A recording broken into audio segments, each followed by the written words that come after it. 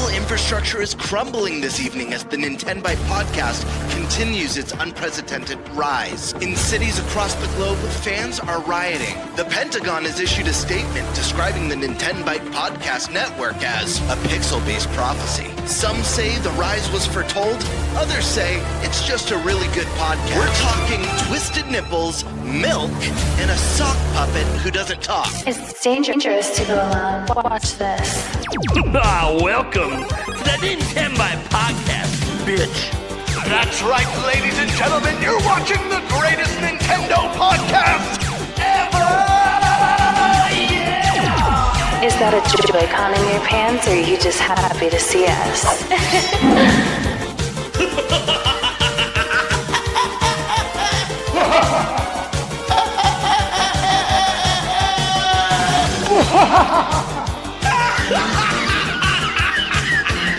Shut up! Now feel the power. Everyone, do you feel that? Oh my god, I feel it!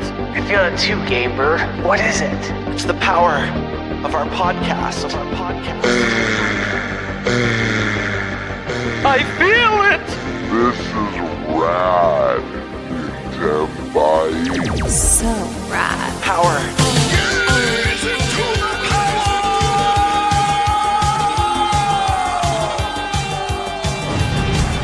Now bask in their glory. I'm Nintendo Brian. Oh baby.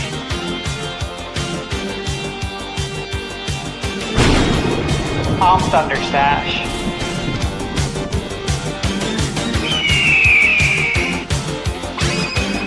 I'm Gamebird Classic.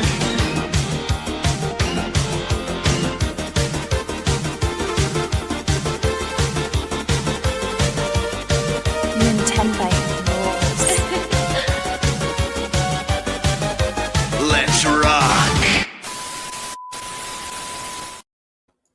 Hey everyone, welcome to the Nintenbyte Podcast Season 3, Episode 37, I believe, of Season 3. 2 episodes away from Episode 100. For those wondering on the overall show, which if things go the way we think they are, that will be our bonus episode reacting to a Nintendo Direct next week. It's insane. No way. Insane. We talked about it briefly behind the scenes because we had like this whole plan for the 100th episode that we totally didn't actually plan. So probably isn't going to happen. That being said, in lieu of that plan happening, it is kind of fitting that the 100th episode would be a reaction to a Nintendo Direct. Considering that like everything was built around Nintendo Switch 2, and then this might be maybe the Direct we've been waiting for. We'll see. Might not be. It also might just be a part of the showcase. We'll pretend. Really funny. I would actually, I'd probably really enjoy the show too, but then I would just laugh because the internet's going to be on fire if it's just Right. Yeah, I think Arlo made a great point. They've been tweeting out stuff. It's all Switch 1. I'm wondering if this is going to be like a Switch 2 completely type Direct, or if it's just going to be a mini. It's going to be. It's either going to be a Nothing Burger mini showcase, or it's going to be the coolest Switch 2 only Direct you ever see. Anyways, yeah, exactly. Yeah. Anyways, we'll get into that in a little bit because obviously one of our topics this week is we will be predicting the Nintendo Direct. That's right. We're predicting an unannounced Direct because you know what? When it's announced next Wednesday, literally every podcast and every person on the planet is going to be making predictions. Nah, we already did that. Mm-hmm. Now, we'll still slap out some bingo cards, which you can argue are like a second round of predictions. But if you kind of see what our predictions were the week before, you'll probably know what the fuck's on the bingo card, right? Right? You kind of know. The bingo card is just for a friendly competition. And, we shouldn't waste too much time on that. That said, we will have a couple guests on next week, including someone like Roger's Base. And I would love to get his predictions. So there will be a reason to revisit it, even though it'll be the night before Direct. That being said, oh my gosh, we got a lot to go over today. Because we're not, obviously our primary topic is the headliner. We're going to be talking about Nintendo Direct predictions. But beyond all that, it turns out Nintendo did actually force Dispatch to be censored. Yeah, Very interesting. We have words directly from the developers of the game on this, which is crazy because we always thought, oh, maybe they're doing it on their own because they already have a mode in the game where you can. No, Nintendo forced them, which is wild when you consider the other things Nintendo allows on their eShop. But we'll talk about that. We'll talk about that at the appropriate time because it's weird, it's crazy. Then we have a third topic that only me and Eric know about. We'll get to it if we get to it tonight. It should be also a very, very interesting one considering some of the controversies that have been going on surrounding Switch 2, at least from people who are mad at the system or mad at Nintendo. I think they're evil. Something might be going on that isn't going to make them very happy, but we'll talk about that in a little bit. That means let's go around the room and introduce everyone. We'll start with our guest. We have our professional Nintendo enjoyer, Favlam. Hi, everybody.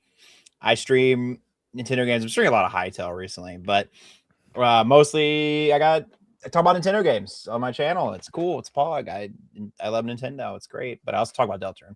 I got a video coming out this Saturday, though. It's done. I just rendered it, actually, like before getting on this podcast. Oh, yeah. So, anyways, yeah. It's wonderful to see you all. Excited.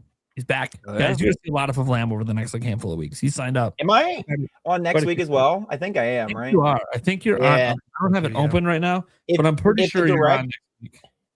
If the direct ends up not being next week, put me on for the week the direct actually does drop too. Like in addition to, I'm ready. I'm on my media tour.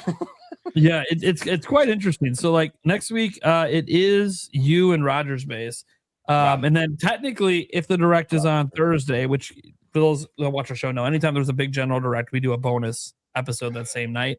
Paul Gale Network's going to come onto that one. If it happens, because he really wants to be on that one. So we technically even have a guest even for the bonus episode that only exists if this gets announced, which we all believe it will because there's just so much evidence and so much reasons. You can't doubt. Do we all believe? You can't doubt Nate Tate. Well, when we get to that topic, we'll start off with the belief. Do we believe? Because it's kind of a long-winded thing. I might read it off. We'll see. Besides all of that, we have Skysword Alyssa on for her first episode of 2026. Woo. Happy New Year, you guys. How's it going? Welcome back. I'm good. I'm happy to be here. Talk some games, make some crazy predictions, and wishful thinking. the realistic predictions are sometimes not nearly as fun. No, my wish list is a lot more fun and cool. The wish list is always fun because the wish list is always like greatest showcase of all time. Yeah. So it's crazy to see. Except when back in the day we did the Nintendo Prime podcast and Mike Odyssey was on, his realistic predictions were definitely a wish list every time. Right. He's willing it into existence. He would just like say the craziest thing. Like all of Nintendo's biggest games are being announced in this direct. I'm like, okay, buddy, that's like 8 years worth of games. let's relax a little. All right, then we got Eric Moore, the Spice Lord. Hell yeah, he's here. He's ready. He's ready to get some predictions in. I got a feeling what might be on your wish list. Just one game, just one particular game. Particular game. I think you can't. You can't. Well, just one. I know you got to bring it up. I just know you will. Then we got a Gamer Classic. We got to get the sound. I got to get the sound effect. I got to get it. I don't know why. You got to get a little. There we go. I need that. I need the crack of thunder for ThunderStash. Dude, I don't. Why? You know what? Maybe I save it when we hit episode 100. There we go. Make it a goal. Yeah, there you go. For Eric, you need the sizzle because he's the Spice Lord. You need like the sizzle, like the skillet sizzle. Okay, that's a good one. And then I think for you, Prime, I think you either get the I'm Nintendo Prime bitch, or you know, I like to call you Primal Rage from time to time. I'd say a Tiger Roar would be pretty fitting. I do like the I'm Nintendo Prime bitch one just because it encapsulates my whole attitude on the internet, which is hilarious. But yeah, happy to be here, guys. We are on the cusp of what might be a fun little Nintendo Direct next week. And yeah, it's been craziness. The year's just beginning, but I feel like all the madness is about to flow, and we got like weird Twitter Direct from Nintendo. We had a really, I think, really good, despite all the negative news surrounding Xbox, really great start to the year with an impressive showcase. So hopefully, things are swinging in the right direction. We'll see how Nintendo does. Yeah, we've had a lot of. I've enjoyed it so far. We the Xbox Showcase is great. There's supposedly a State of Play coming next month as well on February 12th, so that should be exciting. And then we have the Tamagotchi. That's true. I swear to God, they save those State of Plays. Like they just have them ready for when Nintendo announces there's a direct. They're just like, oh, there's a rumor of direct. We're doing a State of Play. We're gonna tease Kingdom Hearts again, but we're not gonna say it. We're never gonna do it. I love it. I love when Sony drops their presentations the same day as a direct. It's a double feature day. Like I am a happy gamer. Yeah. Okay, so I want to see if the button works. If you guys can hear it, I know it works for me, but can you guys hear the Nintendo Prime bitch? I'm Nintendo Prime, bitch. Yeah, we heard that. Yes, we can. Okay. I'm making sure so when I set up the sounds, I can set it up the same way. That's why. Because some of my buttons on my board don't work on the show. Yeah. Because of the software we use, and some do. So Gamebird, I looked up the pan sizzling sound. Yeah, probably don't want to use that. It sounds like a freaking bong going off. I'm cool with that. Yeah. What's the problem? I'm failing to see what the issue is. Yeah, right. I mean, look, Spice Lord, that doesn't make people usually explode out the ass. We can make it. Wait, what's that? It's a bob-omb sound. What's that one sound effect? It's like the why is it spicy? You know what I'm talking about? That should be it. You should do that one. Yeah. We should do that one if we can find it. That'd be great. All right. And then we got to get to Chippendale. Sorry. ThunderStash Gaming. Not that kind of Chippendale, by the way.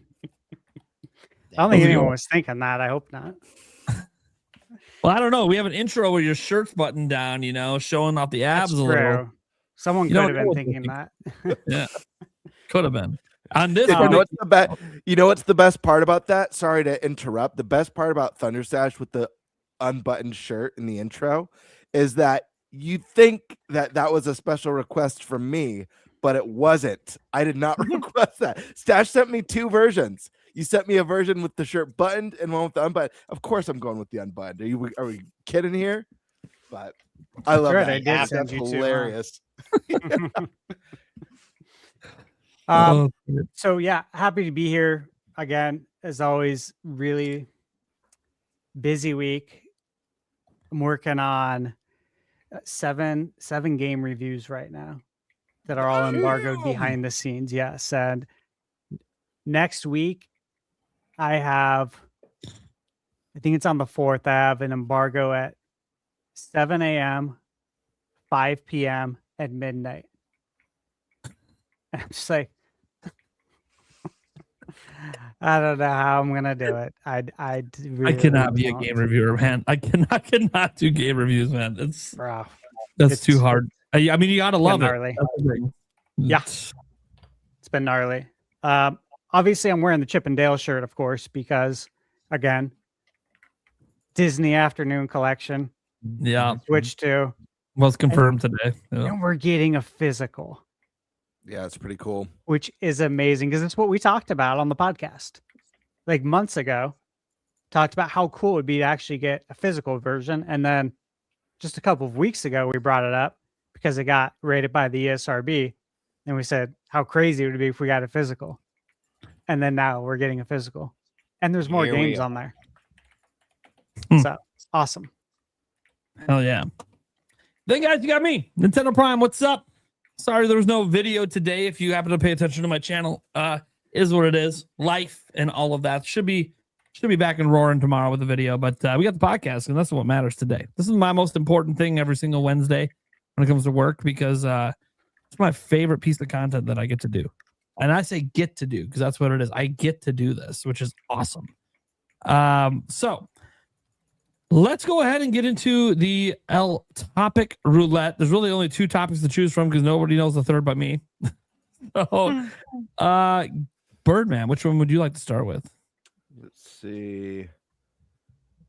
I will take.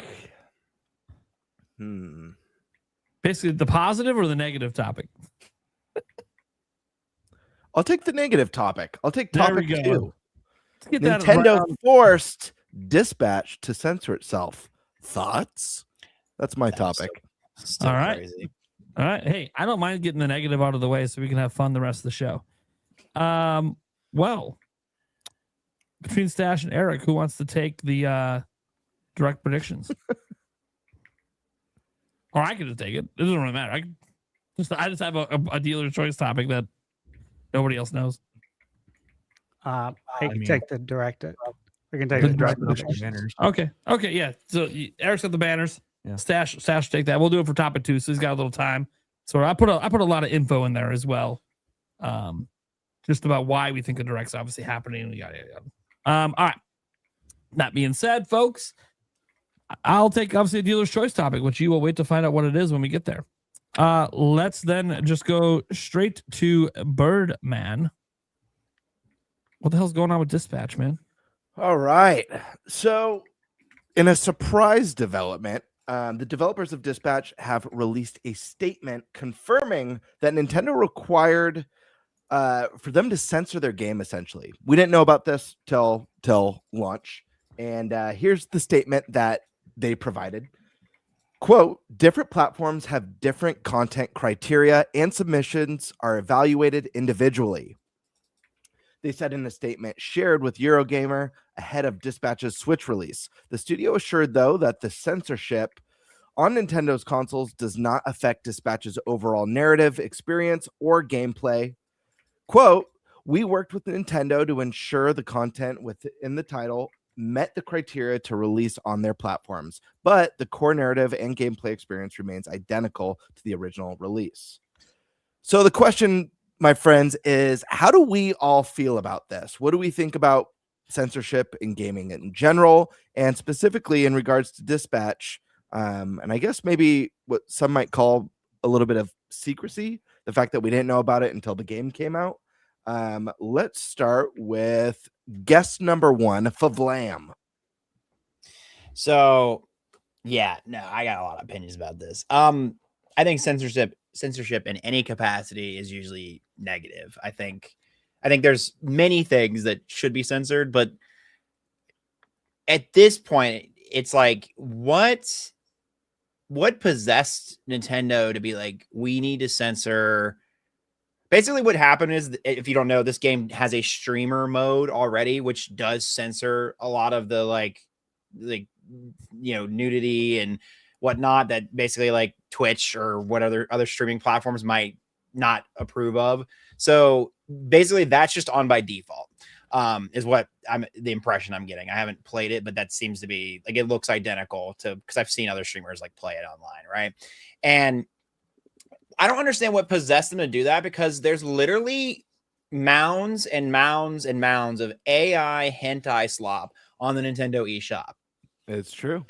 And one of Nate's favorite series, Panty Island. Is it Panty Party 3? I forgot. What's one you like, Nate? I have no idea what you said. I was too busy looking at Paul Gale with his shirt off. My bad. My bad. Make a game about that. No, One Favlam. Yeah, no, but I think it's like, if you were going to censor things, and sure, censor them, but where's the consistency? Like, why this game all of a sudden, like, because doesn't like The Witcher as well have like straight up full nudity sex scenes as well, and they didn't do anything with that. Yeah. They were probably like, they were like, it's so polygonal. No, just kidding. Well, No, I think the big one that people are that's confusing a lot of people is Cyberpunk, because that one you get to like zoom in and customize. Oh my god, yeah, that one's like, bro, and it has all the you're sex seeing cock scenes and balls. Yeah, there's a lot of sex. But Yeah. it's this. From what I understand, it's not just the sexual content that's being censored from the game. It's also cursing. From what I understand, is being censored from the game as well. Interesting. Yeah. I wonder if it's because it's superheroes and they think it's like it because the whole point of the game is supposed to be, it's a subversion of like a very normally kiddish genre. I say that very generally. I don't mean that by everything, obviously, because things like The Boys exist and all that kind of stuff, right? But I wonder if it's because of that they felt like, upon first glance, it looks like it caters to one audience when it's really meant for another. And maybe that's their reasoning behind it. I don't know. It's very interesting, and I wish I knew what Nintendo's reasoning was for that. And also, I wish it was consistent. Like, if they were going to censor things, at least be consistent about it. But it's weird that they've just picked this game out of nowhere, seemingly, and it just doesn't. I don't. There's just no rhyme or reason to it. Because not only, I mean, I don't like censorship in games, especially with games like this, where it's like, okay, dog, it's everybody's got titties. Everybody got, you know, like, it's, who cares? If it's a mature game, it's a mature game. Like, let the art be what it is. But that's one thing. But if it's like they're not being consistent in their application of this censorship as well. And I think that's the other piece of it that makes it very frustrating. And I can imagine it's frustrating for the game devs as well. But then it's also asking the questions like, oh my God, what in the hell did you just put Persona. on the This, yeah. It's Persona. This is like an You can iconic literally anime. play this on Switch right now. Yeah. Oh, And you can incredible. capture it and level it up. Yep. Bro, this stream's gonna get demonetized, Nate. I would know. Nah, there's full places with ads still. But yeah, I don't know. That's the biggest thing. It's just consistency. It's one thing to censor things. It's another thing to do it indiscriminately. That's where I'm at with it. It's unfortunate, and I feel bad for the devs. Very good. Some good points there. Let's bring it on down to guest number 2. Sky, how are we feeling? What do we think about this? I Madness. have very similar thoughts with the Lamb. I also think it might be because of like the superhero aspect, because it appeals to children very well. Like, adults obviously still like superheroes as well, but it really just makes no sense because like the whole cyberpunk thing, like we just brought up cyberpunk as like the main thing. There is so much in that game. The art is very realistic compared to like cartoon superheroes. And I didn't know that there was a streamer mode already in there. So it's very confusing to me why they felt like they were forced to censor the game so much. Like, I kind of understand like the nudity and stuff with kids, but I feel like swearing really, unless they're like doing it every other word, I think if you're a decent parent, you're probably going to tell your kids don't repeat that. All right. Not that they won't anyway. Like, as a kid, I was definitely naughty, but I have a hot take about Dispatch in the inverse direction. I think it's a great game, but I also think that it's a male power fantasy in the sense it's like Twilight, but flip the gender roles. Like, there's two girls that are just sought after this quiet wallflower guy who doesn't, like, it's the lonely male power fan. It's just funny, and it's like these things would never happen in real life, but it's still fun. It's still good. But yeah, but the swearing is definitely like it's borderline like what's the word where they like swear every other, like those shows like a Has Been Hotel and like Circus. I forget the Digital Circus where they kind of swear like every other word, and you're like, okay, man, you're doing it for the sake of swearing at this point. But still, I don't think you should censor it. You should be able to drop as much F-bombs as you want. I'm with you, Sky. I'm with you. yeah, I feel like they could do like 2 different versions, but then I feel like that makes no sense either. Because of like movies, we have different versions of movies where there's like uncut and then like, more. So, you could go see Titanic with the boobs out, or you could go see Titanic without the boobs out. Yeah. Had to bring it up, Look, Titanic shouldn't be optional. That's the first time I saw it in front of my parents. Really? Yeah, my mom tried to cover my eyes. I'm like, what are you doing? Yeah. All right. There's See, that's the censorship we need. The kids just need, the parents just need to go with the kids when they're playing Dispatch. Like, don't look. I looked her in the face and I said, it's already in the spank bank. It's already. I would say that. Are we getting a live? We know Nintendo Prime's sexual awakening with the tits in Titanic. Oh my goodness. To be clear, I saw tits before Titanic came out. My parents just didn't know. I would say, how old are you? No. But we should be able to see tits. That's the point. I was in middle school. That's the point. That We want to is the see them. Nintendo. The heck, man. Give us tits. A lot of great points. Great point for Blam. And Eric, Eric, how are you feeling about that? I know this is a subject you're very passionate about. Oh, totally. So, I mean, whatever happened to parent responsibility? True. Yeah. It's rated M game or, whatnot. Don't get it for your kid. Yeah. There are adults out here that play video games and don't care if there's wang, tits, whatever. There are plenty of people out there that don't care. If you care, don't play it. And if you're a kid or a parent, don't buy it for your kid. It's really that simple. And I'm pretty sure this game already had an option to turn off the nudity. Yep. Yeah, it did. Woo! So why? I just don't understand it. And again, as Flavam said, it's just inconsistent. So, which is also stupid. You would think just having the option would be enough. Right. Usually that's enough to meet those standards, like not being forced. So that's the other peculiar part as well. Like they have this mode already, and I don't know. Anyways, you get it. 5K hours. Honestly, though, you could spend that long just making your person. It took me like 40 minutes. Paul Gale, for our audio listeners, Paul Gale dropped a super chat that says spent 5K hours in Cyberpunk. All character creator. I think he's talking about a specific customization right there. Right. It took him 5,000 hours to get it just right. Yeah, right. Right. Yeah. Great points, Eric. I agree with you. These ratings, they're very easy to read. They're right on the front of the games. You got E for everyone, T for teen, M for mature, with the reasons why. I definitely agree that the fear of kids playing it, I mean, that is a little bit silly because parents need to be a little more responsible. And as far as like eShop purchases, I'm pretty sure there's parental controls already that, censor the content. So that stuff already exists. Very interesting. But let's go over to ThunderStash. Bring the thunder on this one, man. What are you thinking? So look, the Switch 2 has parental controls, okay? And obviously I don't use them, but I'm aware of them. I was just looking it up. Allows parents to set playtime limits, bedtime schedules, and restrict game content by age rating through the ESRB/PEGI. So that solves it right there. Parents, use parental controls. They're there for you. They're not there for me. They're just there for you. Okay? Use it. Let the game exist as is.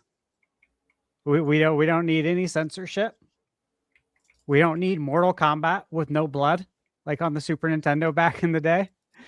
There's no reason for this. Now, look, I understand that. I totally get the visual part here, and that this looks like a game that is marketed towards younger kids, teenagers, superheroes. I get that. And that, they might buy the game and then be like, oh my God, there's body parts, right? But again, we go back to the foundation of this all. Nintendo had a overview video on the parental controls. It's on their YouTube channel. Use them. Okay? If you don't use them, it is your fault as a parent, period. Shut the F up. Don't get mad at Nintendo. That's on you. Take a look in the mirror. Don't be a victim. Don't blame other people. That's on you. That's how I feel about it. And of course, censorship. Look, I'm not for it. Okay. I don't know who is. I do think that when games are censored, I do think it's interesting how people react to it. Because a lot of people have massive meltdowns on the internet when there's censorship in a game.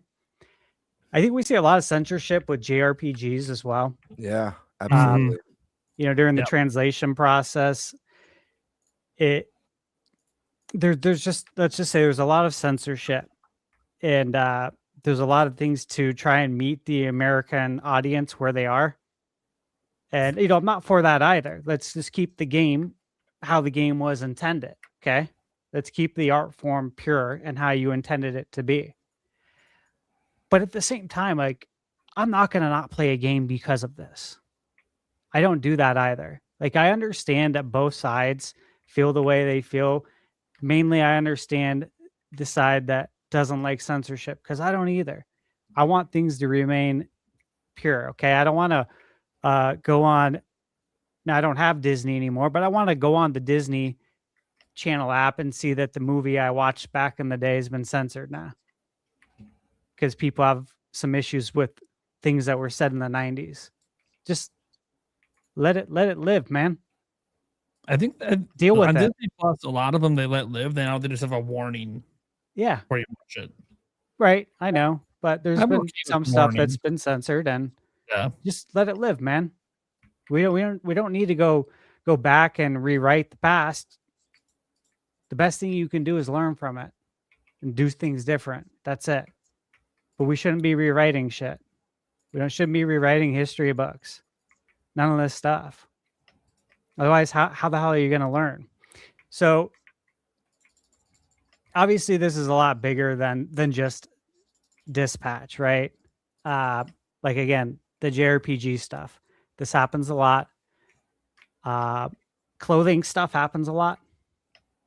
I don't know if you guys have noticed that. A lot is geared towards clothing articles. Mm-hmm. And basically, a lot of it is they were showing more skin in the 90s, and now they're not, and people aren't going to buy the game now. Now, look, I would never do that. Okay, I'm playing the game, for the gameplay, for the fun of it. I'm not going to have more fun if I can see more skin on a cartoon character. For me, that's weird. Okay, that's just how I am. I'm 40 years old. I would have gave you the same answer at 20 and the same answer at 15 and probably 10, because it's a cartoon character. I'm not attracted to a cartoon character. That's ThunderStash weird is for me. I'm not- sorry. He is not gooned out, chat. Don't worry about that. Sorry. But that's what I see a lot of the people being upset about is clothing stuff. Occasionally it's verbiage in the translation, but for the most part it's clothing articles, and some of it is body A or body B versus male or female, and people get really hung up on that. And look, I get it. I get that could rub some people the wrong way, but at the same time, is this going to change the gameplay? Is it going to change the way you feel about this game? If you're going to allow that to, I don't know how you step outside every day and just deal with everyday life. How do you drive yourself to work? You must get really worked up just driving to work and being out on the road with people and dealing with people in an office setting. You know what I mean? Like, these things are not that big of a deal. That's where I'm at with it. It's not worth not playing a game over. It's not worth dying on a hill for it. This is part of life. We go through changes. We evolve. Sometimes we devolve. I've seen that a lot too. You know what I mean? This is the only time I give my opinion on stuff like this, though. You'll never see me give my opinion on this freely on social media, because I don't do that. That's a waste of time. Also, there's too many games to play to go do that. There's too much going on, bro. Yeah, to be fair, you're a YouTuber that does game reviews, so like you don't have time to be on social media for anything. Just for my news. Yep, just for the news, man, just to see what's coming out, what's going on. But yeah, I really don't. But also, this is just not. It's not a really fun conversation. I think it's a good conversation to have, like in a setting like this. But I'm not going to go sound off on social media so I can, hear everyone's thoughts and opinions that are just Mostly just a lot of times outrageous too. Yeah. mean, it's an important conversation to have, but it doesn't mean you have to have it. Like, it's okay to just not have it. But obviously, for a show like ours, where we cover all things Nintendo, we need to talk about this. Like, it's important. We have to. Yeah, this is a big deal. A lot of people are upset. And look, I was trying to look into like what exactly has changed in this game. Like, a lot of it's vague. A lot of the descriptions are very vague. And and like, look, whether it's someone's lower regions showing or not showing, or a woman's upper regions showing or not showing, it is not going to change my experience. It's not going to make it worse. It's not going to enrich it. Okay. And that's an important point for me to make, that it's not going to make things any better or any worse if I see someone's naked body parts. Okay. It's not going to make this a ThunderStash recommendation because I saw the body parts, and it's not now that I didn't. You know what I mean? Like, it's just, it doesn't add anything. It also doesn't make it worse, doesn't make it better. Mm-hmm. So for something like this, from what I can gather, that's for the most part what it is.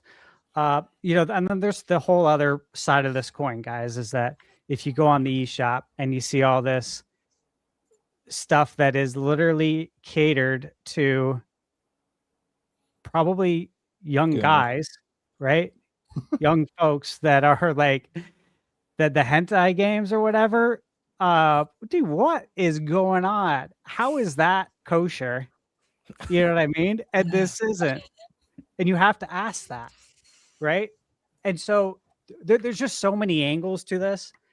And ultimately, I think in a perfect world, this goes back on the parents, man. We gave you the tools to use the parental control settings. If you don't use it, it's on you. You can lead a horse to water, but you can't make him drink it. The tools are there. Use them. If you don't, you have no one to blame but yourself. And if your kid sees body parts, oh well. I guess it's time to have that conversation with them. It's gonna happen eventually. It's gonna happen eventually. Just rip the Band-Aid. Dispatch could be the game that helps parents give the talk. It could. There you go. There you go. There are a lot worse ways to find out. There are a lot worse ways. No, I do want to say, like, I think in this context, I think I agree, but I do think in some contexts, I think the human body and having the full nudity can be not. I think censoring it can be a bit untasteful, especially because I feel like there is some intrinsic art and value in just the human body outside of sexual connotation. And so I think that sometimes censoring that is definitely inappropriate. Obviously, in this game, it's very much gooned out. It's very much for it's sexual. Everything is sexual, and it's also doing it for the sake of doing it. Like, that's like the whole point, right? Is it's doing it to be funny and off the wall, and to be in your face about it. But I just wanted to respectfully. I was like, I don't like. I agree, but I want to. I was like, well, I think the human body can have intrinsic artistic value beyond just being sexual. And I think sometimes it's valuable to appreciate that in art and other forms of media as well. So anyway, you're right. You're right. You bring a good point. And look, if it was up to me, it would stay original, uncensored, right? And you deal with it. That's part of life. When you walk outside every day, life is uncensored. True. Wait, didn't think about it like that. Yeah. Primal. Yeah, all right. Look, guys. Make your I peace. don't care what the content is. I want to be very clear about this. Don't care what the content is. Censorship's bullshit. That's what ratings are for. It's an M-rated game. Oh, it's superheroes. Okay, so is The Boys. I wouldn't let my kids watch that. It doesn't matter. It's fucking superheroes. Superheroes are enjoyed by adults too. You know what else happens to be enjoyed by adults, apparently? At least supposedly. How about all the hentai fucking games that drop on the eShop every goddamn day? every fucking day. I'm actually kind of pissed about this because it doesn't make any sense. Yeah. This game's being targeted. And I don't know why. Is it because it's the 87? Because that's what it is on OpenCritic. It's an 87 when it came out in October of last year on other platforms. So it's a highly regarded game. So people would be hyped for it. But it is full nudity in that highly regarded version. I get maybe having the censor on by default, or I get maybe making them want to censor the art, because even the hentai games, they don't show too much in the actual like eShop listing. You see it once you buy the game. So I get maybe having some censorship on that aspect, especially because parents can't be trusted to age gate their kids on the eShop. But in the actual game itself, even if the setting's on by default, you should be able to turn it off like you can on every other version of this game. And the bottom line is Nintendo's done this with their own games. You can go look at Xenoblade and watch the costume changes between the original Japanese version and the US one. It's fucking wild. And look, I'm just like Stash. I don't need to see cartoon tits, dicks, and asses to enjoy a video game. I don't like hentai. I like the real fucking thing, and I have it upstairs in my bedroom right now waiting for me. I don't need that kind of shit in my games. But can it be additive to storytelling at times? I don't know that you need the nudity to be additive, but maybe. Sure. It doesn't bother me when games have it. Right? The Witcher 3, tons of sex scenes. It didn't bother me. This is what it is. Part of the game. You know, Geralt's a sexual beast. It is what it is. That's part of his personality. You know, Bayonetta. She's a sexual being. It's okay. That's a Nintendo IP, and she's it's not technically Sega IP, but no, the Bayonetta. It's the cameraman's a pervert. That's the thing. That's the joke of Bayonetta. The cameraman's the pervert. The cameraman's definitely a pervert. But no, seriously, like the problem for me is one, I don't think there should be any censorship. I think that's what age ratings are for. But setting that aside, if there is going to be censorship, why is it so random? It's random. Like you're just randomly pulling a game out of the hat. This is the one we're going to tell them they have to censor to release on our platform. That's what pisses me off about it. Like, I don't want to hear this bullshit that I don't criticize Nintendo. This is on Nintendo. I'm not putting this on parents. This is Nintendo. They're not forcing every game to be censored. They're picking and choosing. It's bullshit. It's an M-rated fucking video game. Leave it alone. It says in its rating who the audience is for. If parents fucked up and let their kids buy it, that's on the parent. Just like it is when they let them buy Call of Duty. Just like it is when you let them have Cyberpunk and they literally in the character creation are seeing flopping dicks and tits all everywhere. That's on the parents. Yeah. And I don't buy the excuse that they made it censored for the parents or because they're worried about kids playing it. I don't think that has anything to do with it. I think, for starters, I think it's mostly Nintendo of America that made it happen. Because they have a history of doing it with Nintendo's own games. They've literally censored Japanese games from Nintendo in America. Literally, these are made by Nintendo. This is we live in a country where, yeah, you have to be 18 or older now officially, but porn is free. You can get it everywhere. It's on every device. And in this country, we got to worry about someone paying to see naked cartoons. Who cares? It's their life. I don't care. It doesn't affect my enjoyment of the game. But if it affects other people's enjoyment, sure. Dude, if I'm a 21-year-old single guy and I want to jack off to some hentai, whatever. Whoa. Wait. You have a right. You have a right to do that. No, you do. No, you're relaxed, you're dude. My you're kids actually are spinning. watching. Unironically, yeah, no, you're right. I know that's bullshit game. We talked about this before. The kids are definitely not watching this show. The one show they shouldn't turn into. And guys, you ever wonder why, there was someone today on social media that was like, I don't know why Nintendo doesn't work with you. Yeah, after this episode, it ain't happening. Dude, There's a reason. I'm not family friendly, and I am highly critical of very specific things they do, and this is one of them. I don't know why Dispatch is being targeted. What pisses me off is that nobody ever asks Nintendo about this. Ever. The very first interview with Nintendo of America's president should ask, why is Dispatch censored but none of these other games are? Seriously. Is it because Cyberpunk's a AAA game? So if you're a higher budget game, you can get away with it? What's the reason? What's the actual reason that you don't force all these other games to get censored, but you force this one? You know why people don't want to bring it up? Because then it might draw attention to the fact Nintendo's not doing that. Then they might start censoring everything. So there could be a catch-22 where like people don't want to point out to Nintendo that, hey, you're kind of inconsistent with your censorship, because then they might just get more draconian. But I just find this to be highly interesting.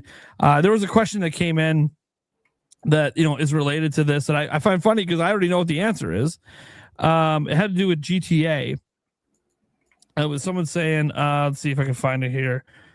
Of course, now I can't find it. Oh, yeah, I got her here. From Jamal Ball says, with Nintendo censorship of Dispatch, do y'all think Switch 2 will get a port of GTA 6? The answer is yeah, because they won't censor GTA 6. They won't censor it, just like they didn't censor Cyberpunk. It's too big of a game. Yeah, they won't censor it. So it's like, they didn't censor GTA 1 through 3. Why are they going to censor GTA 6? I mean, I think there's more to the story than that, because the fact of the matter is, I know people are wondering, like, oh, is it because CD Projekt Red makes The Witcher and Cyberpunk these huge AAA high budget games? I don't think that's the case at all. And I'll get into it more when I dive into my thoughts. And I mean, I think the proof of that is all that hentai stuff. That's literally what I was about to say. Yeah. Yeah.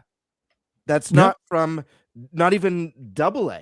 It's like cheap ass shovelware. One person in their basement doing asset flips. Running asset flips and punching it into AI. Yeah. But like, this is the thing. I saw the one comment say, it wasn't Nintendo's decision. Did you read the statement? The statement from Dispatch was that Nintendo forced them to censor the game. So it was Nintendo's decision. Dispatch had to censor itself or they wouldn't let the game release. Well, because I'm looking at this is an overview, so give it whatever. But it says Nintendo maintains a family-friendly image, generally prohibiting explicit nudity. But again, we've seen it though through many of their other games. I don't know, like their other games that are on the platform. Yeah, it's wild to me. It's absolutely wild to me, because I know what their general public policy is, of course. Right. They generally frowned upon, but that's key thing is that we're generally, because it means they'll still allow it. It's just up to their discretion. There's someone on Reddit who's made a list of every. This is 3 years ago too. It's not even in the wake of this stuff. They made a list of like a bunch of games that have explicit nudity at some point in. Okay, Mario. They listed Mario Odyssey. Come on, man. Mario in his swimming suit ain't actually. What? That's funny, dude. It was all right. Never mind. Don't use that as a reference. Never mind. I'm glad I read the list. Yeah. Anyways. Yeah, I mean, go ahead, Flam. Sorry. No. You had it. I was saying back to you. Yeah, I think everyone's made really great points, and I love that Prime is asking the why, because I really think the why is the most important part here. It's very confusing, and it makes me wonder, like, did they change their policy? Is this like a new policy change, and going forward, that sort of content they don't want on the platform? Is it a case-by-case scenario? We don't know, but I do think there is a theme here, and it's really unfortunate because I think this is a theme that's plagued Switch 2 since its big reveal, and I think there's a huge messaging issue like that's been going on ever since the reveal of Switch 2, and I feel like Nintendo keeps getting this bad press because of their bad communication about what's going on with their hardware and software over and over and over again. It's really unfortunate. And maybe this is a one-off, and it's for whatever reason Nintendo has for this game. What really sucks about this is if other M-rated games or other games that have maybe slightly more explicit content come out on the system and they're uncensored, you know, not everyone's tapped in and tuned in to like the latest news stories, what's going on with every game. Most gamers are casual. They see the trailers, they hear about the new games. There's going to be a lot of word of mouth from people now saying like, oh, don't get that game on Switch 2. Nintendo censors M-rated games now. And people are just going to think that's the message going forward with anything. Whether, even if Grand Theft Auto is an exception, like Prime is saying it would be, even if that's the case, people aren't going to know that because they're going to associate this company with censoring. I think it just hurts everyone. From what I understand, there's already people wanting refunds, and you know, it's a really bad look when you don't know that your game is censored until it comes out. So it's not surprising some people are like, oh well, I want to get the full version on PlayStation or on PC, because despite the fact that they're saying that it's the same experience just without nudity, without cussing, apparently they're censoring middle finger in the game too. They censor that. They can't show that. That's crazy. So why should anyone trust that it's 100% the same game just with that stuff censored? I don't know. Like, I'm with you, Prime, and with you, Stash, that like this isn't make or break. It doesn't change the gameplay experience. But is the gameplay unchanged minus those things? I don't know. I guess we'll have to wait and see when people compare both versions of the game to see if there is changes to the story. But I just don't think it's a good look. I agree. I think censorship all around is bad. Let the art be pure. Let it be the vision of the creators, and let the art live and die by its own merits.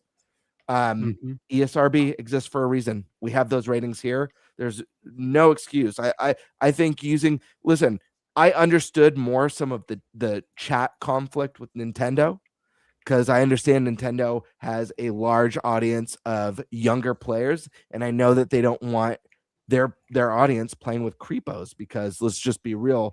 Unfortunately, we live in a sick world where there's a lot of creeps out there. So that I understand a little bit more, because I know just look at the whole freaking Roblox crap that's going on. You know, it's enough to make you sick. But this is like, they already have the option to toggle it on and off. We already have an ESRB rating. We already have parental controls on the console. Let it be. You're not only hurting your own image, but you're hurting the game, and you're hurting the potential to make, like, don't you guys want to make money? You're hurting the potential to make money. There's a lot of people who have multiple consoles. I'll get to you in a sec, Prime. There's a lot of people who have multiple consoles who waited for Switch 2 because they like the hybrid nature, who are probably going to opt for PC or PlayStation 5 now. That's just the fact. Maybe it is because they want to see cartoon boobies. I don't know. But it's just the fact. For the same reason that there's people who are going to buy big games on PlayStation because Switch doesn't offer trophies. They're going to want the complete experience with all the bells and whistles, even if those whistles have nipples on them. So, Prime, I know you want to say something. So, this is kind of interesting. I went on Dispatch's Discord server and just sifting through some things. It's a really confusing situation because, right, the quote itself comes from Ad Hoc, right? They're the ones saying that they had to censor the game per, the individual requirement of the platform to be published, right? So basically, they're putting out there, hey, we had to censor this game because of the rules for Nintendo, which again don't seem to make a lot of sense given that all these other games are out not censoring themselves on Nintendo. Straight up prong games happening on the platform. So it's kind of weird. Well, I haven't done enough digging yet, but based on what people are saying on the Discord server, there's been multiple confirmations, I'm assuming from the game developer side, because Ad Hoc Studios is a publisher, not the game developer, that Nintendo did not require them to censor it. Oh. Ad Hoc made the decision of their own volition. Now that is that is the chatter on the Discord server. The problem is ad hoc is pointing the finger at Nintendo.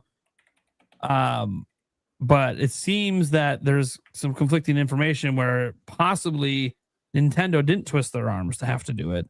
They maybe suggested that could have been a thing, but there was apparently no mandate or requirement. Ad hoc decided completely on their own. Now that is what is being talked about on the Discord server, and that there's been quote unquote multiple confirmations. I haven't seen the confirmations at this time, so I take that with a grain of salt. Yeah, even if it's possible, because that's a pretty bold thing to do with a brand new release on a system, and just lie and throw them under the bus seems a little bit. Yeah, it feels weird. It feels weird, but it also strangely would make sense. It makes more sense than, like, it makes more sense to me that ad hoc would do that and kind of keep it vague and just try to staying out as a way for them to stay out of trouble with Nintendo than big Nintendo coming down with the hammer, because they haven't done this with anybody else. So why would they pick this one? Like, because are there other examples of Nintendo? I guess we did say there were some. There are examples of them censoring. Yeah, just not to this extreme, like the middle finger. Yeah, but that's what I'm saying. Is like, there hasn't been anything this explicit from them, and has it ever been from a third party game? No. Yeah, they've never censored somebody else's game. It's always been in-house games, right? Well, they've censored other people's games before, but it was like a long. No, but not in the Switch era. Yeah, that's what I'm saying. Not that I recall in the Switch era. I don't think. Here's the thing. Here's the thing, though. If that's true, this goes back to what I said at the beginning of my statement, that there's been a messaging issue with Nintendo. I think they've had really poor messaging. If that's true, this is the perfect opportunity for some good messaging from Nintendo, being like, hey, we leave these decisions up to the developers. This has nothing to do with us. Yeah. Right. One simple one-line statement from people when you reach out for comment from Nintendo is, we did not require them to censor their game. You'll have to reach out to the publisher to find out why they did it. Yeah, we leave that decision up to the publishers and how they want to release. Because that alone would be hardware. Like, oh, so Nintendo didn't do it. Then people would dig much deeper into what the hell is going on and why is ad hoc pointing the finger at Nintendo. I think it's really fascinating because, like, it makes more sense. Like I was obviously mad there at Nintendo. It makes more sense that, since no other game is really forced to be censored like this, that it would have been not Nintendo's decision. But I don't know. I don't know. You know, like, the one person who turned me onto this is Slash Bryce in the chat. Shout out to you, man, for pointing out that I should check out the Discord server, which is exactly what I did. And he says, they won't do that. They won't throw the devs. I'm confused. This is what I don't understand about any of this. So if ad hoc made the decision of their own volition, why? They didn't do this on any other platform. So why? Are they under the impression the only people playing games on Nintendo are kids? Because if that's the case, they're ignoring Nintendo's own data that shows it's like 85% of the audience is above the age of 18, with like 75% above the age of 25. Nintendo's own metrics say that. And then, if that's the case, are you seriously trying to get your M-rated game in front of children? Like, that's also not a good message. You know your game is M-rated, so you're censoring it so it can be in front of kids. But you weren't targeting kids with your game. So it's a very confusing situation that, like, they're pointing the fingers at Nintendo, but they're apparently, by the way, this confirmation that it wasn't Nintendo, I have not actually seen it. Yeah, I think I really just think if that's the case, it's as simple as Nintendo executing great messaging and just be like, hey, we leave this up to the developers. Every developer is in charge of how they want to release their games on specific platforms. We don't get involved in that. Done. Yeah. Otherwise, it just looks bad on Nintendo. Yeah, Nintendo hasn't been stopping hentai games from coming out. They haven't stopped the AAA games from all their sex scenes and nudity. So it's kind of weird. And the one thing I know Nintendo's team does do, just something I've been told, is the basic minimum they do is just make sure it doesn't break their system. That's what they're checking before they approve a game coming out. They're not really doing the seal of quality checks like you guys became aware of, 30 years back. So and here's the thing. because I do see some people in chat saying like, "Oh, Nintendo, Nintendo isn't going to take shots at a developer," but they don't have to take a shot. All they have to do is say that they're not censoring the game. It's not taking a shot at a developer. And Nintendo, Nintendo could be like, "Hey, we want you to update it to have the original version on the game as well." That toggle. Yeah, and I think it's interesting, because like there has been a lot of backlash online today, but everyone's mad at Nintendo. It's like, well, if they're not to blame, then we're pointing the finger at the wrong place. But it sounds like, again, I haven't seen how we somehow know it wasn't Nintendo, because the only statements we have from the people who made the game are pointing at Nintendo. So I need to see the proof, obviously, that somebody internal at the company, I would assume, be the only people that can provide the proof that, hey, Nintendo didn't make us do this. We chose to do it. And if that's the case, and they're making that known on a public Discord server, then why the fuck are you lying when you were interviewed by Eurogamer and saying you'd made the decision because of Nintendo? Unless to you guys, the decision wasn't, oh, Nintendo made us do it. We made the decision because we think Nintendo's for kids. Well, your game's not for kids. So then just don't release your game on Nintendo. If that's what you truly feel. I don't know. To me, this is a really fucked up situation. And hopefully a journalist or something out there does their fucking job and gets to the bottom of this and gets a big breaking story tomorrow about the truth behind the censorship of Dispatch. So we know what the fuck is going on and who we should be angry at. Because right now, millions online are pissed at Nintendo. You really think it's millions? It probably is, yeah. I do think it's millions. I saw millions know about this. I saw a video on this today get 2.3 million views. And the whole video was just pissed at Nintendo. The whole comment section just pissed at Nintendo. I think this will come and go. It'll come and go like every story does. It's the internet, right? You get to tomorrow and it's something else. Yeah. That's the internet for you. It'd be buried. But it still doesn't change the fact that we should know where the anger should be blamed. Or just don't get angry at all. That's how you really win. Yeah, I think it's less about the anger and more like it's just like one, you hold the correct person accountable if they are doing unnecessary censorship. So I think it's less anger and more just accountability, especially if it's like not Nintendo that's doing this. It's like, okay, well, for me, it's the same question. Why? Why? If Nintendo made them do it, why? If you did it of your own volition and pointed at Nintendo as the reason, why? Because right now you're leaving us guessing at things like, oh, do you think only kids play the platform? But you made an M-rated game, so why do you care? Oh, are you trying to make your game appeal more to kids? Because that's fucked up. Like, the why matters a lot, and I don't know that there's a why for this that makes anyone look good. Besides maybe absolving Nintendo if they didn't make them do it. So, it's funny too. I see people in the chat. Who cares? The game's not really a banger. Move on. First off, censorship's important to talk about in settings like this. Yes. Two, the game is literally an 87. This isn't like shit ass $2. Nobody plays the game, dude. It sold like 1 million copies in like a week when it came out last October. And it's got like really prominent voice actors and actresses in the game as well. It's like a really big production, and it's a very quality product, which I know that there's a lot of high quality things that get high quality people. But anyways, the point being, it's not something you just turn your nose at by any means.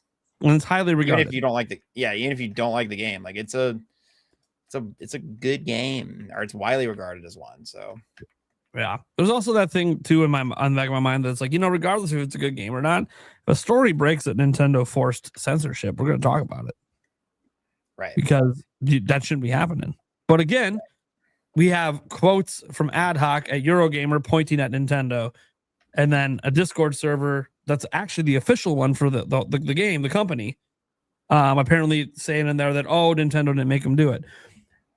I don't know. This is why we need a journalist to get to the bottom of this. And I know there's very few really, really good ones out there in the gaming industry, but there are some. I would appreciate if one of them got on this to try to dig out the truth. So we're not just stuck with Eurogamer quotes and everyone getting mad and not knowing what's going on. Granted, everyone's going to forget about this in 24 hours. We can probably move on to our next topic. I don't know what we're yelling about. I don't know what we're yelling about. Which I believe goes to Stash Man. Although I'll let him finish chewing over there for a second because this is the big one. This is the headliner. This is what we're here for. This is the one that take up most of the show. What the fuck are we talking about, Stash?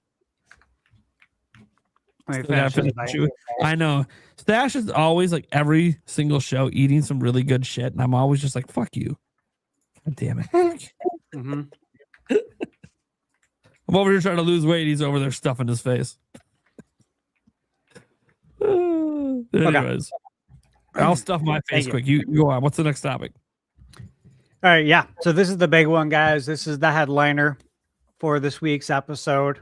And yeah, it's massive because look, it's going to be the first Nintendo Direct of 2026. Obviously, it's a big deal because this is Switch 2's first year. So you really want to set the table right. Now, we have the Tamagotchi Life Direct tomorrow. Woo!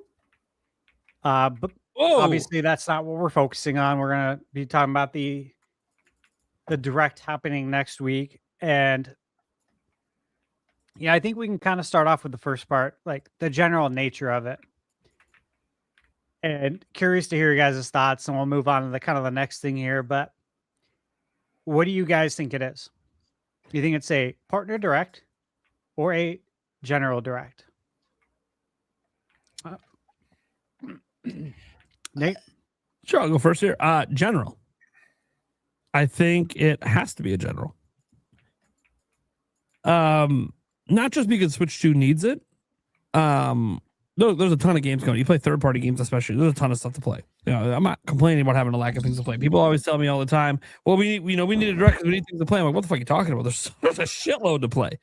But you just got to open your horizons beyond Nintendo exclusives. And I do know that there is an audience that buys Nintendo and only plays Nintendo. Now, that doesn't mean they don't play other games. They just play them on other systems. So for them, they're enjoying all these third-party games on their PlayStation, their Xbox, their PC. So I get for that crowd, for them, really the exclusives are what matter the most because, yeah, and then you have the Nintendo audience that, yeah, a lot of them don't necessarily play a lot of the third-party offerings. They're really honed in on very select Nintendo IP.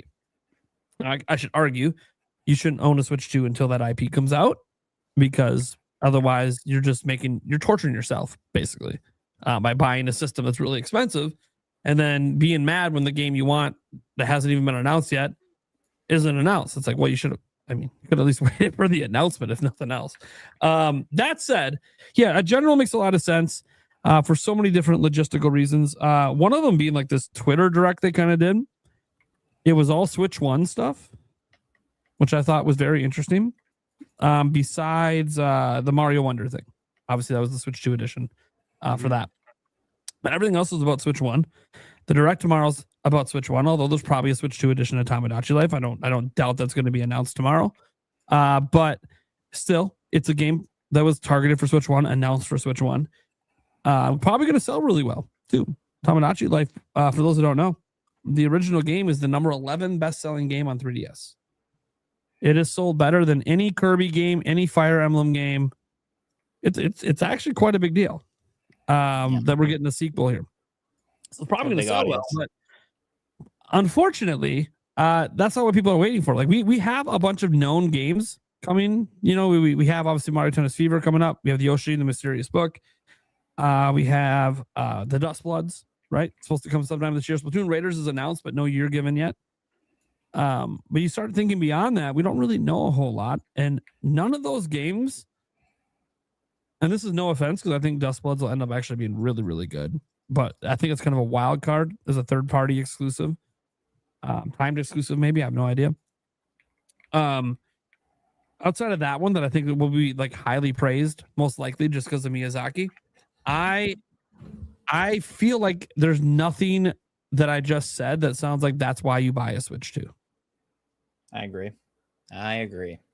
And they need that this year. Last year, you could say you get it for Mario Kart World, you get it for DK Bonanza. Those are the reasons you buy the system. Okay. But what if you're not into Mario Kart or into DK? What's the next reason to buy it? Still waiting. They need the games that make people want to buy the system. And so I feel like you can't just wait till June to drop an announcement of one of those games. So it has to be. I feel like that Twitter Direct was a big sign because I kind of feel like it cleared the slate. It took care of all the announcements that would have got absolutely buried if they would have put it in a Direct. Absolutely. Like Tamagotchi Life. Oh, really exciting on its own. And going to get a lot of views tomorrow. That Direct's probably going to get over 1 million views. It's going to do really well. However, in context of, say, a Direct that maybe a 3D Mario is dropped in, an Ocarina of Time remake is dropped in, a Smash Bros is dropped, no one's going to be talking about Tamagotchi Life the next day. So get all this stuff out now so you have that little time to run. Mario Wonder got his little shine for a couple of days. Tamagotchi Life's getting its shine tomorrow. You let these smaller, and I say smaller, I'm not trying to act like these are small things. Mario and Tamagotchi are big things, but they would be overshadowed in a Direct that has any sort of massive announcement in it. So you just take care of that stuff now. I kind of feel like that's one of the huge signs for it. Some of the insiders as well that have been indicating there's a Direct next week, which for just to recap on who that is, Nate the Hate. That's like the one that he says it, you know what's happening. Right. Anyways, you got Nate the Hate, you got Switch Force saying that he knows about one next week, which is, you know, after what he did last year, after the beat 'em up stuff, really proved he does have connections. Then, you know, you have obviously Attack the Backlog, friend of the channel, coming out there, Nash Weedle as well, and others. And some of these people saying things like they're hearing about anniversary announcements happening in the Direct. Well, you're not getting any Nintendo anniversary announcements if it's not a general Nintendo Direct.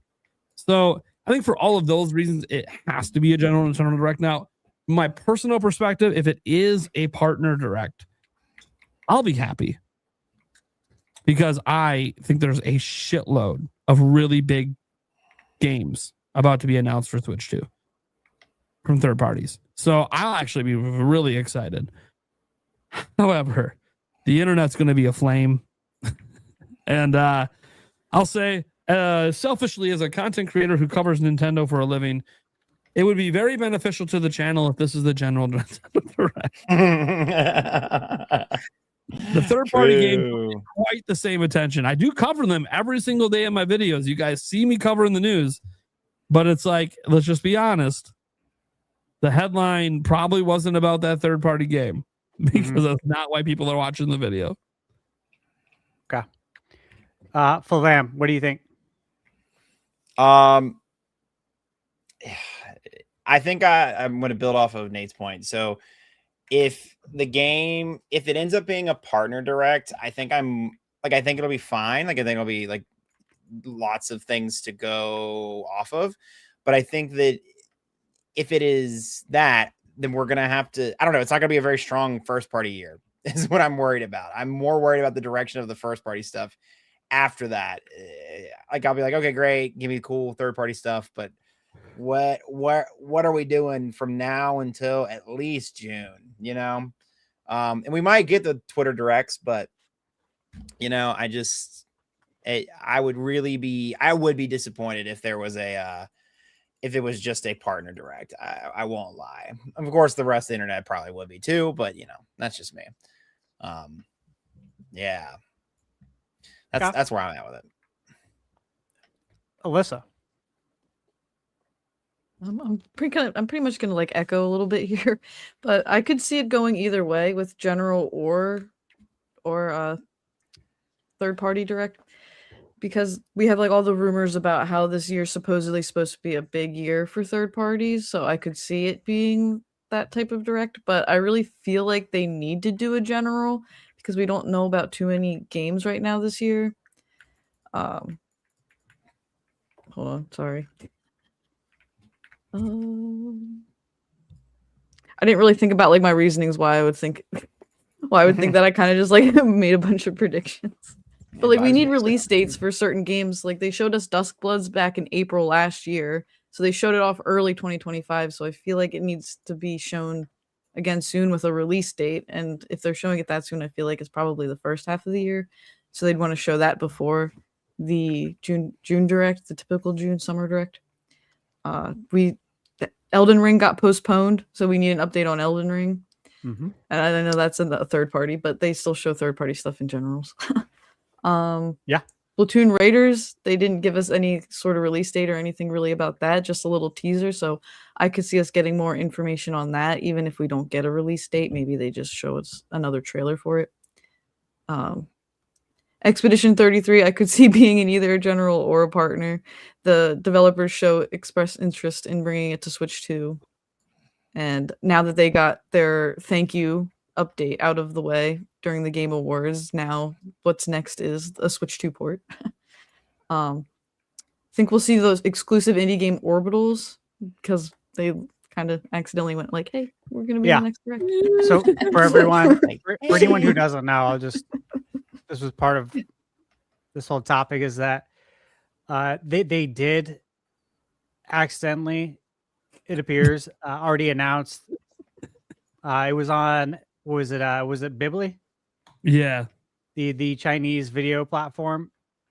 Stating that they'll be in the next Nintendo Direct. The official account, by the way, it came from the official account for the game, so it wasn't like a fan thing. And it was deleted like 15 minutes after they made the comment, probably because they might have got a phone call. So they basically confirmed a Direct is coming and their game is in it, and it's like, well, there you go.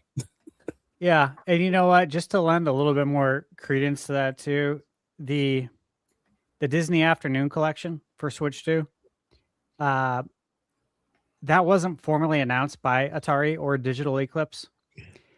A trailer was out, and then it was private at 15 minutes later. So you can't access the trailer. And I would very much presume that is for the Direct. So we'll go ahead and continue, Alyssa. Go in the bonkers goof troop. Do we have a release date for Yoshi and the Mysterious Book, or is it still just spring? Nope. It's still just a mystery. Okay. It's still a mystery. Yeah, so we need a date for that. I feel like that would probably come out near around like the movie. The movie comes out April 1st. I feel like they want to do a lot of Mario stuff right now first. Maybe show something Zelda. Like realistically, I honestly think we could see the Ocarina of Time remake, not necessarily come out this year, but I think we could see it. This would be sad, but I would still be happy to have it. But Twilight Princess on GameCube NSO, I'd rather have a port, and I'll talk about that when we talk about our wants. That's on my bingo card from end of the year. Or another Zelda thing I could see for in this Direct is Triforce Heroes. It's the least Zelda game that I would want. But it makes a lot of sense to bring it now with the game chat. And I actually feel like I would enjoy the game more now that I actually have friends to play it with. Before I just played it on my own. I didn't even play it online. I'm like, this is miserable. This is not the Zelda that I love. So, but I feel like now with the Switch, the game chat, all the communities now around, I feel like it would be not as shitty of a game. That seems like one that I could see them actually spicing up a little bit, maybe making it a little bit more content rich to make it more enticing, on the Switch. I don't know. I could see them adding to what already existed in the original. But... Yeah, more costumes, outfits, abilities. It would be build a lot off of of what they've learned from Breath of the Wild, Tears of the Kingdom. Yeah, because like growing up, obviously like with Four Swords Adventures, if you wanted to play that on GameCube, you needed the GBAs, you needed friends that they all had the GBAs, you needed the connectors the link cables, the link cables for it. And I always thought that even probably two years ago, we were talking about the possibility of GameCube NSO, how cool it would be to be able to play that since the NSO has online play and they add it for old games. Did everything? Like, man, that'd be such a perfect candidate. So, very excited for that possibility. Triforce Heroes is obviously in the same vein as that as well. Yeah, I would be fine with either. I'd take them all. I want all the Zelda on the Switch. Switch. Fire Emblem Fortune's Weave, I think we could see that again, get a release date for that potentially, because I feel like they're showing games that are going to come out relatively like soon-ish. Yes. Like not necessarily like in a couple months, but like in the next 6 months to a year. Like I don't think they're showing off games now that aren't coming out until like next year or like winter time. Like I think they're coming out sooner than that. We have that rumor about like a new IP similar, like sounds like it could be an ARMS sequel, potentially Punch Out. So I think we could see a new IP, whether it's that or just something different, which kind of leads into another thing I have with Monolith Soft's project that they've been working on. Could be their new thing, and if it's not that, then maybe it's Xenoblade 2 Switch 2 edition. And then I got 2 more things here. I have Amina, the Hollower release date. I don't think it's coming out in 2030. And I think that game looks beefy enough or like warranted to be in a general, not just shoved into an indie. I think we could see a new release date coming out because it sounded like they were pretty much done with it. They were just trying to work through some bugs. So Yeah, that's correct. I don't think that we're waiting much longer for that one. And it's not really correct, but we also can't say what it is. Yeah. I'm like, they probably know more than what I know. That was the public. I was but- saying it's correct of the public statement. Yes, that is 100%. That's what I was trying You were to. right That's on what I was that. saying. Right. Yeah. We could. Or talk maybe offline there's about more other stuff they added to it and they can show us that. Well, I'll just say it's warranted that it could be Okay, at a yeah. general direct. You're dead on about that. You guys both are. And then the last thing I have is something Metroid. Either we get Prime 2 Echoes for GameCube NSO. That was in that little Walmart tease, but I kind of felt like we were going to get that either on NSO or remade. I'd rather it be like remade looking like Prime 1 remastered or just maybe a little bit better resolution, just a little less choppy. Yeah. But those are my realistic expectations. The ones Okay. get a little crazy. All right. I like those. Thank you. Who would like to go next? I could go. Okay, go ahead. Let's hear it. And Cool. just your Just what prediction. kind of direct? Or am I what doing kind of prediction? direct? Just dive into your predictions too, and then Okay. we'll go around and do that, and then we'll get the wish list after we've all went. Okay, yeah, because I got to work on my wish list still. Okay, cool. Awesome. It's gonna be I firmly believe it's gonna be an indie direct on the 5th. No. I'm kidding. I'm kidding. No. No. I could see it. I could see it going either way. Between a mainline direct and a partner showcase. And I'll be honest, like, I don't think I'd be disappointed if it was a third-party showcase, and the reason why is I think about the end of last year. Directs were stacked, man. We were getting direct announcements like every month. All that a third-party showcase tells me is that a direct is coming soon. Like, period. Like, I don't think we'd get a third-party showcase and then it'd be 4 months till the next direct. I think the main line would be around the corner. So that just means more directs and more games, which is awesome. But that being said, my gut tells me, my heart tells me that it's going to be a mainline direct for a lot of the same reasons that have already been mentioned. The fact that, like, you want to build excitement early. You want to get people excited about what's coming to your new platform. I was very both critical and anticipating what Nintendo's big holiday game was going to be. We didn't end up getting one. And I think that's more important now than ever, especially with some of the challenges that the video game industry is facing. There's potential for price increases. So how do we combat that? How about we have some killer releases? We generate hype that people want your system no matter what. I think you hit the ground running. You keep up the momentum. If it's a third party, which I'm leaning towards a mainline, announce that you've got a main direct coming shortly after, in the near future. But yeah, that's where I'm leaning with that. I just think it makes the most sense from a business side. And look at what Microsoft just put out. This is a console that's really struggling, but that was a great showcase of some really strong looking games.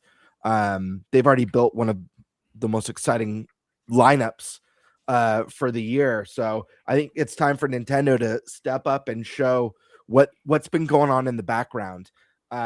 Just to go over some predictions, I'm not going to get too hardcore on this because I do have a video coming out, a collab video that's going to go over some top predictions for the Direct. But I do think we're going to see a lot of known quantities, which includes obviously the highly anticipated Dawn Bloods from Software. Dustbloods, my bad. Yeah, I was like, I think we might see a release date and trailer for Professor Clayton. oh, he's doing a bit. There's also Deca Security. That's one that got delayed. Elden Thing. I know this is one that people were complaining a lot about performance, but it seemed to be quite improved. There's Splatoon Arc Raiders. I know this is one that the community's talking a lot about. Right? Stash's laugh. Your mic All right, picked that that up one- from in the background. That was great. Splatoon Raiders of the Lost Ark. Yeah. Yoshi and the Really Big Book. That's one that beautiful art style. Honestly, that's a better name than the original. I'm kidding. These are all games that I do expect to see, but guys, if you don't know the names, come on now. What are we doing here? I think Professor Layton, this is one we've been waiting for a release date on. I think this is the year. I don't think it goes to 27. I think it makes the most sense to do the release date reveal in a Nintendo showcase, with the strong history on Nintendo platforms. Deca Police, it's level 5. I think this game looks really unique and really cool. I know there's concerns about development with some of the delays, but I actually think this one could be a sleeper hit. We'll have to wait and see. I know a lot of people are excited for Elden Ring. I might double dip on this one. I never played the DLC, so I don't know. I love FromSoft games, so I don't know. There's like an internal debate on whether I go back or not. We'll see. Double dip, baby. Get that chip in there. Splatoon Raiders, more specifically, I think we'll get a trailer for it, like a brief trailer, and I could see them mentioning a date for a Splatoon specific Direct, or mentioning that they'll be announcing at a later date a Splatoon Direct, for more of a like deep dive overview of what the game is. Fire Emblem, I agree with Alyssa. I think Fire Emblem, I think this is going to be one of the highest, if not highest rated Nintendo games of the year. I know Three Houses didn't crack the 90s, but I really think Fire Emblem has been getting better and better. And this game looked much better than Three Houses, at least as far as like art style goes. And I think the setting's really unique and cool on this one. Yoshi, I'm excited for this one purely based on the art style. As far as the game, I don't know. I've never really gotten into any of the Yoshi games. They always do really fun stuff with art styles. I wish the gameplay matched that that level of greatness. Orbitals, regardless of that leak, this one kind of feels like a no-brainer. This was the big reveal for Nintendo at the Game Awards. The game is stunning. I like I said about Yoshi, if the gameplay matches how wonderful this game looks, we're in for a special gem. It looks like they're taking on kind of that what's it called? It Takes Two and Split Fiction style gameplay, which is already a proven formula. So this one's way on my radar. And guys, I love the 80s stuff. I love the 80s sci-fi. It almost has like a Miyazaki look to it. Not from Software Miyazaki, Studio Ghibli Miyazaki look. That I really like. I think it's more not to like correct. Yeah, no. I think it's more inspired by Dragon Ball. Is it? Looks very, Okay. yeah, it looks very Dragon Ball-esque. I don't know. Not to like. No, it's it's okay. hard, right? But I think they said something about being inspired. God, I forget his name. He just recently passed. The person. Yeah, who the wrote main an artist. animated, the original Dragon Ball. Yeah, but it's got a lot of that kind of look to it, and I think Sure. that's part of it. It's that regardless, 80s but I'm with you. It's got a lot of charm. There's like there's also like I don't know, for anyone who's like an anime fan, if you've ever watched like old animes, like it has Right. there's a look to old anime too, Right. that the game has that's just really cool. And And then I also I expect to see some Switch 2 editions, announced. I don't know how many, but I think that's a pretty safe bet.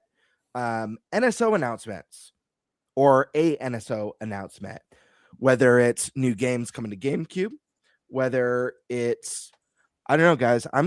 My fingers are still crossed for themes.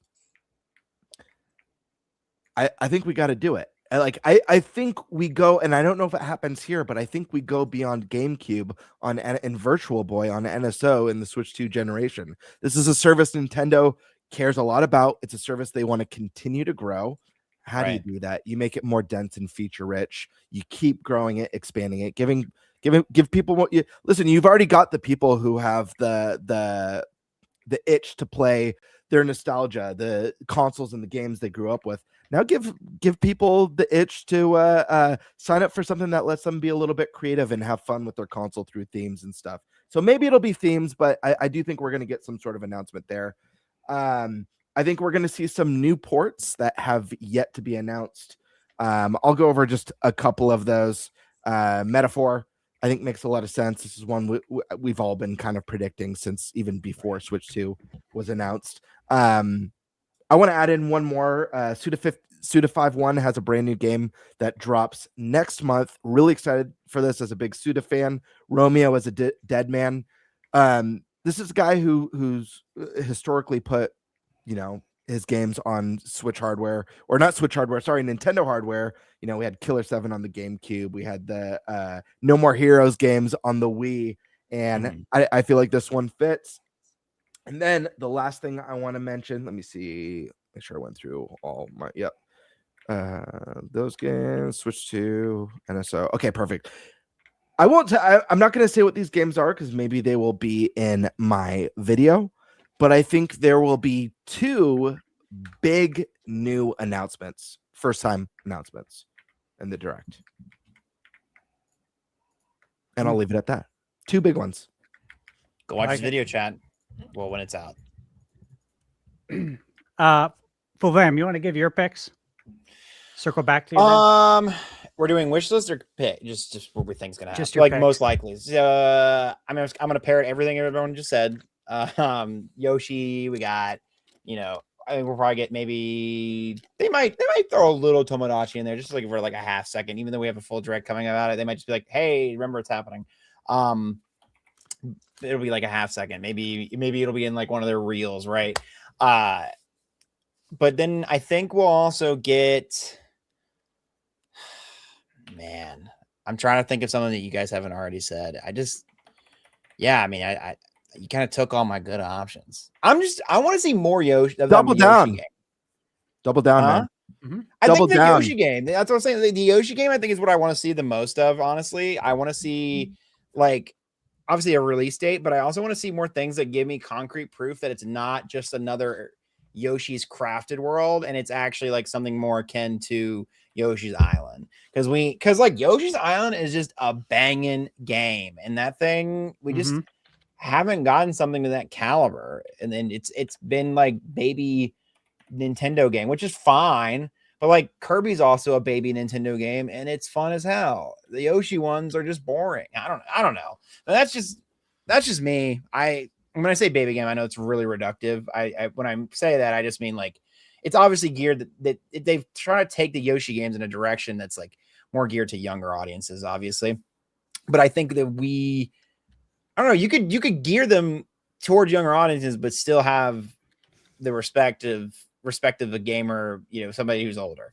So I don't know. I want more confirmation and more trailer footage of that game to understand, is this going to be something that is actually going to stand toe to toe with Yoshi's Island, or it's trying to be like Yoshi's Island and is going to have actual like fun mechanics and whatnot? Or is it going to be super gimmicky and super downplayed gameplay and you could just play that game on autopilot type stuff? What else? You think we might see more Rhythm Heaven? You think that'll be mentioned again? A little Rhythm Heaven. We got that last time. I would like to see a little bit. I don't know how much more you could really show other than like, hey, it exists. But maybe, do we have a release date? We just got an estimate, right? Yeah. So maybe we'll get a Rhythm Heaven release date. It'll be a quick little boop, hey, Brother Mevin, it exists. We're here. I'm trying to think of the other things that we saw like the last direct we haven't really gotten to yet in this one. I want to get into Splatoon. That's like one of my things this year is like I want to see what Splatoon's all about and make that my competitive game. So it's not like I'm not playing hours and hours and hours of Valorant. I think we talked about this last time with our goals, right? Yeah. So like I would really like to see more Splatoon, and I want to see if like, okay, are we gonna get more 3 or are we gonna get something that's more like 4, like a new Splatoon game, like Splatoon 4, if that's even existing. Yeah, that's my thoughts. That's I have some wish list stuff, of course, but yeah. All right, cool. We'll circle back to that. Eric, what more would you like to add? I'm gonna go big. I'm going big. Good. We're gonna get the general direct next week, and then the following week, we're gonna get both an indie and a partner showcase. Because we need them. Yeah. There's a That's whole fair. bunch of games that are ready to explode to come out, and we just need them. We need the directs. As for what I could, think could be in there, that hasn't really been said. Mario Kart DLC, I could see them, maybe starting announcing what their roadmap is. God, I hope so. Oh my God, I hope so. And Game Bird, when you said double down, it gave me an idea. Double dash to a GameCube NSO.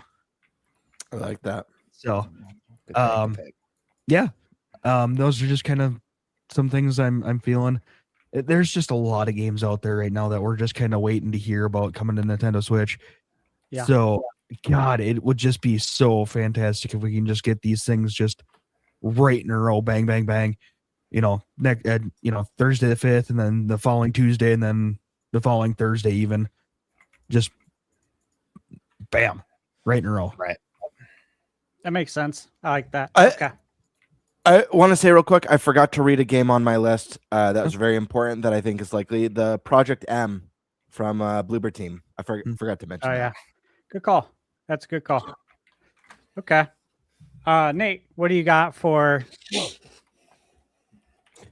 We're on the games, not the... realistic predictions. Yeah. First off, for realistic predictions, disagree with Eric. They're not going to go bang, bang, bang. It'd be nice. But we do have Pokemon Day next month. That's true. Yeah. Mario Tennis coming out next month. Virtual Boy coming out next month. We just need the one direct. That's all we need. They can do an Indie World Partner Showcase following months. Totally cool with that. And this is mostly just because there is such a thing as too much at once. And if you put too much at once out there, that's the thing that kind of happens in June. We get all these events. And the only reason for us Nintendo fans that it doesn't feel like it's too much at once is because most of the games aren't on Nintendo. I'm hoping that changes this year, by the way. Really hoping it does. But so for this direct, I do think it will be a general. And as a general, that means we're going to have a nice mix of indie, third party. Not a ton of indie games. I think less than 5. Some of them might be in a sizzle reel. Obviously, Orbitals will be there. I think that's the most realistic thing we can say at this point. Is that's going to be there. It's also a Switch 2 exclusive that was in a prior direct. But I do think we're just to get the obvious stuff out of the way. We're going to get a release date for Yoshi, right? We're going to probably get a release date, if not a release date, at least a time of the year for Fire Emblem. We might also get a release date and or time of the year for Dust Bloods and actually see that game in full multiplayer action, which we haven't seen yet. So I do fully suspect that one's there because it is listed for 2026 and we have not seen it since it was revealed. Those are like obvious ones. Like I think Indiana Jones can show up again to remind people that's coming out this year, right? I think Resident Evil 9 has a chance to show up because it literally releases next month. So, but this is all like known stuff, right? That's not what people get excited about outside of getting some release dates. Known stuff is cool, but what we really are looking forward to are the unknowns. Now we have lots of rumors out there. tons of rumors for third-party games out the ass. But I'm not going to go off the rumors for these realistic predictions. Instead, I'm going to focus in on what I think will truly happen. I think we get some Microsoft games up in here. I think Call of Duty gets announced here. Ooh. I think Call of Duty. I personally think it'll be Warzone. I know some people think it's going to be Black Ops 7 from last year. I think it's going to be Warzone because Warzone can release whenever. And there's already a market for that kind of game existing on Nintendo. There's plenty of games like that that are pretty popular there. So I think it'll be Warzone, but a Call of Duty announcement will happen. I think that we'll get at least one more Microsoft thing. Originally, I was going to say Fable, but I will say the rumors did say that, and I, based on who the rumor came from, I kind of believe it, that they haven't decided yet with Fable. So that wouldn't be shown here. It's going to be something that they for sure would do, and this is where I think Master Chief Collection shows up. I think this is the place for it. Yeah, they're not going to double the Halo campaign right here. They're not going to do that. That might be revealed this summer or something for Switch 2, but Master Chief Collection, get that out right here. I think it's a great way to introduce Nintendo players to Halo. And dare I say it? No, I'm going to put that in wishful. I actually don't think that that's going to happen, but I want it to happen. So I'm going to save that one. So that's it for me for Microsoft that I think they'll show here. Some people might be happy. Some people might be disappointed because Microsoft has so many more games to show. I get it. We have the rest of the year. Don't worry about it. Beyond that, I do think that we're going to see some pretty interesting announcements. I think Monster Hunter Rise gets announced here. Or Rise. Wilds. I was too many Monster Hunter games. Wilds gets announced here. One of them Monster Hunters games. We've seen the evidence, obviously. But I think that's going to get announced here to come out this summer or something like that. I do think that we're going to see possibly Resident Evil 2 and 4 shown off here. Ooh, that'd be cool. To come later this year, obviously, because next month we have the other Resident Evil games. I think this should be on wishful thinking, but I have too much stupid faith where I shouldn't. We're going to see native ports to Switch 2 of the Kingdom Hearts games. Wow. That is a big swing. That's borderline wish list. Should be on wishful thinking, but I think that I think there's some stuff happening behind the scenes that makes me feel like it's going to be here. I don't know that it's going to be here, guys. I want to be very clear about it. No one's told me that these games are going to be there. And then, indie-wise, there's so many different games that I could get into. I'm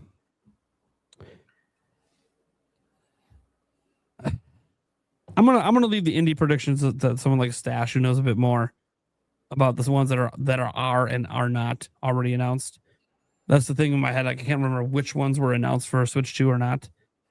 Because I do think this will be a Switch 2 focused direct. I forgot to say that as well. I think that's one of the reasons why they got some of the stuff out of the way. They got out of the way now. So then you get to Nintendo. And this is where things get exciting. I do think Nintendo will have two big reveals in this direct that are going to excite people. The thing is, I can't quite figure out what those reveals are. Part of me wants to say Ocarina of Time remake.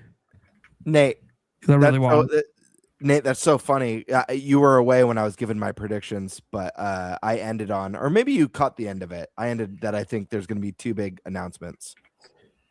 Yeah, well, I feel like it's kind of Nintendo's MO. Usually it's two big announcements.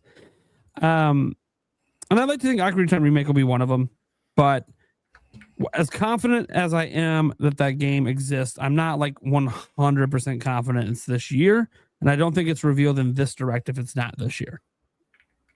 But the thing is, I do think they're going to do some Zelda 40th stuff. I'm on record saying this. So I think this is where maybe that one rumor on Ancient Stone tablets comes through. No, that's not a system selling kind of thing with that an NSO thing or whatever they decide to do with that. I think that there's a chance, and I know this feels so stupid to say this in 2026, but the Wind Waker and Twilight Princess HD or 4K at this point, whatever they call it. Right. I think there's a chance, just because I think they will have some Zelda 40th announcements here. No movie shown. No, they're going to show the movie right now too soon. They might tease that they might show it later this year, but we're not going to actually see the movie. I'll say, I don't know. They've been filming, haven't they? No, they've been filming, yeah, but the movie's still not out for like over a year from now. I just don't see them doing. Oh, okay. doing Well, then, trailers or yeah, I anything agree with you then. Yeah, I'm with yet. you. Yeah, like you might maybe at most maybe a couple extra cast reveal, like revealing who officially, even though we already know who the cast member is for like not Impa. Like we already know who it is because Yeah, they got leaked though, right? That wasn't an official announcement. That was not announced. No, they did not. They've only announced so maybe, Link and Zelda. Yeah, so maybe they might announce they could do some cast announcements. I think that is realistic to expect if they do go into Zelda's 40th. While they won't show the movie, they might show cast announcements. Maybe even possibly show them as an image in costume, possibly. But besides that, I think the big announcements are what people are wanting to know. And I feel like there's a handful of options for those big announcements. We're in a new gen, so there's actually a lot more than a handful of options. But just looking at Nintendo's development cycle, sure, I won't rule out 3D Mario as much as I think it's 2028. I won't rule it out as a possibility. Molds are meant to be broken, and Nintendo breaks molds all the time. I want to be wrong about my 2028 prediction. So sure, that is a possibility. Might be a big possibility, especially if they're still celebrating Mario's 40th, right? So sure, that is one of the games that could be. I think another possibility is actually Smash Bros. Yeah, I do think there's a shot that the new Smash Bros. Might be more ready than people think. I think Sakurai's playing a little fool's gold with Kirby. I think there was 2 games being made at the same time. And the other one was Smash, and I think it was different teams. He's just running between both at Bandai Namco. That's what I think is happening. So I think Smash is a possibility for one of those 2 slots. I do wonder about Animal Crossing as well as a possibility. The Animal Crossing update we got for free wasn't super substantial as people had hoped it would be, but again, it's a free update. It's hard to complain when they said they weren't going to update the game anymore. So you got some free content, but why would you drop something that isn't that substantial at the beginning of the year to get people playing again? Right. Maybe it's because a new one's coming at the end of the year. They just wanted to reactivate the fan base. The possibility there. I think that could happen. I do think there's a chance for something from Monolith Soft to be one of the games. Unfortunately, I won't be a system seller no matter what they reveal because they just can't get their games to sell super well. But it is a game that'll at least make people go, "Oh shit! Oh shit! Switch 2 can do that." It's gonna be one of those jaw-dropping games. Whether it's a new IP, whether it turns out they've been the ones working on Ocarina of Time remake, because some people think that that's what they've been working on, or it's a new Xenoblade. What it can't be is a Xenoblade 2 Definitive Edition. Please no. Please no. No. The first game from Monolith Soft needs to be new. You can come back, Definitive Edition, those games later. We need a new game from Monolith. So I think that's a possibility. And then the last game I think is possible to be one of those big 2 would be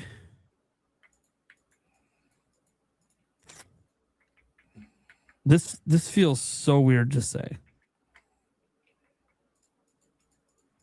But would be Splatoon 4. Feels weird to say because we just got the update out of nowhere for 3. We just got Splatoon Raiders teased last year. But I'm talking about that while you're gone. Splatoon Raiders might not be like a $70 game. That could be like a $40 game potentially. And it's actually the lead up to 4.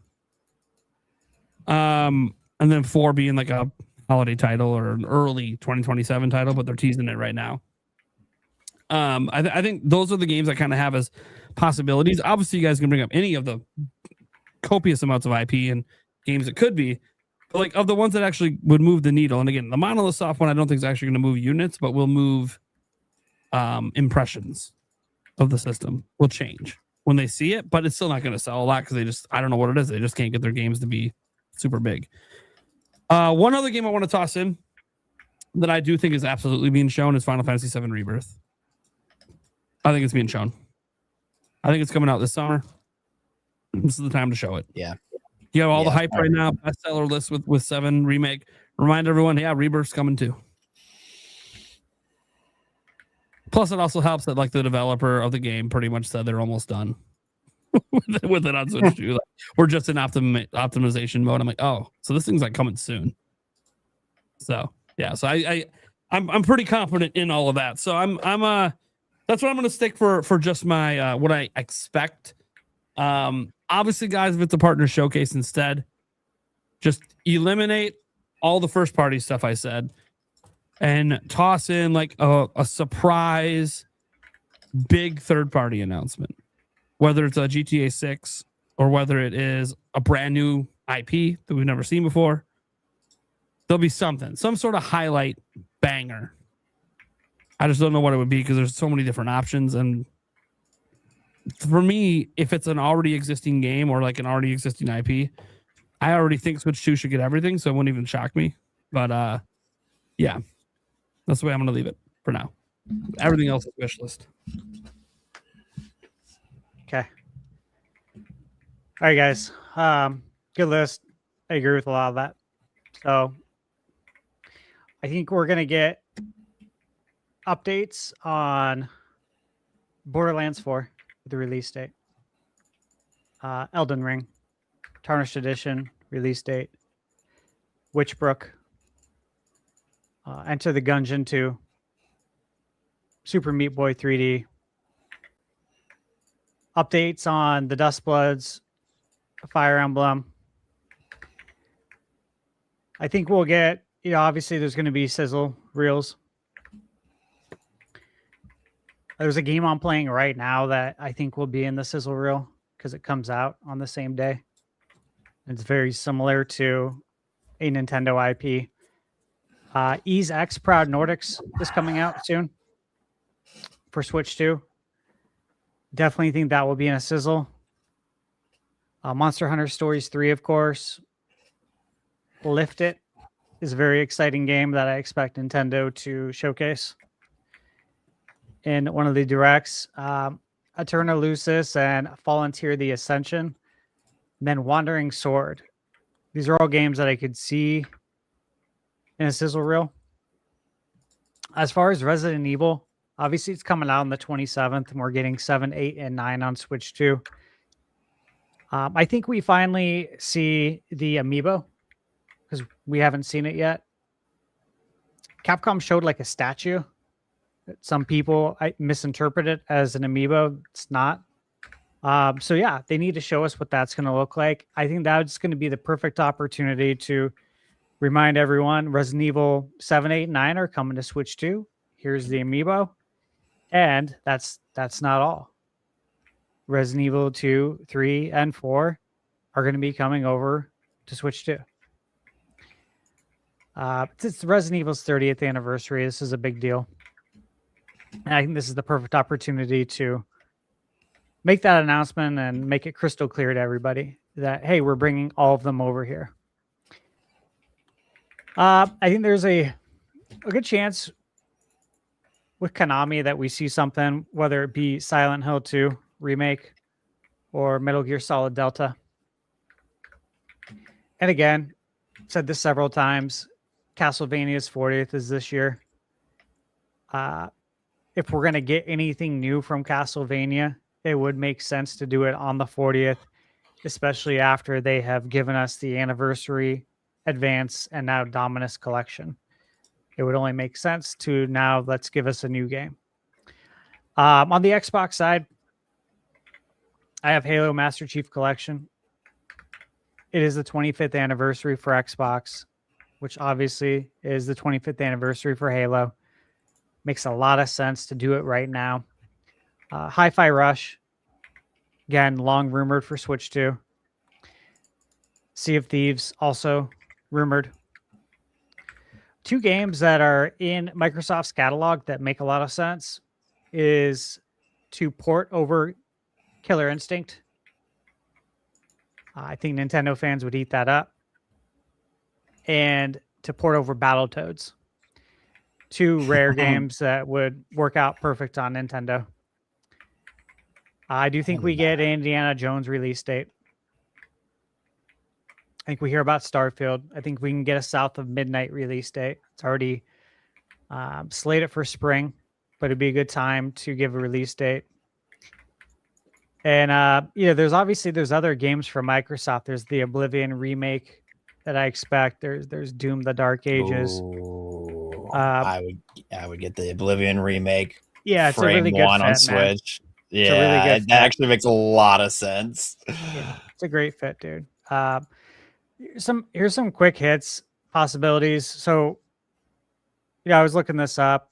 Fallout 4 Season 2 season finale is on February 3rd. And I think it would be perfect timing to announce the release date for Fallout 4 as it coincides with the season finale. And again, that was the whole reason why last year I predicted the Fallout 4 would come to Switch 2 was for the TV show. And so I expect that to follow through on that prediction.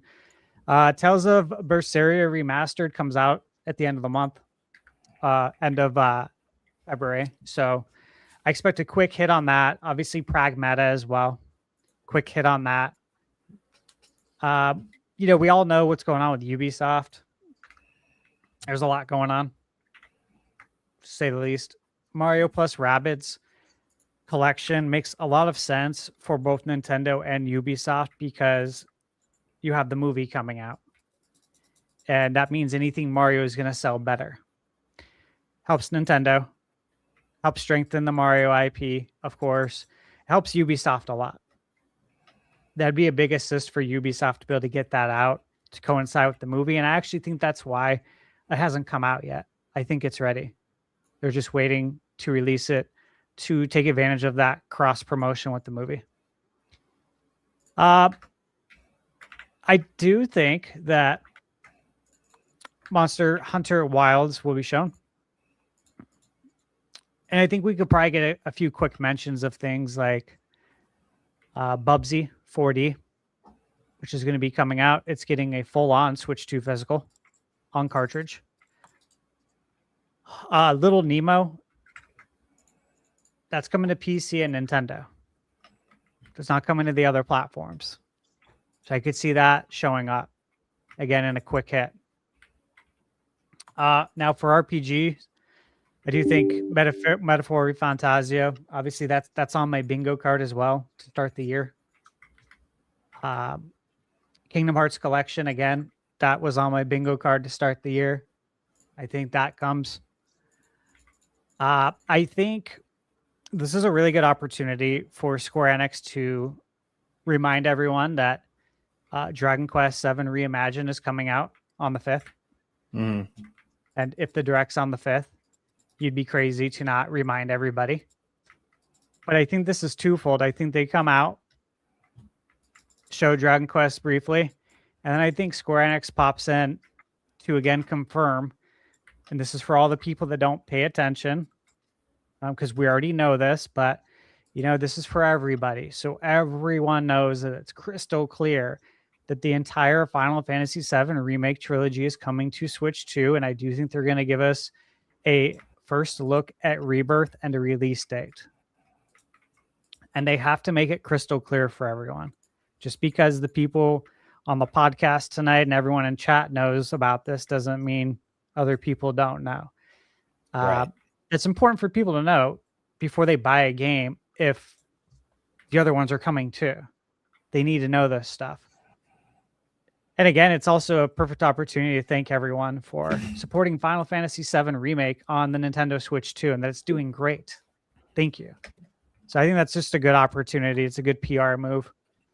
For Switch 2 upgrades, may or may not get these. Look, I think Octopath Traveler 1 and 2 really need a Switch 2 upgrade. I booted them up when I was getting ready to work on my review for Octopath Traveler 0.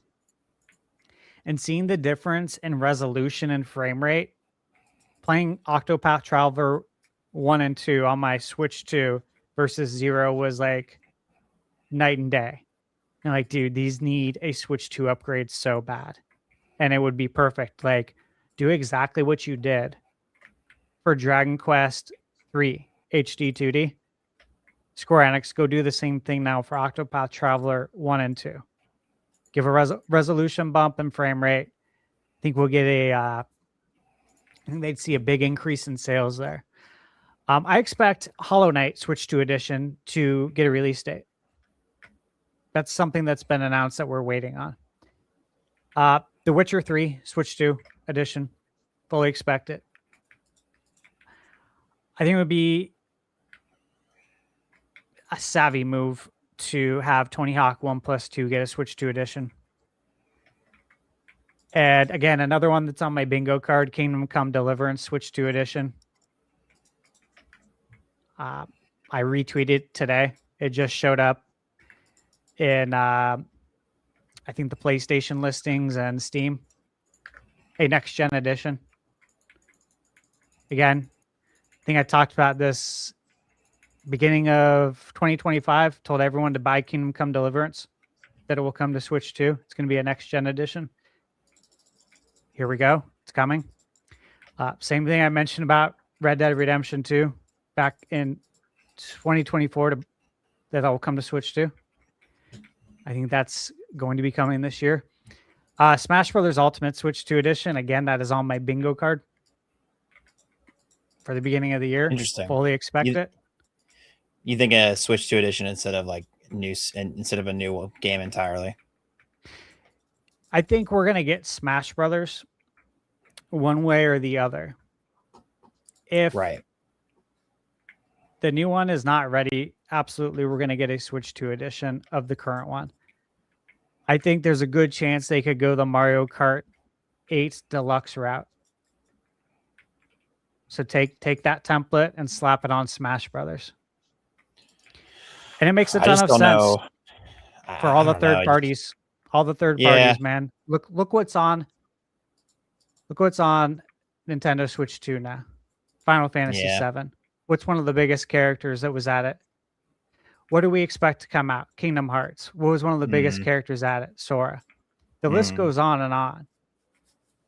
A lot of these IPs are going to be making a big splash on Switch 2. And again, this is a win-win situation for everybody. The fans, the developers of those IP, and Nintendo. There's also a great opportunity, though, to add in more characters to what you have. And there are a lot of great ones.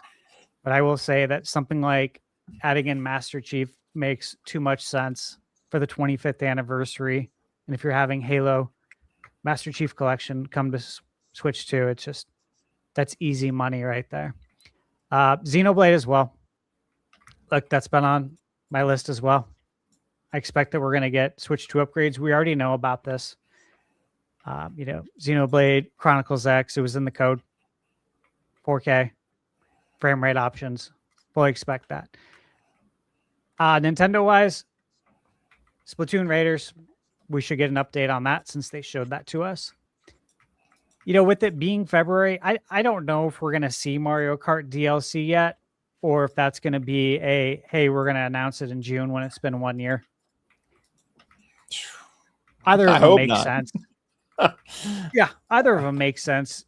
Really, if you want to wait a year, because maybe that's what your cadence is going to be. Every year there's an update. If you give us an update now, then people are going to expect another update in the same amount of time. So if you can do an update every 6 or 7 months, I guess do it. If you can't, I would wait until June and do it then. Announce it and release it. Otherwise, people are going to have expectations. And when you don't meet them, they're going to complain. Pokemon 30th, again, if it's mentioned, I think Nintendo tells people to look forward to the Pokemon Presents. Same thing with Zelda's anniversary. You know, look, a lot of things could happen. There's a lot of things I'd like to see.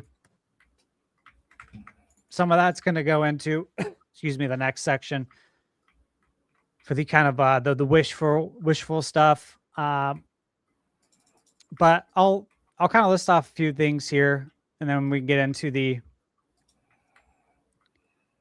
wishful predictions. But Mina the Hollower, I do expect a release date.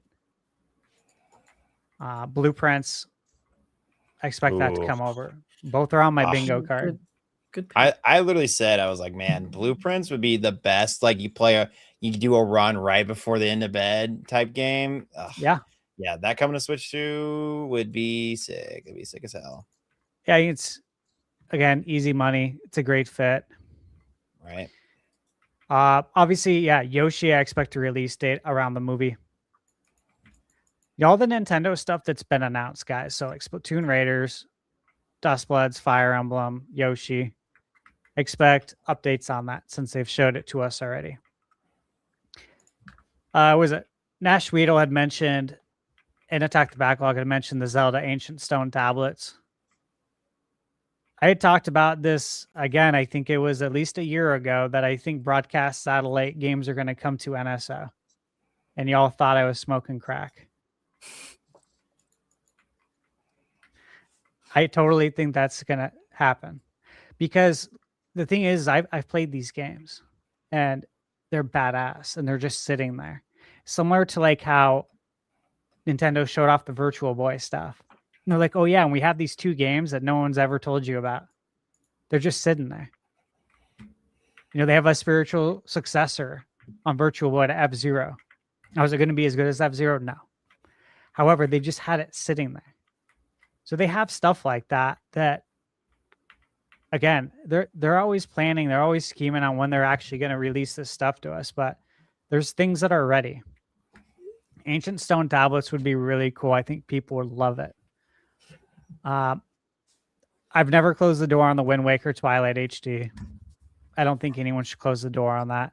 And I think they could both come to GameCube NSO, and that won't change anything. They can still come out. Just like Metroid Prime 2. It won't change anything.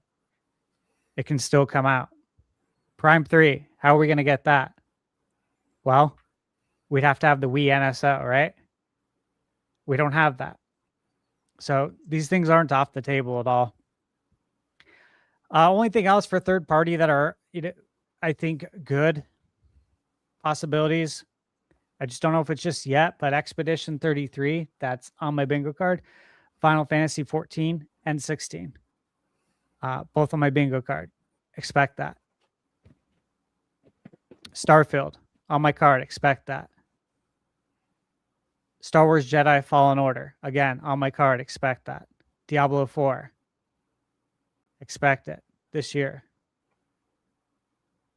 Doom this year. All that stuff I expect this year. It's just a matter of, is it going to be this direct or is it going to be in June?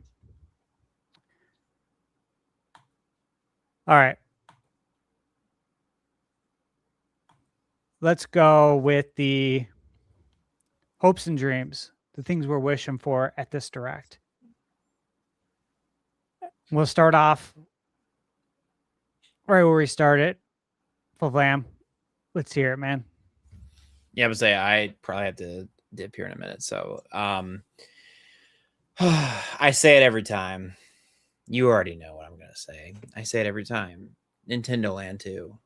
I need Nintendo Land 2 to come out. I need it, man. I need, it's Nintendo such a Land's great so good. game. It's such a good game. And I need them to do basically kind of how they did with the, what's it called? The tutorial game that they just did. Welcome Tour.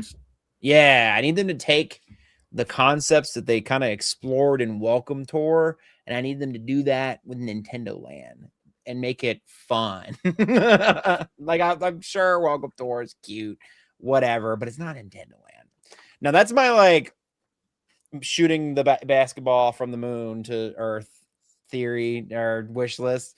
I was gonna put Smash in my wish list. I mean, I think it's likely, but I think I was with brand new Smash is a lot less likely.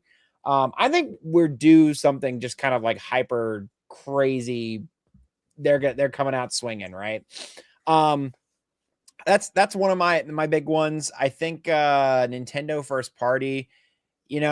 I know we just got Jamboree Switch 2 edition, but a new Mario Party game, I'm always game for a new Mario Party game, baby. I'm always here for it. Yeah, that would be really fun. I think maybe, or even if they do another like DLC or something that just builds upon Jamboree, they probably won't, but it would be really cool if they did. Oh man, I know there's Pokemon Day stuff coming, so nothing really Pokemon wise. I think we'll see some NSO releases. We kind of talked about that already in our what we think is going to happen. Trying to think of another Hail Mary that could be plausible, could be feasible. What if we got like a Luigi U, but for Odyssey? You think and that's like the Switch 2 edition of Odyssey. Oh my That'd god. be crazy. But Luigi, Year of Luigi Part 2. Right. That'd be wild. I don't think they would do that. I think that's another like wild prediction, but yeah, I know. I wish I had more. I'm trying to think of more. Oh man, I feel like I'm not delivering here today. I'm trying to think of like other really, really cool things we could get. I feel like they're not as much in their experimental era anymore. So circle back to me real quick because I think I need to cook some more. I'm like, there's more in the tank. I just gotta cook with it. All right. That sounds good. What do you got there, Alyssa? I got a pretty chunky list here. Ooh, okay. Yeah. Like So Let's go. all right, I'll start out with I would love Twilight Princess remake Wii U tech demo style with some good voice acting. Would love that. That is my dream. I would prefer that over Ocarina of Time personally, but I would still be happy with Ocarina of Time remake as well, which I think that's more likely. Right.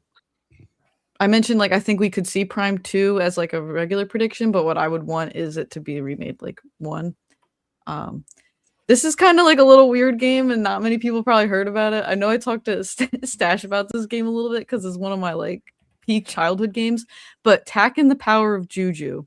And I'm talking about the original one before they made the show, not the slop games like after that. But it's very like Mario like, Right. like Spyro, Crash, kind of like that style. It's very nostalgic for me, and I love that game a lot. So I'd love to see it come on GameCube NSO, but I don't know with like licensing with Nickelodeon stuff if that's even feasible. But there is actually like a community, like a Reddit community, like bring Tack back. Like they want like a remaster of it or like a remake for like modern day hardware. So I'm like, that makes me a little happy that there are other people out there that also adore this game and would like to see it. So it gives me hope. Oracle of Ages and Seasons remakes. I feel like those top-down Zelda games need it more than a lot of other ones. Like I hear Minish Cap thrown out there a lot, but personally, I think Minish Cap looks beautiful as it is still. Like I feel like that art holds up way better than the Oracle games. And I feel like the Oracle games are actually really fantastic, and the puzzles and the dungeons in them are great. puzzles are great. Dungeons, Yeah. they're really good. Yeah, and I want to see Lord Jabu Jabu 2D remade. True. Wait. Cooking. Wait. Yeah.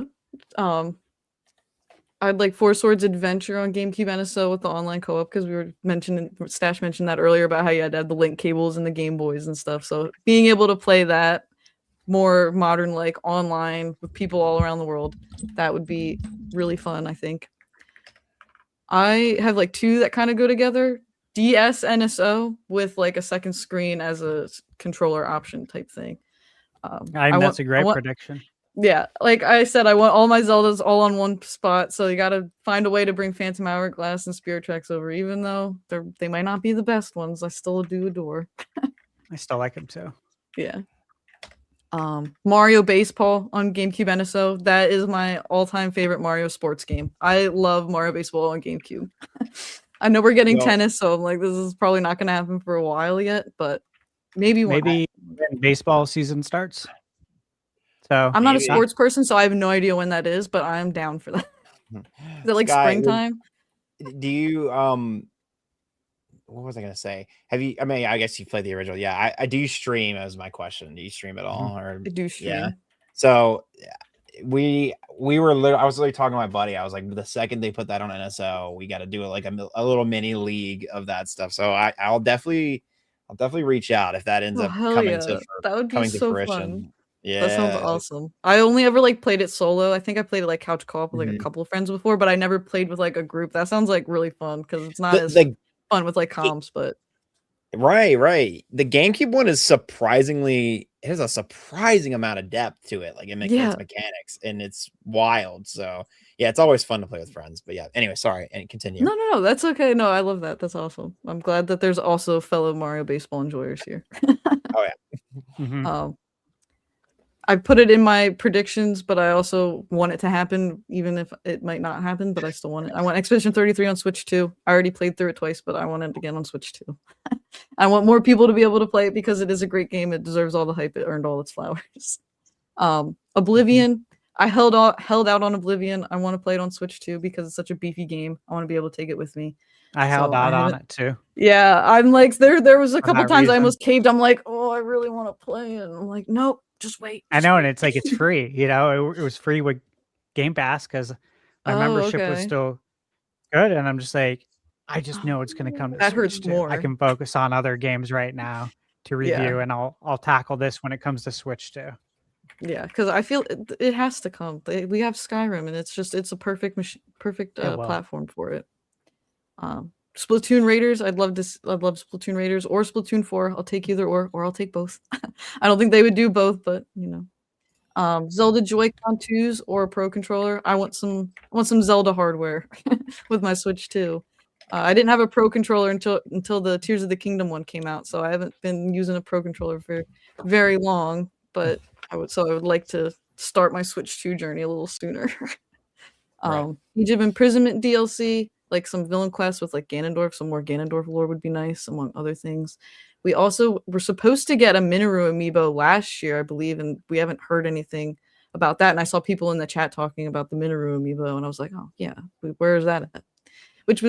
I thought it was kind of weird with the Animal Crossing DLC that we were getting Tulin and Minoru, but I'm like, we have no Minoru amiibo. But they had it split, like half the amiibo did one and half did the other. So I was like, oh, all right. But it's still I'm still a little perplexed on that. 3D Mario. I'm ready for 3D Mario. I didn't think I was gonna enjoy Odyssey as much as I did, but you can ask my fiance. When I got Mario Odyssey for Christmas, I didn't do anything but like eat and sleep. I lived at home, so my room was all my stuff was like in a bedroom. I just would wake up, play Mario Odyssey, eat whatever, come back and just play, and I couldn't stop. He'd be like, "Can you like pay attention to me?" And I'm like, "No, I have moons to collect." I did the same thing when it came out. This is so Obviously, I was fun. working at Lone Depot, crazy hours, and I just remember coming home from work, and that's immediately what I did. I would change Yeah. real quick in like basketball shorts and just sit there until I go to sleep. And then the weekends, I just went absolutely ham on Mario Odyssey. Yeah. Yeah, it was so good. Like I still enjoy Mario games. Like I've played many, but I'm mostly like the Zelda person. So for me to be like really into that, I was a little surprised. So a new 3D Mario, I'd love to see what they do with that. Okami 2. And I know we haven't seen it since the Game Awards, but I'm gonna hope for that in every kind of showcase because it is Capcom. I feel like they're very buddy with Nintendo. I feel like they wouldn't mind being like, yeah, we'll show the next time we show our game, we'll do it in one of your directs. That's fine. But I'm just gonna hope for Okami 2, so you can probably expect that from me for a while until we actually get a release date. I also think I would like to see Mario Kart World DLC, whether it's just Mario stuff or they start adding things. I feel like Zelda would make sense because of the 40th anniversary, but we also have Metroid with Viola, and that would tie really well with the whole kart system. So some kind of Mario Kart World DLC would be really nice to see. A teaser for the 3D Zelda, not necessarily release date, just like how they did for previous times in like 2019 with Breath of the Wild 2. I want to see that art me, style because I'm with Gamebird with like the art style is one of the most like exciting parts to see. It's just like what are they Me going to too. look like and like what's the character design this time and like the music and all the atmosphere. I just want Were to you gonna stop say you for a something, quick Sky? sec. Yeah. Yeah, what you said about Viola for Mario Mhm. Kart. Just want to say that's smart. Yeah. I like that pick. Yeah. Because I was talking about Zelda, and obviously we have such crazy, you could be a cow, right, in the game. Yeah. We have such crazy characters, and I thought Epona to me made so much sense when they expanded out for Epona to either be a character or literally a vehicle. And There's now the that you dolphin and the mentioned dolphin cart. They Viola, could be both. yeah, Viola just like, man, that makes a ton of sense too. I like It- that. I hadn't heard that It could before. help Metroid That's a good too. one. Like, It get that could. Metroid IP out there. Try to get more eyes Mario on it, more Kart's the interest. driver for all of these. I agree. I really think that they are dumb if they don't do that. If they don't integrate more of their IP into it to expand in the way Smash does. Because as a kid, there were a lot of characters I didn't know. Like I didn't know what Pikmin was or anything like that. I didn't know who Samus was. And then as I got older, I explored these IPs and I'm like, wow, Nintendo has cooler games besides Zelda. Who knew? Well, So that's why Smash works so good with all these Yeah. third-party characters, is because people say, "Oh, this is coming to my favorite game, Smash Brothers. Who's Joker? What is Joker from? Who's this person from with Dragon Quest? What is this all about?" And before you know it, then they're buying the games because people think, well, it must be good if it's coming to Smash Brothers. I do like RPGs. Maybe I should check this out. And this is why I always am absolutely baffled when people mention contracts and how Nintendo would have to pay to get these characters in the game. They're not paying shit. If anything, they would be receiving payment. yeah, it's like a win-win type thing. Like you get It to be in my is. game. I get to We show all off your win. IP. Yeah, yeah. Yeah. Zelda movie stuff. I don't think we'd see any scenes, but I would love to hear more about the cast and get actual confirmation.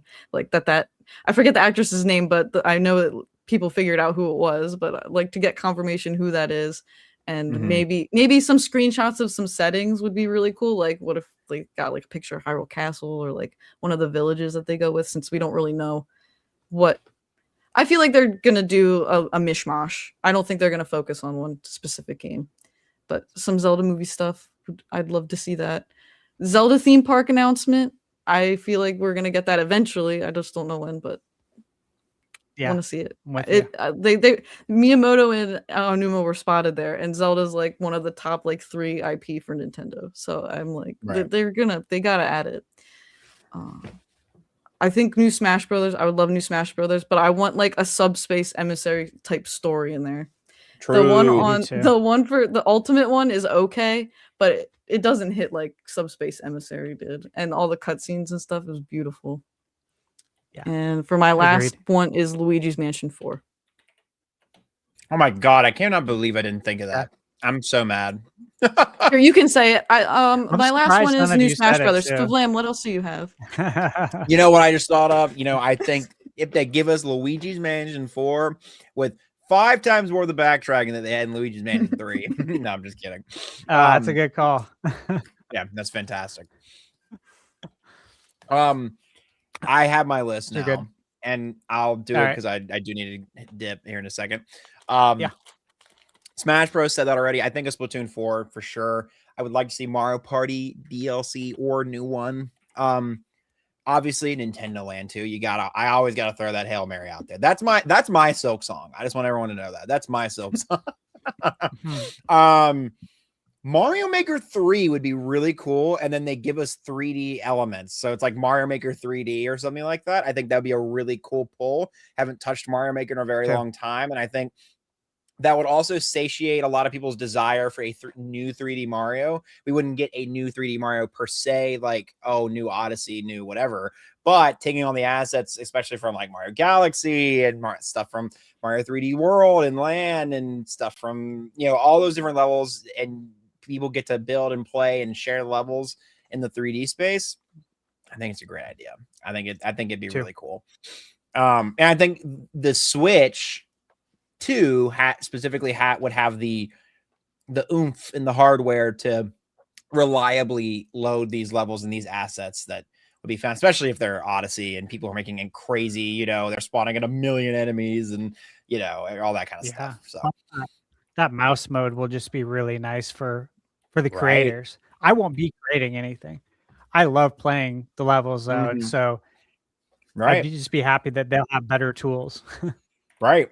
Yeah, and even if they, and then I could even see like, okay, maybe if they don't do 3, the 3 I know is a bigger swing, but maybe doing a Switch 2 edition of Mario Maker 2 with those said mouse controls, like that could be the more realistic air quotes swing. Switch Sports Switch 2 edition.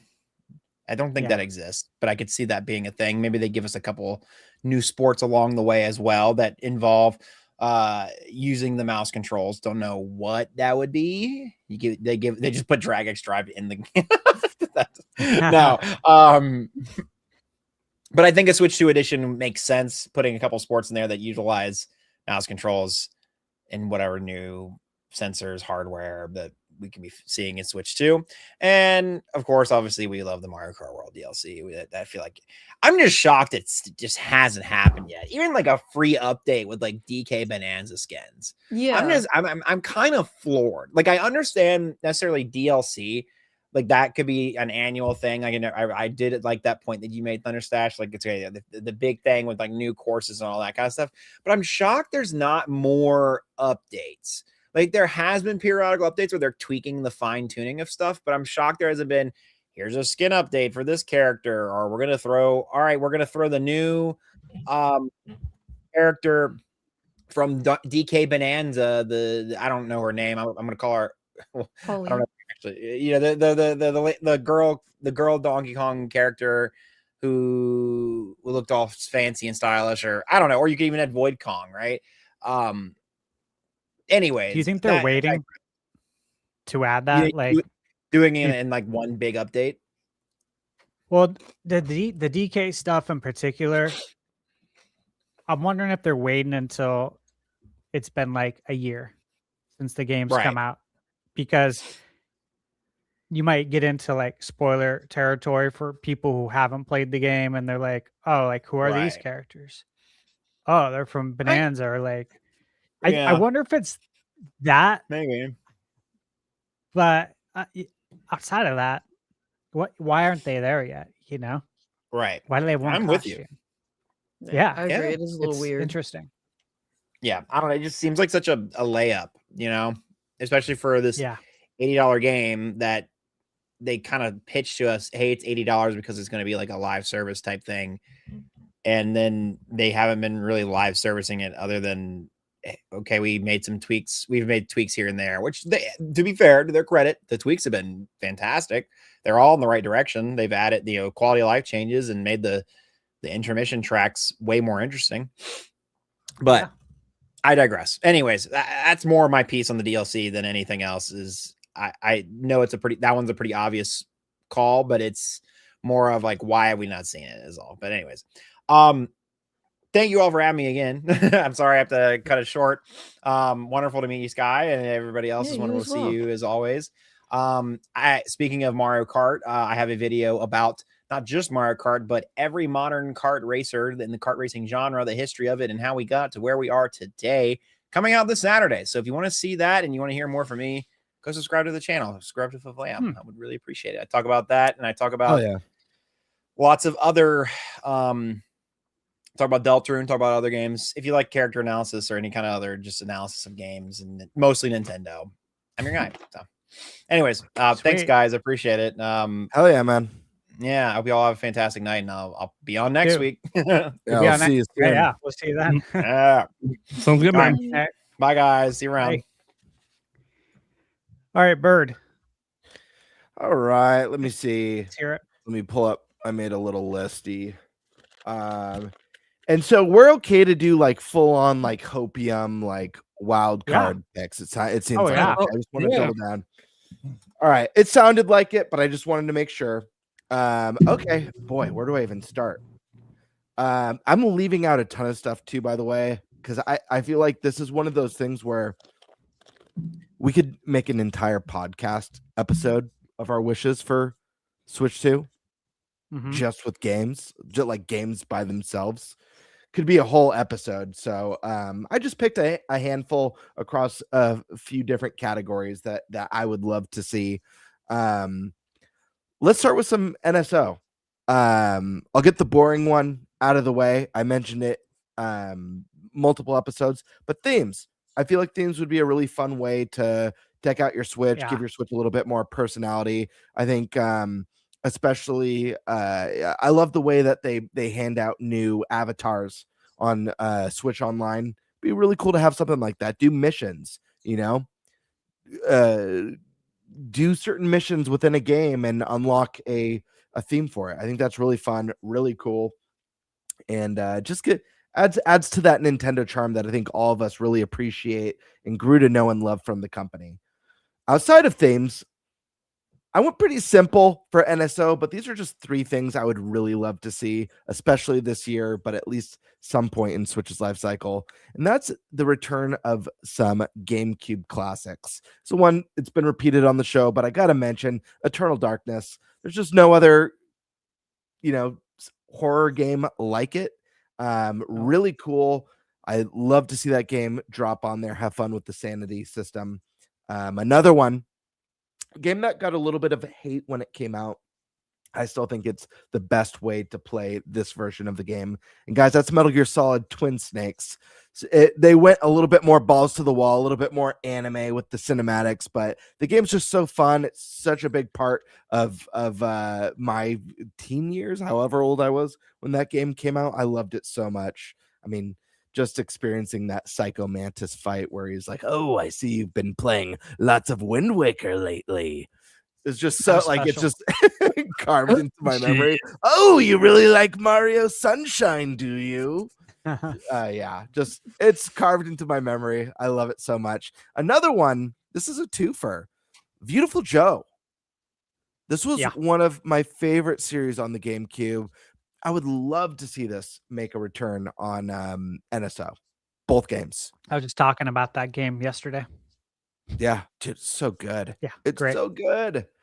Very stylized, beautiful. It's one of those games where I think, like Wind Waker, would just look really nice with that slight upres that NSO gives. But yeah, that's pretty simple. I wanted to keep it simple for NSO. Just a few nostalgic games that I love very much and themes.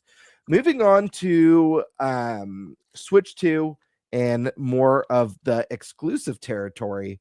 Obviously, the big one I know we're all hoping for, with maybe the exception of Eric. I don't know. Maybe Eric would like to give this one another go. Ocarina of Time remake.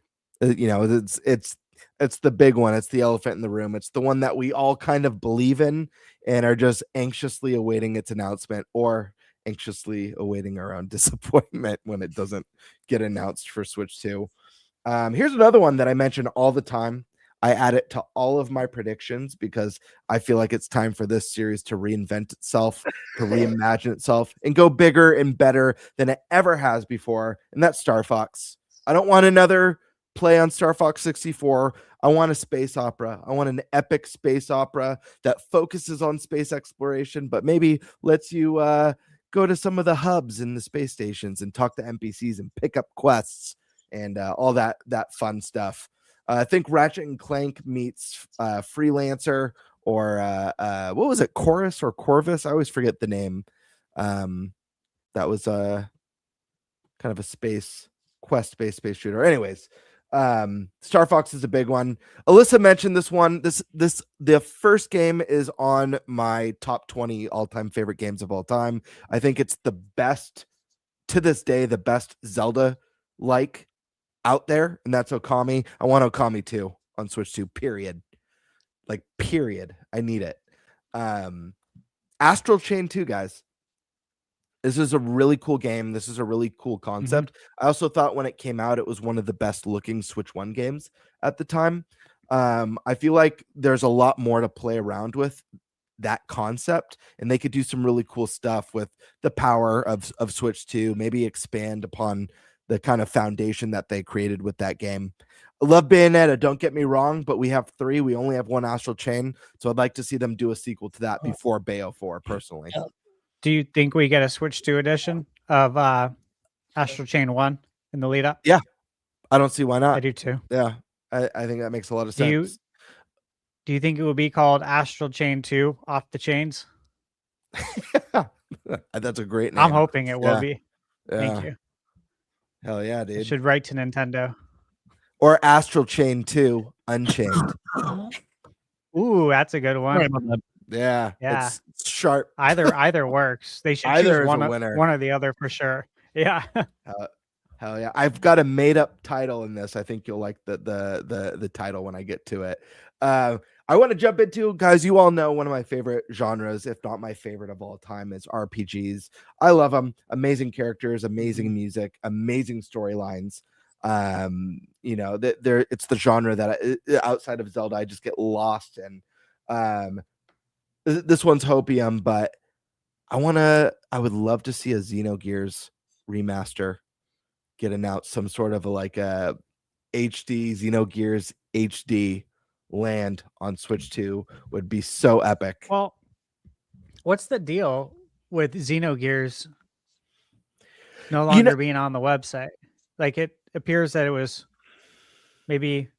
purchased by Nintendo or Monolith for use. There's speculation going on about that. I haven't read too deeply into it.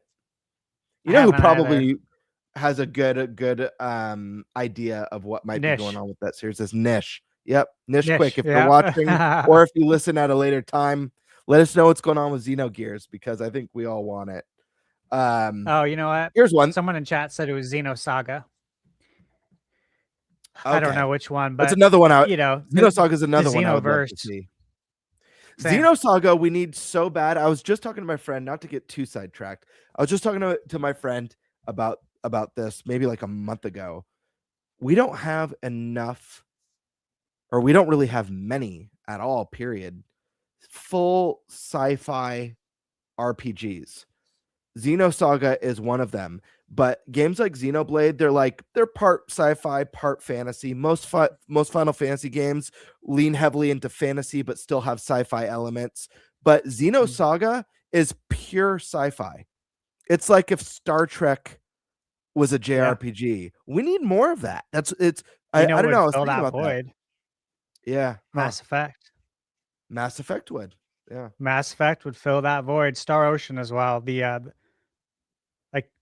the Star Ocean remake, but the later ones it's like full on sci-fi. That and Mass Effect would be money. Yeah, we need more of that. Here's the big one. This one's like of epic proportions. Chrono Trigger, my friends. Yeah. HD 2D fully orchestrated Chrono Trigger. Yep. Voice acting, but not the crappy kind, not the Secret of Mana voice acting that was added. I'm talking like good voice acting.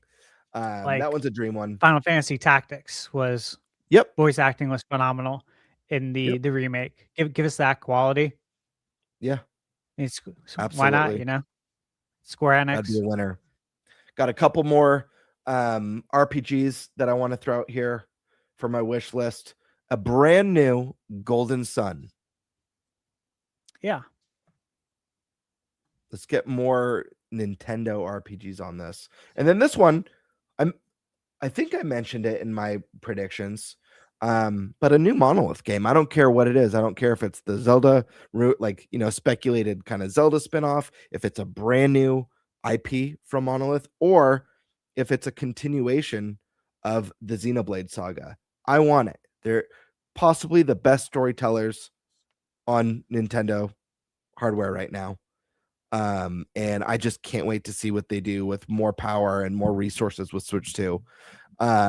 Now we're going to go to games that I would like to see make a brand new return. And I guess I could have slotted Golden Sun in this one, but some of these are going to be a little bit more, maybe not quite as big. One of them's huge, and I'll knock that one out first.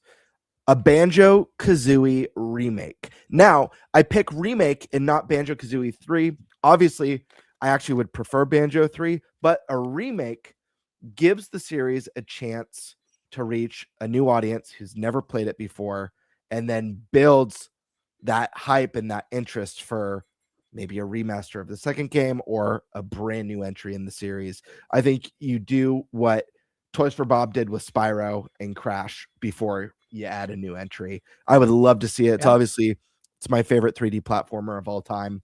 And it's just, to me, it's devastating that it's an IP that I just don't understand why a company has an IP that they don't want anything to do with it and they just hold it. It's like, dude, sell it. Sell the IP. Well, yeah, all the rare IP, NBA Jam, obviously NFL Blitz. It kills me too. Just sell it. Instead of just sitting on it and not making any money on it, sell it. And again, Banjo's in Smash.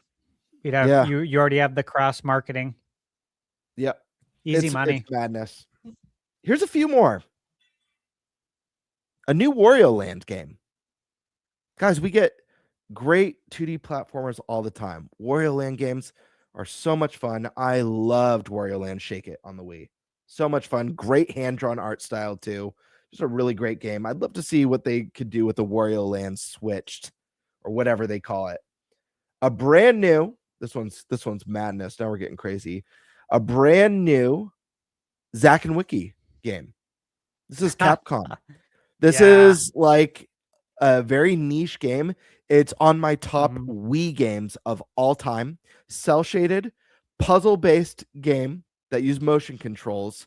This Sky Sword Alyssa, look up a trailer for this game. It was unbelievable. You're muted, but it was unbelievable. This game was like that's what I'm doing. I'm like looking up like, what is it? I think Alyssa would like the game. Don't you, Bird? Oh, absolutely. It's cell shaded. It has a fun story with excellent characters, great humor. It's like puzzle solving levels with like chain reactions to how you engage with the puzzles. And then there's boss fights that utilize puzzle solving to defeat. It's awesome. That sounds really cool. Yeah, here's another one. I have to look at a trailer then. Sorry. This was a one. No, you're good. Here's another one. This was a PS3 game. This is another niche one. It was one of my favorite PS3 gems, period, from Atlas. It's a Zelda-like, guys. It's one of the best. It's called 3D Game Hero. 3D. It was all pixels. It is amazing. It's like a Link to the Past, but everyone's like pixel characters. And when you kill them, it's like an explosion of pixels. It's so great. It's so good. I'm glad you said that. Let me just tell everyone, if you haven't played it, I had this game pre-ordered. I still have it on my shelf. In box, everything. This is a game that I was so excited for that no one knew about. What was this, 20-some years ago? Right? Yeah, it was a long time. I covered this at Zelda Informer back in the day because it was so cool. It was such a badass. So we were all on the same page. Yeah. Yes, great game. Total. Yeah, this is one that Zelda, play it. This is a game that should be on a Nintendo platform. Like, it would 100%. thrive. This game is so good. Where is it? Come back. I'm begging you. Let's see. I wrote down one more. This one's kind of just for fun. This is a game that's famous with the PlayStation 1, but I think we should add a new entry. And I think it would find a great home on Switch too. And I have a name for it too, just because I think this is such a great name.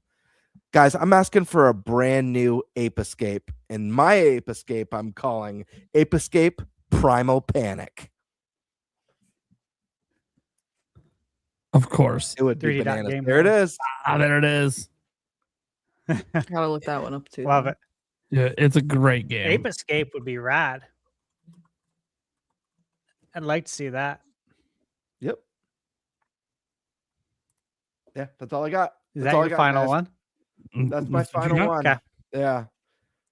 And I like it. That's not all I got. It's just all I'm bringing tonight, just because I could go on and on and on, and another one and another one. So I think I'll call it there.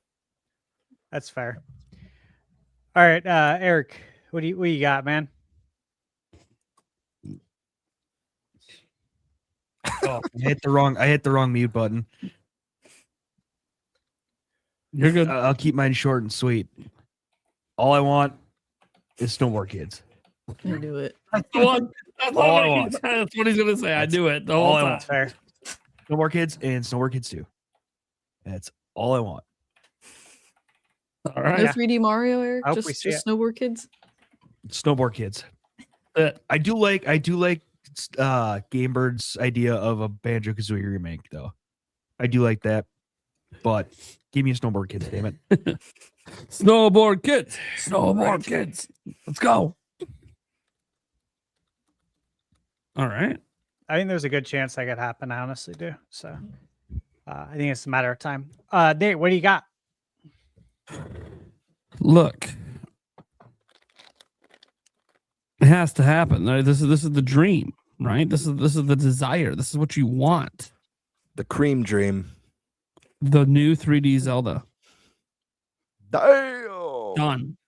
I have much more on my list than that, but that's the most important game on my list. Yeah. I go. I'm gonna say it's coming out this year. I get that. Zelda 40th anniversary. Give us that 2014 shot moment. Let's do it. Aonuma's Last Zelda. I'm ready to hype up Aonuma's Last Zelda for literally the next 3 years. Let's fucking go. I'm so ready. Again, this is the wish list. Okay. So get ready. There's some crazy stuff on here. Horizon Zero Dawn and Forbidden West combo pack. Oh, Let's go. Yep. Sony, you already bought it to PC. Let's go. Get it on Switch too. Halo You would Combat do Evolved. very well. Come on. Halo Combat Evolved. What are we doing? Yeah, I said Master Chief Collection is my more realistic one. Nah, let's get this. That's what I want. Crimson Desert. I think it's probably going to happen anyways. We're pretty confident it's coming over, but I don't know if it's going to be in the direct. It's my direct. It's in the direct. Keeping to that, I want a Crimson Sky remake. Sticking with the Crimson theme here. You guys remember Crimson Sky back in the day? Crimson Sky? Yeah. On Xbox. Yeah. Dude, I'd Yeah, love a remake. I remember of the that game. box art perfectly. Yep. Yeah, that game is awesome. One of the It was a best really good game. fighter games out there like that. The Sky World War II plane fighters. Oh, it's so fucking good. Last time I played it was actually in one of those giant things that like moves all over the place at some event. Oh, it was sick. It was so cool. Oh, yeah. One of It those. makes you feel like you're actually in it. Yeah. Yeah. That's cool. That'd be a Those good are way to awesome. play I it. can't afford one of those things, but if I could, that'd be the only game I play in it is Crimson Sky on repeat. But remake that thing is time. It's 2026. We need that thing coming back. All right. Again, my wish list here. Elder Scrolls 6. I mean, does anything else need to be said? That, Elder Scrolls. that, my friend, is hopium right there. That's what this is. It's a wish list. Yeah. I know, but you took it too far, dude. You took it way too far. That's Nah, the it's craziest feasible. thing I've heard tonight. There's no such thing as too far on a wish list. That's the craziest thing I've heard all night. I've heard a lot of crazy shit. I like it. That is crazy. In I my like it, though. mind. If you're not going to get crazy, what's the point of a wish list? That's true. Dude, we had from Lamb out here going Nintendo Land 2. So, like, I'm just saying, it's a wish list. At least it's a game that really exists, we think. Yeah. Yeah. I do have a question for you guys though then. Since you brought up Elder Scrolls 6, do you think that's like the one game that could compete with GTA 6? I don't think I any don't- game can compete with GTA 6. You don't think so? No. No, I don't think I anything think there can, was like, it's on its own stratosphere. Yeah. I never think played there were- Grand Theft Auto, so I don't know.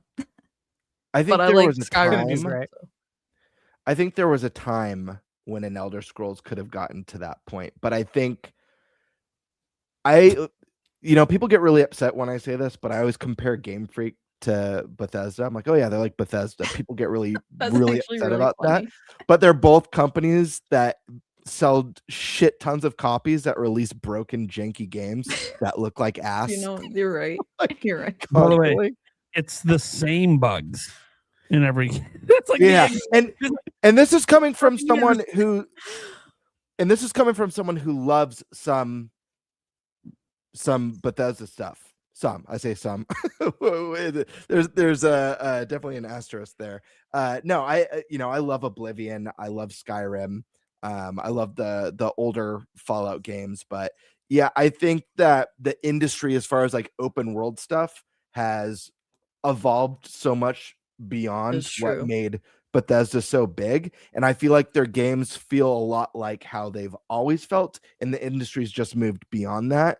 So until that, like, I don't know, Starfield was like, that was the huge project that was supposed to really, that was their big thing for so long, and it was a lot of inventory menus and loading screens, and I don't know, it doesn't bode well for Elder Scrolls 6, but my fingers are crossed that it will be amazing, because I personally love the Elder Scrolls, and I would love to see an Elder Scrolls that goes toe to toe with Grand Theft Auto, because I'm not a Grand Theft Auto fan. I haven't liked a Grand Theft Auto since Vice City. So yeah, so Elder Scrolls, kick some ass, please. Yeah, sorry to derail. I was just thinking about that like the other day No. because we were talking about Elder Scrolls 6. So we brought it up. I was like, oh, I wonder what they think about that.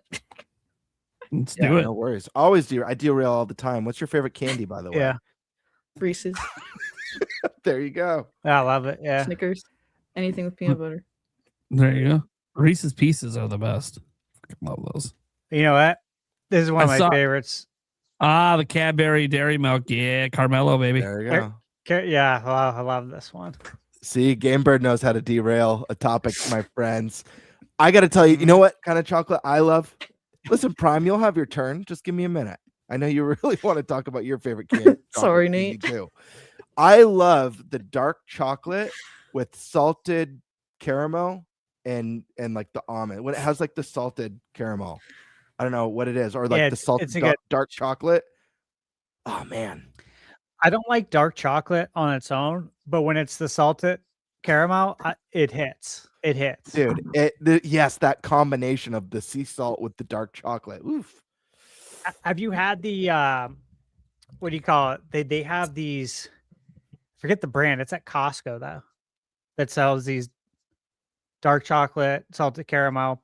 It's like a really good deal. Someone in chat probably knows what it is because they probably buy it, because like so many people not buy this sure. at Costco. Next It's time so you go to good. Costco, send me a picture so I know, because I love that. I love that stuff. Yeah. Nate, what's your I will. favorite type of chocolate? Not participating. And that, my friends, is how you successfully derail a topic. You may continue. Sanders is the brand. Hell yeah. Sanders dark chocolate salted caramel. It's the best. Is it related to Yummy. Colonel?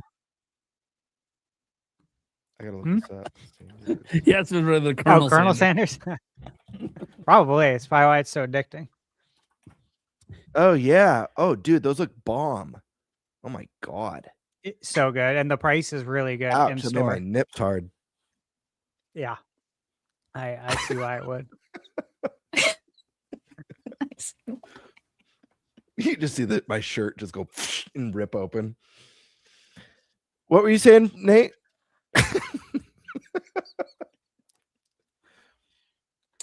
What else you got, So man? video games. Control Resonant. Come on, let's get it over. Game does look good. I already said this before, but it was kind of like an offshoot, like some sort of big game if it was a part of the showcase. But GTA 6 would obviously be like the biggest get, right? And it's my wish list. And even though I don't really care that much about GTA 6, my God, it being on Switch 2 would just make me laugh. just laugh. That's it. I'm not going to explain why. It would just make me laugh. Kingdom Come Deliverance 2. That would be a good one. That'd be awesome to have that on Switch 2. I really want to play that one. I'm bummed I didn't get around to it last year. This Don't is be. one, like Kingdom Come Deliverance 2, I think will come eventually. But this next one, I don't think is ever going to come. But this is my wish list. Wolverine.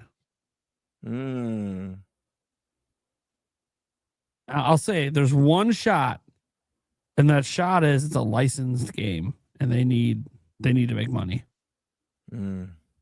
So maybe, probably more likely the Spider-Man games come, but this is my dream list.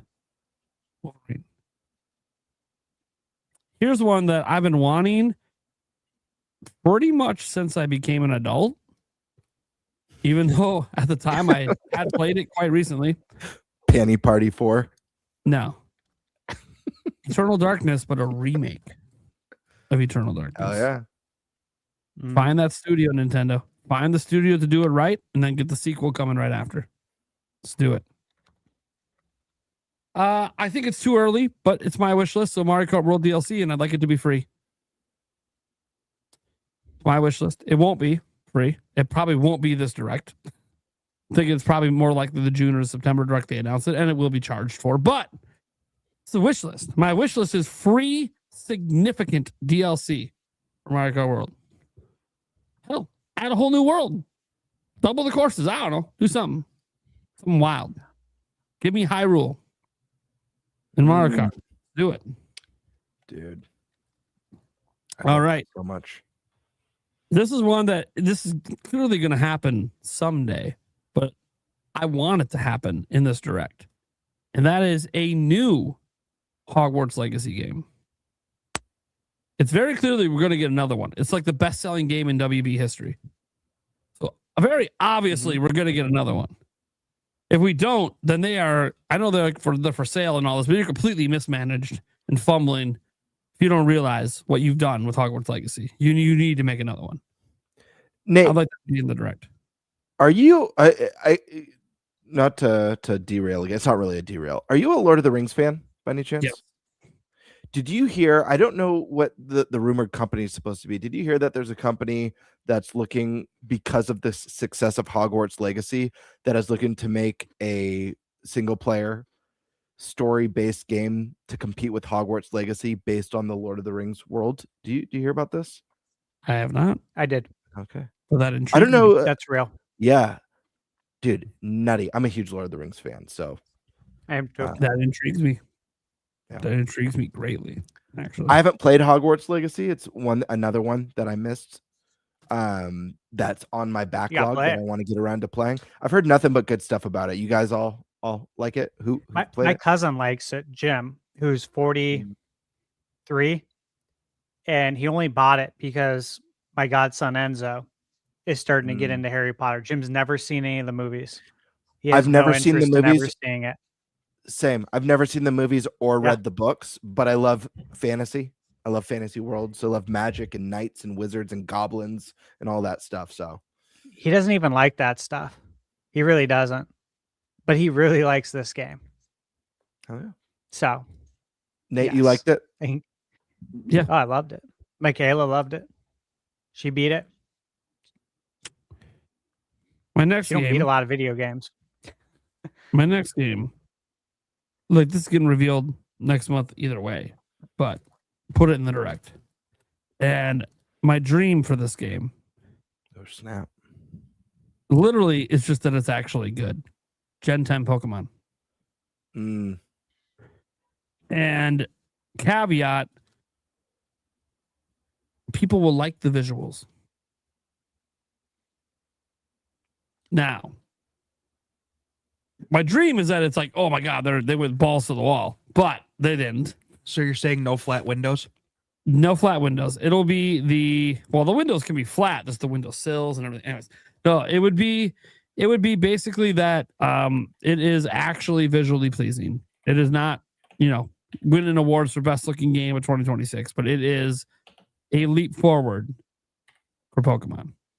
The leap that we thought was going to happen on Switch and never really did. Heck, maybe it's a new art direction. I don't know. Something. But that's on my dream list. And we're going to see it next month either way.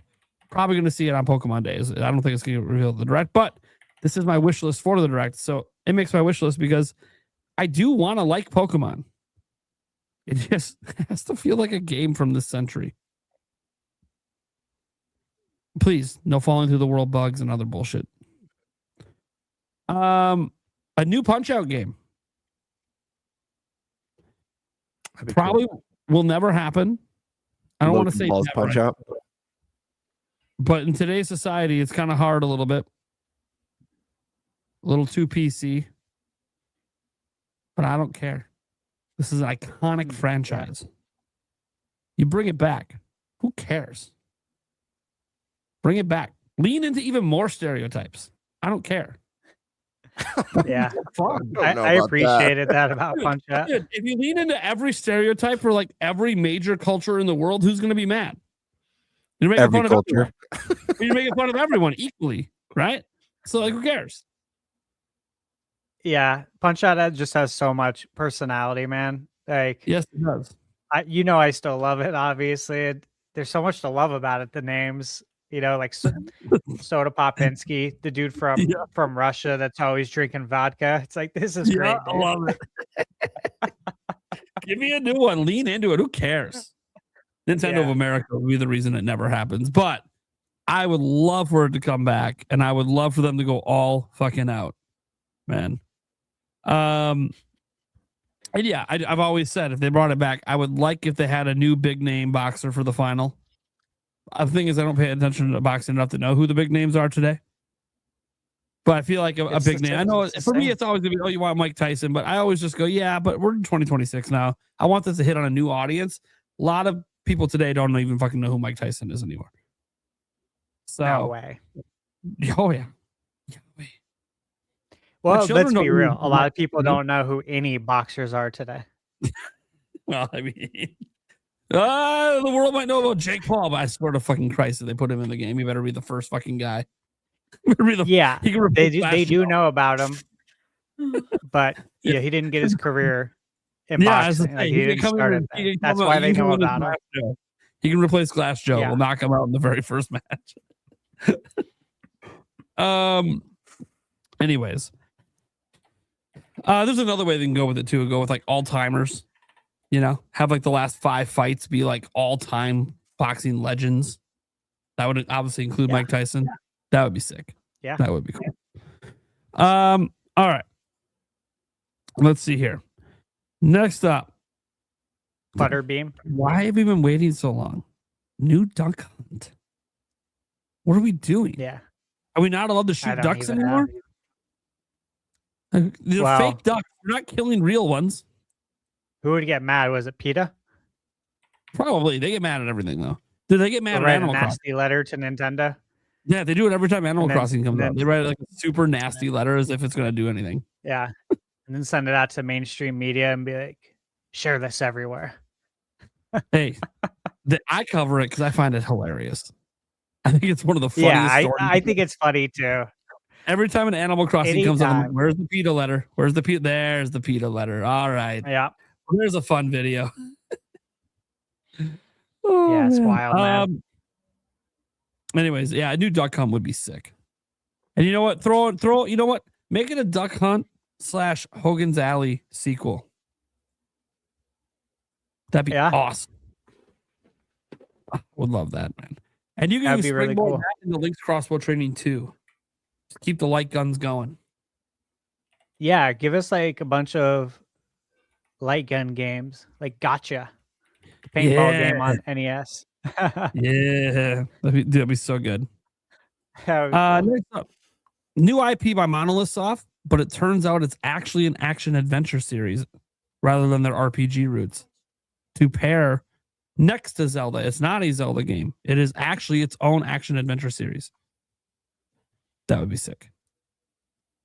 Yeah. That would be awesome. That would just be so fucking cool. This is one that I think people have been wanting for a long time. Comes up all the time. New F-Zero. Mm-hmm. They haven't forgot F-Zero. F-Zero 99 did pretty well for them. I think that's opened the door a smidge to the possibility of bringing back a new F-Zero. By the way, guys, It's a cool for game, those too. just tuning in, these are not predictions. These are wish lists. I already did the predictions earlier. Okay, so these are wish lists. So if you're looking at me Like, this guy's crazy, He's a psychopath. this is wish list. This is if I was Let's in go 6 control next of week. all of gaming, this is what I would put in the direct. All right. And this one was actually cool because Gamebird brought it up. I do want a new Wario Land. Absolutely. Absolutely need one. I don't know why we haven't had one in so long. Makes no Madness. sense to me. They've all been excellent. Let's get a new one. Do you guys remember the Wario Land Shake It skit on SNL? With Alex Baldwin? Yeah. Yeah. I'm shaking my I've thought about Wii. that in years. Yeah. Next up, let's get a new Golden Sun. It's time. It's time for the sun to rise on a new Golden Sun. I think that just makes sense. Yep. This is one out there that I personally would just find hilarious because it would make certain parts of the internet shit bricks that it got revealed in a Nintendo Direct instead of a state of play. Final Fantasy VII Part 3 revealed in the Direct. Yeah, People would ship bricks. People would ship bricks and then also realize, hey guys, it's coming everywhere. I don't know what you're What's you're the, convinced what, about. You're getting the game. Nate? What's the prescription or the treatment for that? For shitting bricks. You know, what do you do? I've talked to my doctor for a while for it. You know, we tried to try to like block it up. That was a mistake. Brick fix? Yeah, brick fix. Anyways, that would be so cool. It probably isn't ready. This is probably realistically not being revealed till either end of the year or early next year. But this isn't about realism. This is about what I want. This is desires. This is wish list items.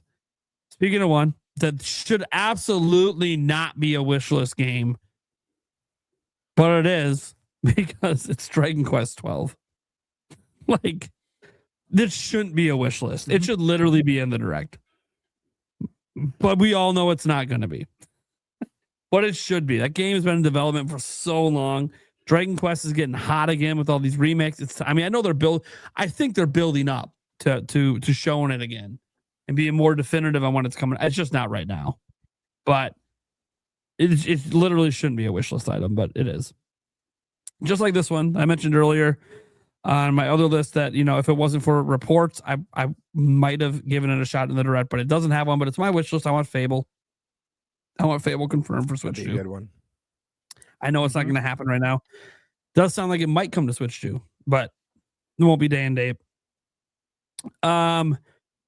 This one is kind of weird because I truly don't believe it's coming out next year, but hey, it's already announced. Star Wars Fate of the Old Republic.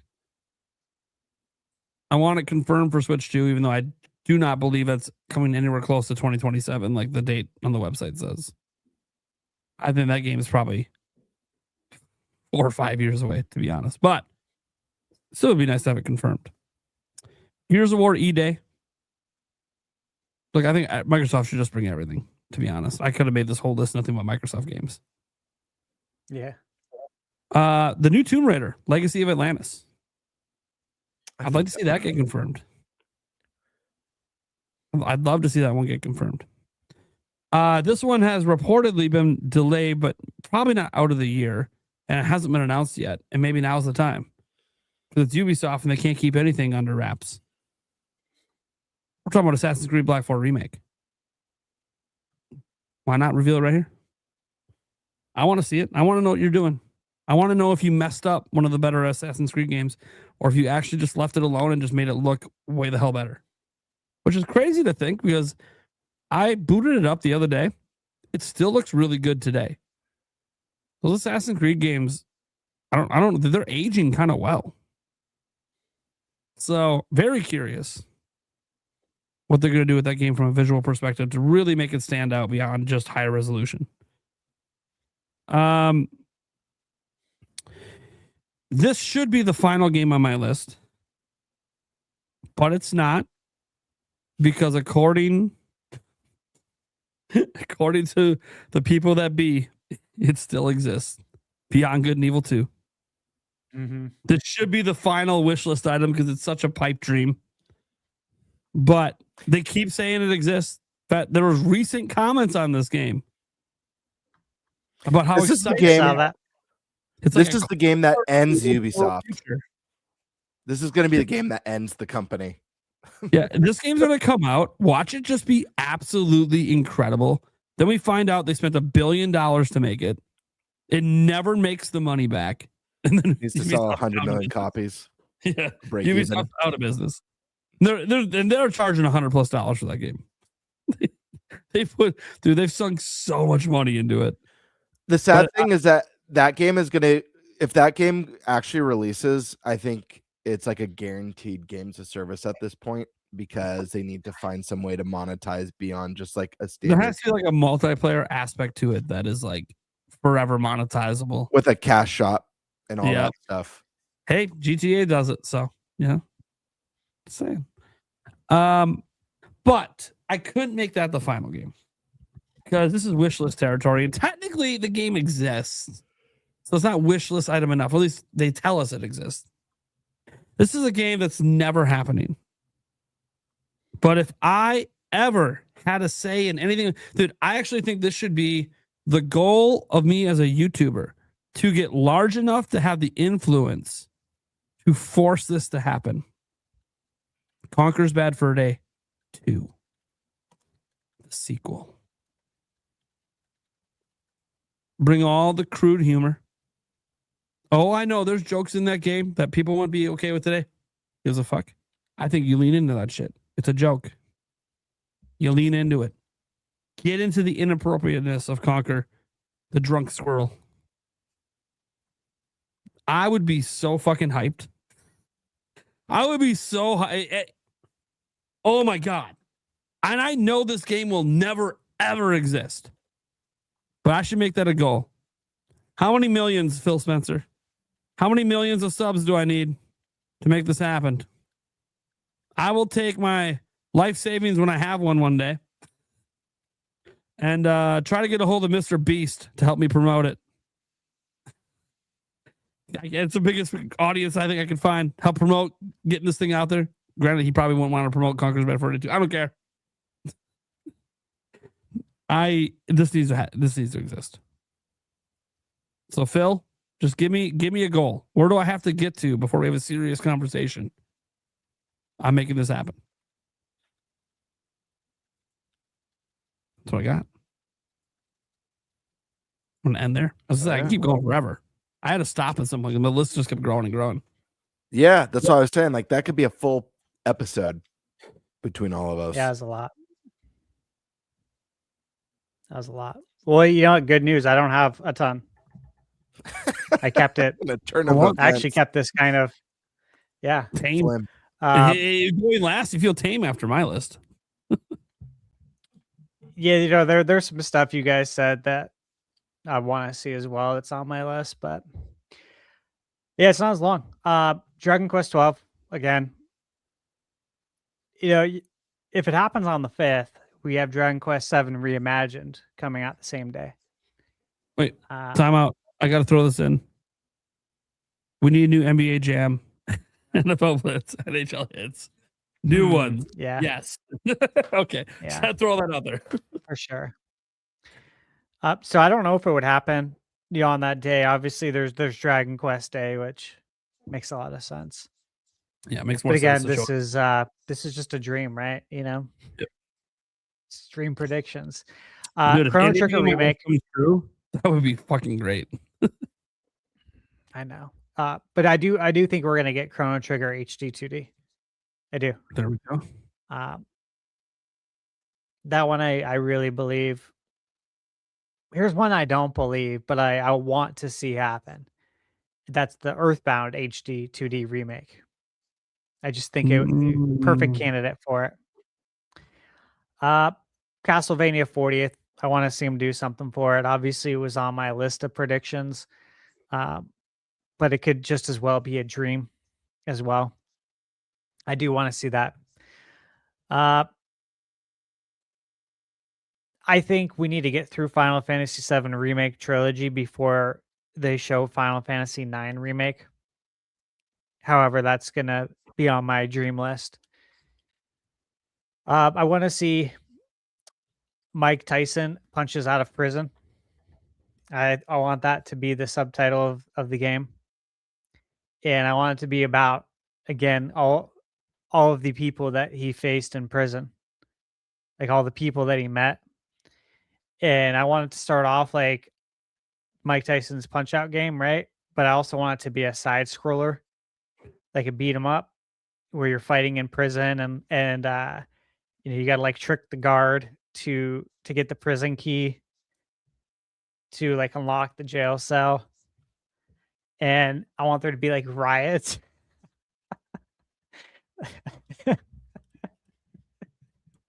I want it to be like the show on HBO, Oz. Did you ever watch Oz back in the day? J.K. Simmons was in it. Yep. I want a Mike Tyson side-scrolling like beat 'em up game that is basically like the TV show Oz, and it just focuses on like prison riots and stuff. And I want there to be like mini games in it, like where you could play like basketball at lunch, and like working out, see how many like bench presses you can do, stuff like that. I want there to be like opportunities to get like shanks in the game and like stab people and stuff like that. I think that'd be a lot of fun. What do you guys think? Would you guys be down with Mike Tyson? I like that. Punches out of Yeah. prison. I actually love that idea. I was just waiting for you guys to cut me off. I loved actually love it. Oh, you And keep going. it needs some actual like Mike Tyson voiceover too. Yes. That would bring everything full circle. Oh man, that'd be sick. All right, so I really want to see Nintendo bring back Captain N. I think it's time to bring back the Game Master himself. And I want his dog to be in it too. That's in the intro to the game that gets sucked into video game world. I really want to see that. Been wanting to see that since the 80s. So that obviously has to make my list. Here's one that I honestly I do think could happen. I really do. And that's Super Mario RPG 2. Nintendo and Square are very close. We obviously got the remake. There's great characters in that game. Gino and Mallow are beloved. Why not carry this on? Why not do another one? I can't believe I forgot. And I know Square's working with everybody now. They're releasing their games on all platforms. I don't think that just because of that, you can't make a game together like Super Mario RPG 2 and have it only on Nintendo. They make the rules. If it makes sense for them, they're going to do it. Yep. Just like Absolutely. with Wind Waker on GameCube NSO. Nintendo makes the rules. They can release the HD one too. It's whatever they want to do, man. It's their world. We're just living in it. Ocarina of Time remake. Obviously, I want to see that.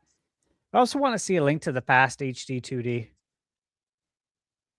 Really want to see that. The Oracle series, again. I think all of the 2D Zeldas are going to have their time to shine again with remakes. I think it makes a lot of sense. What would the next one be for 2D if there was a remake? Would it be A Link to the Past? Would it be the original?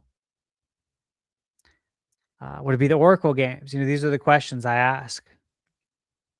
I don't know which one they'd go with, but I'm down for all of that. Obviously, Kid Icarus. Do something with them, please. For GameCube NSO, Gamebird, you mentioned a lot of great ones that were on my list, like Eternal Darkness, Twin Snakes, and Beautiful Joe. So I'll throw a few more on there. Obviously, I want Wave Race Blue Storm. No surprise there. I want Star Fox Adventures. I would like to revisit that on GameCube NSO. Hell yeah. It is Sonic's anniversary as well. It's Sonic's 35th anniversary. So Sonic Adventure DX for GameCube makes a lot of sense. Really does. It's a great game. Yeah. another one from Sega that, again, I've said this before. I really want to see Fantasy Star Online on GameCube NSO because we could actually play online. We don't need the broadband adapter to do this anymore. Yep. You know what I mean?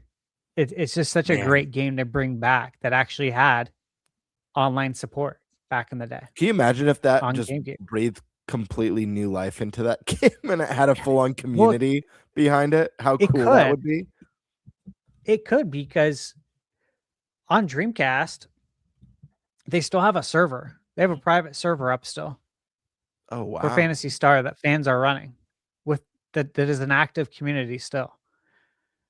So like They'd I'd be all go curious to over. see if any of those folks migrate over, but that game's really fun. I would like to see that. That'd be a fun one to revisit. And then Mario Golf Toadstool Tour. Really love Mario Golf on GameCube. That one's my favorite console Mario Golf. Nate, you mentioned some Sony titles like Horizon, Zero Dawn, and Forbidden West. And I think I've told you guys I platinum both games. And I've said it before, but I'll say it again for anyone who hasn't heard it. I never go into a game with that intention. I only decide if I'm going to do that probably like halfway through because I'm enjoying it so much that I'm like, you know what? I want to see and do everything. This is worth it. I'm bought in. I believe in this game. And so I'll do that. And so I did it with both of those games. And I think it would do very, very well on Nintendo. I think Nintendo fans would appreciate it. And Zelda fans would love it. It's a really good game. So I'd like to see that. I bought a PS4 just because of Horizon Zero Dawn when it first came out. I was like, this looks So like a good. game I would like. It is really good. So I I think it would agree. do I really think well on Zelda Nintendo. fans and Nintendo would do great. I agree. The Uncharted collection. Another Sony one. Uncharted is excellent. Again, I think it would do well.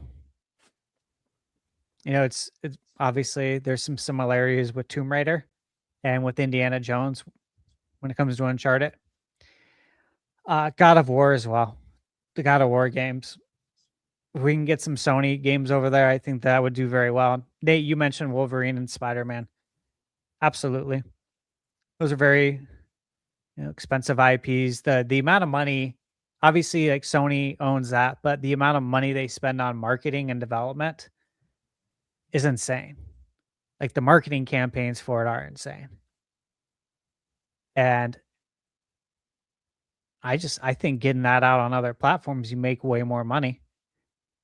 If you're doing it on PC, and if you got all these PC handhelds out there now, what's the difference? Why don't you release it over on Nintendo too and collect the money over there? Yeah, I think it's definitely something for them to consider. And then you mentioned Crimson Desert again. I think we expect that. I really do. That's all I got. I tried to keep pretty. You know what? I did save one for last that I wanted to mention last, because this one is a dream, and that would be Mother 3 on the NSO. That's also my bingo card. Mother 3 coming to the GBA NSO. It's the 20th anniversary. Came out in 2006. Let's make it happen. All right. It's pretty good. One game I wanted to throw out there quick, and this should actually be on predictions for the show, not wish list. After all, Nate the Hate said it. Expedition 33. He said it's coming this year to Switch 2. Shit. Let's see it. That'd be nice. All right. I think that does it for that topic then, eh? We can do the bonus topic here. Shouldn't take too long on this one. But you guys remember how mad supposedly everyone is about game key cards? Big deal, right? Everyone's mad about not true physical. I've been mad about it. Well, Have you guys heard of a website called Deku Deals? Yep. They compiled some data. And it turns out maybe people don't give a shit about game key cards as much as the internet likes to pretend they do. Literally right off their website. Are Switch 2 owners buying third-party game key card releases? So, got a chart here. You can obviously see 75.8%. So, according to our data, most users seem willing to purchase game key cards. Of the 1,070 Deku Deal users who have had one or more third-party physical releases to their collection, so clicked on links to their website, right? 735 of those people own game key card titles, at least one or more. That is massive. To the point that, like, I know the internet has made a big kerfuffle over game key cards. And I understand that this is a very, very, very limited data set, right? We're talking about 1,070, consumers. It's not, you can't make entire market determinations off of that. But they are a website, obviously, for usually the more savvy consumers, realizing you can go there and find all the digital and physical deals right on their website for all platforms, not just Switch 2. And the fact that those savvy consumers seem to not give a fuck if it's a game key card or not. If it's a game they want to play, they're going to buy it anyways. I find that to be fascinating. So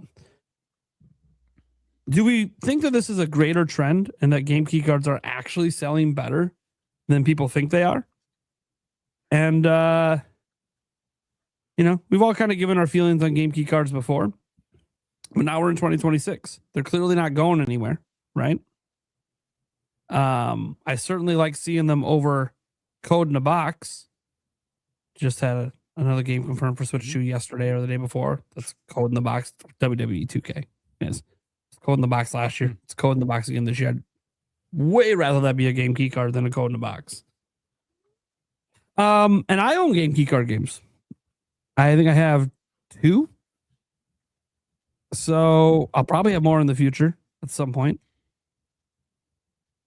So what do you guys think? Does this data sway you that maybe game key cards really aren't as big of a deal as the internet made them out to be? I mean, No. I never thought key cards were a big deal because I've been pretty clear. Listen, the people who are up in arms who truly there's two types of people who are really upset about game key cards. People who love physical media, which I'm one of those people who loves physical media, but the fact of the matter is, love it or hate it, we're a dying breed. We are the few. The vast majority of consumers could give a rat's ass about physical media. Talk to any kid today. They don't like it. They don't like having to worry about their discs getting scratched or even having the act of removing a disc, putting it in a case and adding a new disc or cartridge. They like their whole library on their device. So there's that sector, and I get it. I've accepted the inevitable because if this isn't the last physical media gen, surely the next one is. That's how I view it. And the other group of people who are up in arms about it is a very loud minority that's, making content for engagement. Does that mean I think game key cards are good or awesome? No, I don't own any. I've never thought about buying any before. I buy physical games for the games that come traditional physical. I stick to how I've been as a collector. And when a game doesn't, I buy it digitally. And next gen, I'm probably going full digital because I don't want to be left behind. I don't want to be left with a bunch of games that don't carry over to the next gen hardware that doesn't come with some sort of a disk drive or a cartridge slot, because it's going to happen. Eventually, we're getting that all digital system that doesn't offer even a add-on for a disk drive or a cartridge device reader. So yeah, this isn't surprising at all. The trend is going to continue to be majority digital. That number is just going to get bigger and bigger and bigger with time. The trend of traditional physical media is going to get smaller, smaller, and smaller. It's already super small. So yeah, I just I don't find it surprising at all. I love physical media, but unfortunately we're going extinct. We're dinosaurs, and we will be forgotten. And at the very least, those of us who have been collecting our whole lives, at least we have all these wonderful memories that we've gotten to collect over the years. And I don't know about you guys. I'm not planning on selling mine. I hope to pass mine down. Hopefully, if my kids care about this, I hope they care about it, or grandkids care about it. I'll be passing it down to them. But yeah, enjoy it while you have it, because the fact of the matter is it's going to be gone. And no matter how much you fight it, at the end of the day, there's not really anything you could do there. And guys, there's still companies like Limited Run and what's the other one? I just Boston Colt. Yeah, that's a new one. There's another one there's a lot premium edition games. There's so many little. Those companies are going to pop out because there always will be, for us oldies, for us dinosaurs. There's always going to be a market for physical games. And so I imagine it's not going to be day and date, but how we get some of those limited run pre-orders, you'll see more of that. So there's that to look forward to. But yeah. And someday when modern devices don't have the cartridge or disk drive even as an option, some of that physical will still exist, just like vinyl still exists. It's just going to be specialized probably to PC, where there will always be an ability to use a disk drive with a PC. Always. Yeah. So, yeah. So I'll give you my thoughts real quick. I was going to say it's very similar to what you just said, Bird. No, it doesn't surprise me because I never thought the sales were bad. I never bought into everyone's feelings. And when I say everyone, it's not everyone. It's the people who are just loud on the internet and don't even play video games because they're on the internet talking about them. It's true. So look, I never thought they sold bad. The casual does not care about that. I think it's interesting. I've seen so many people on X, though, like a game will be shown, like an account will post about a game, and they'll be like, but it's a key card, so I'm not buying it, and I won't buy it digitally. And I was excited for this game, but now I'm not going to play it. I'm like, bullshit, bro. If that's how you live your life, first off, that's sad. And again, I don't know how you function day to day if that's how you're living your life. If something doesn't go your way, you're just going to quit and walk away and say, I no longer have any interest in this. It's just weird. It's weird behavior to me. And it's not that this has been just such an interesting experiment, I guess. Social experiment to like watch from my point of view. Because I've done physical my whole life. I love physical games, of course. But again, we are a dying breed. We're almost the newspaper. That's where we're at. We're going away. It's true. And I mean, I still buy physical. I still buy physical movies all the time. I buy like 4K releases. I love physical media in all its forms. I buy physical books. I don't do the ebooks. I rarely do the audiobooks unless I'm on the road. It feels soulless. I buy comic books. They do feel soulless. They do. Not touching the paper is like it's weird. Sterile. I don't like it. Very sterile. Yeah. So yeah, if I'm going to do any digital form of a book, it's audiobooks. Yeah, audiobooks are cool. Yeah. Yeah, I like that. I like the idea of it. Michaela listens to them all the time. I'll give you an example, though. So my cousin Jim, he is 43. He loves Cobra Kai, loves it. And they just announced today that it's coming to Blu-ray. You can pre-order it now, the whole set. So I sent it to my cousin, the link. He replies, "Can I just buy the empty box?" LOL. I said, "You don't watch physical media anymore?" He said, "No." End of conversation. I'm just like, we can't count on someone like you. Who can we count on?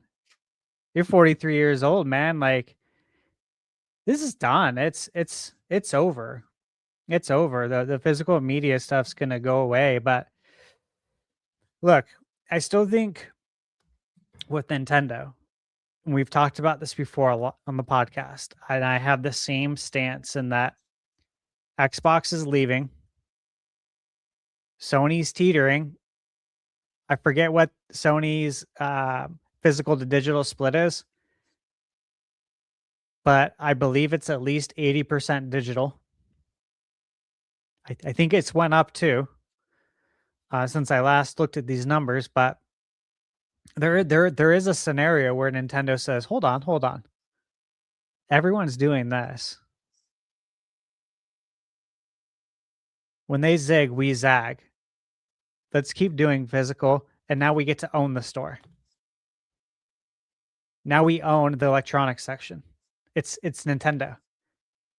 We are synonymous with video games. We are the brand. We are the company that has physical games.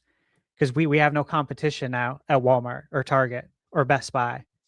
Wherever it may be, there's no competition. If someone wants to buy someone a video game, if parents, grandparents, you want to buy someone a video game, the only way you can do it is on Nintendo, because there are no physical games on Xbox. There are no physical games on PlayStation. Like there might be a future where Nintendo says, you know what, maybe we keep doing this. Look at our numbers, guys. We're like 50-50. We can't abandon 50% of the market. Our customers dictate this. We can't abandon them. So what if we actually sell more physical games now because Sony and Nintendo are no longer there, or Sony and Microsoft? It's just us now. I think there's a real scenario where that could play out. I'd be interested in that, but probably getting a little off topic here. But as far as these key cards, man, I'm not surprised at all, because I never once thought that they wouldn't sell good, because the casual consumer knows no different. And the real gamers, like people who really want that game, they're going to buy it regardless, because they want to play it and because they like that IP. They're going to buy Final Fantasy VII Remake on Switch 2 as a key card because that game means something to them and they want that game up on their shelf because they know the history between Nintendo and Square and Final Fantasy. It has more meaning to them. And so you will buy it just to have that case and that box art up on the shelf. If it's the same price digitally, you'll buy the key card just for that. So there's scenarios like that too, commemorative things. I just don't think this is the end all be all, man. Life's bigger and deeper than if it's a key card or not. People got to step outside and some fresh air. Yeah, to kind of add to it a bit. I mean, if you want an example that key cards aren't like this huge deterrent, we have a recent one here in Final Fantasy VII still sold out on Best Buy. Love to see it. It's very obvious. Sold out everywhere.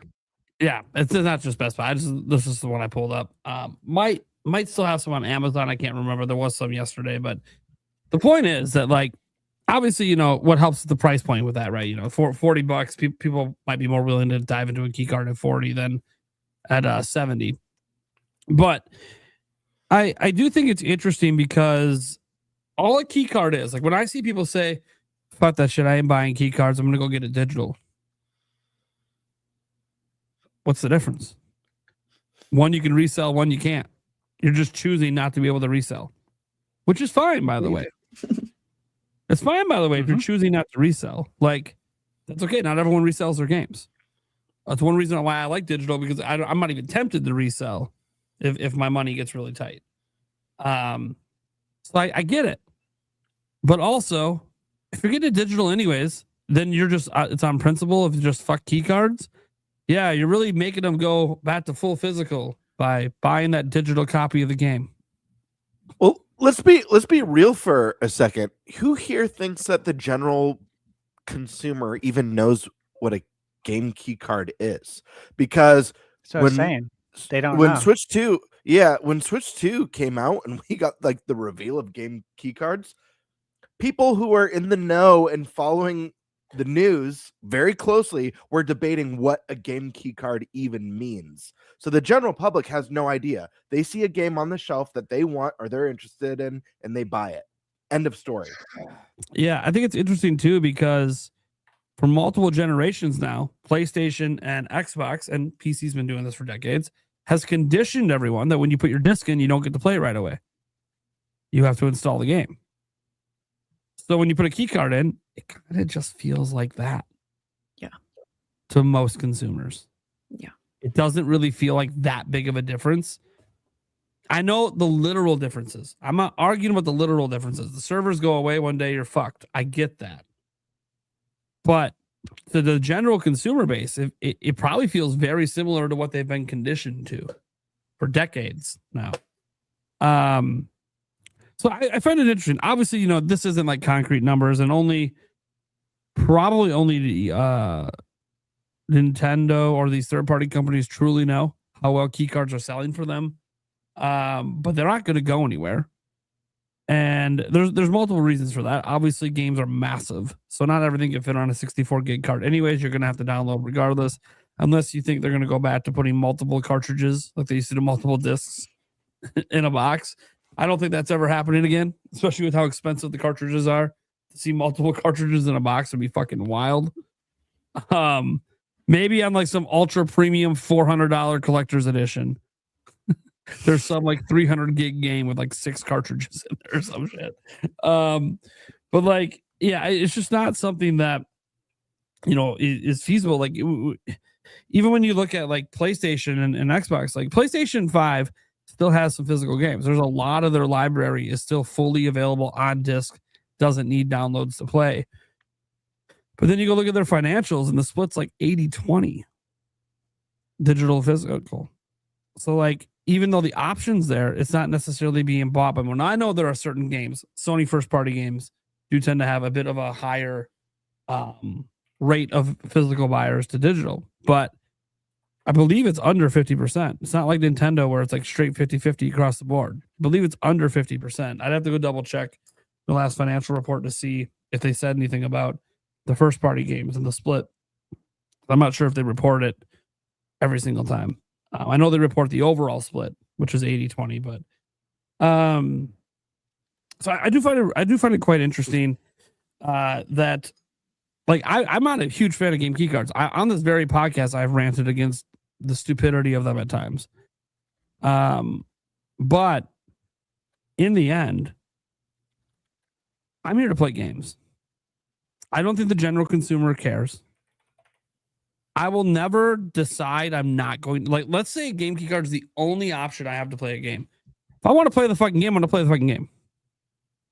You can get on my ass about ownership and how I'm being anti-consumer. You know what's anti-consumer to me?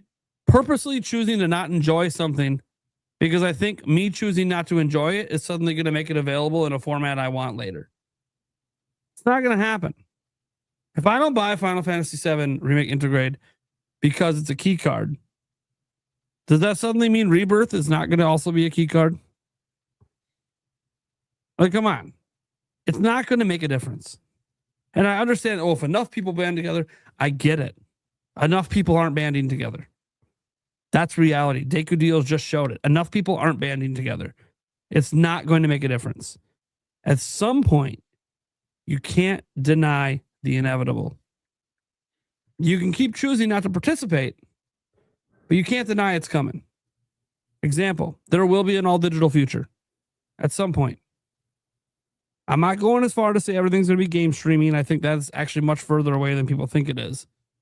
But all digital, where there is no physical copies available, I think that is much closer than people realize. Could be as soon as PlayStation 6 and the next Xbox. I think the next Xbox is a shoo-in. They keep saying they're making one. So I think it's a shoo-in that will not have a disk drive. And I think, and this is why I think PlayStation 6 might not really either, even though I think it will support a disk drive.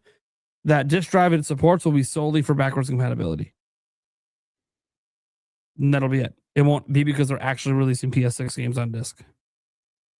And there's a lot of reasons corporations are leaning this way. We all know the reasons, right? It's all about the corporate greed and all that. Also, it's not just about that, but that plays a role, right? They make more money off digital sales than physical sales by a landslide. But also the consumers are the ones that kind of drove the change in the first place. It's not like physical media on PC vanished overnight. Consumers decided they would rather download their games than buy a disc and install it. Physical didn't vanish on PlayStation overnight. Consumers decided convenience matters a little bit more. It's not like they just decided physical is going away. We didn't get to the Switch 2 generation and they just decided, you know what? We're going to slowly phase out physical and do game key cards. No. Nintendo's statistics over the last 8 years, going from 70-30 physical to digital to 50-50 by the end of the generation, tells them things are trending towards digital being more dominant than physical. So why make super, super expensive cartridges? They're going to cost like $40-50 to these AAA studios making 100 gigabyte plus games. Where they're going to have to take that game, charge you the $70, throw a $40 premium on. Now you're at $110. Are consumers going to buy that? No, let's be realistic here, guys. If Final Fantasy VII Remake Integrate was on a 128 gigabyte cartridge, it wouldn't be $40. You're probably looking at a $70, $80, $90 game. Are you buying that just because it's physical? Some of you would, absolutely. But do you think it's sold out like it is now, if that was the case? Like, there's a lot of these metrics that people go into when they make these products and make these transitionary products. And I don't even know if it's a transitionary product, but if nothing else, game key cards might be a way to make physical stay around longer for Nintendo. Because it is the only way between the home console makers to have an ability to sell a digital good. Resale value. Nintendo found a way to make you able to resell digital products. You just got to buy it as a key card. No one else has that as an option in the console space but Nintendo. Now, I say no one. I realize that on PlayStation, thanks to Microsoft especially, there's a lot of the discs are just key cards. You download the game, but you need the disc to play, just like a key card. I get that it technically exists. They just don't have a name for it. But Nintendo's putting a name to it. And obviously, I don't think the general consumer cares that much. I think people, you know, I have children. I can tell you right now, they don't really care that much about physical. They obviously have physical games for their Switches and all that. They have their little portable carrying case and they put their physical games in it. But they would rather not have to switch out cartridges. They would trade that cartridge for the game that just be available all the time with a menu switch. Because that's the generation they're growing up in. Because it's really been this way since 2007 when smartphones started getting popular. The moment this became the go-to thing, where the thing in your pocket has access to everything all the time, your smart TV has access to everything all the time, your computer has access to everything all the time, without having to swap mediums. That's what people want. They want convenience. So, in the end, I'm not in denial that all digital is the future. I know this. I'm not going to stop gaming because of it. Because in the end, I play for the games. I don't play for game ownership and all this other bullshit. Yeah, it's nice to own my games. You guys know I don't really replay. I don't really replay my games. I know for some of you guys, replay value is a really big thing. And you buy a game today, you want to be able to play it 15 years from now. I get it. I don't care because I'm gonna be too busy playing whatever game comes out 15 years from now. There's too many great good games coming out all the time for me to keep replaying old ones. And I know some people are of the opinion that, you know, the video game industry was better back in the old days. And yeah, maybe. That doesn't change it. There's a shit ton of new games coming out I want to play. And if you're like, example, like, oh, well, I hate having to have broken games come out, need all this DLC. Dude, have you paid attention to the indie scene where like they release complete video games? Like you're used to? Sorry that maybe it's not EA anymore. But games that are just as good as what you played back in the day are coming out in the indie world all the time and are way more affordable to boot. Yeah, you can get crazy. You can get almost, I don't want to say it quite at the level, but you can get RPGs from indie devs that are almost as good as Chrono Trigger for like $20 when that was $70 back in the day. Complete. No DLC, no updates needed. Complete day fucking one. You just got to expand your horizons away from the companies you grew up with and start to realize there's a lot out there. And once you realize that, you start to realize gaming's not really in that bad of a place. There's a lot going on. There's just some of the big companies are fucking up. But there's a lot of other companies that aren't. So I think that game key cards are clearly a non-issue at this point. I'm not going to say non-issue for everyone. Obviously, there's people in literally commenting right now that, you know, fuck game key cards. I get it. But I think on a general sense, on a mass consumer sense, I actually don't think it's ultimately that big of a problem. And I think it's possible that Final Fantasy VII Remake Intergrade could have shown other companies the way. And the way is when we release our games on key cards, we don't charge $70. We drop the price a bit. And then it'll move. Release them at 50, release them at 60. People will buy them then. They won't give a fuck. Especially if the digital version is more expensive, which is insane, but you know. Just throwing that out there, guys. Like, and I understand all the companies want to push to all digital faster because it's better for them. And consumers seem to be wanting it to go that way, besides the old heads like us that like physical. But that's the future. And Deku deals is just kind of the first little drop in the bucket because like everything we've talked about with game key cards up to this point has been purely hypothetical. We had no data supporting whether or not game key cards were selling or not. It was all just, well, I went to my store and they had a bunch of copies of this game key card. So clearly it's not selling. So you have no sales data. You went to a store and saw some games on a shelf. All right. It's all been purely hypothetical until this point with Deku deals where we have literal factual evidence. People are buying game key cards, sometimes multiple of them so far. So yeah, I think that this is much more prevalent than just at Deku deals. And I think this is a classic case, as we're seeing with Switch 2 in general. The internet is very loud. Very, very loud. And I'm not saying the internet can't be so loud that it makes a difference and sells products. We've seen this. We've seen PewDiePie back in the day playing indie games on live streams. And all of a sudden those indie games blow up and get millions of sales. Absolutely, there's influence. You can do stuff like that.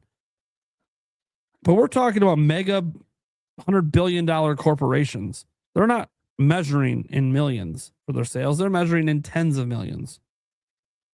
And for them, yeah, we might lose a few sales, but we're making way more profit on the sales we do get. And people will come around. They'll want to play our games because they believe in their games. So key cards suck. I don't like them, but I understand why they're here. They're not going anywhere, and they will never prevent me from playing the game. Because that's why I'm here. I'm here to play games. I'm here to talk about games. I'm not here to bitch about how the game gets delivered to me. Control what you can control. And for me, it's about the games. And I don't blame anyone that when physical dies, if you want to dip out of gaming, that's like your last straw. That's fine. That's your own personal choice. I will never judge you harshly for it. I will merely say, why were you playing games in the first place? Was it for the game? Or was it for the thing you held in your hand?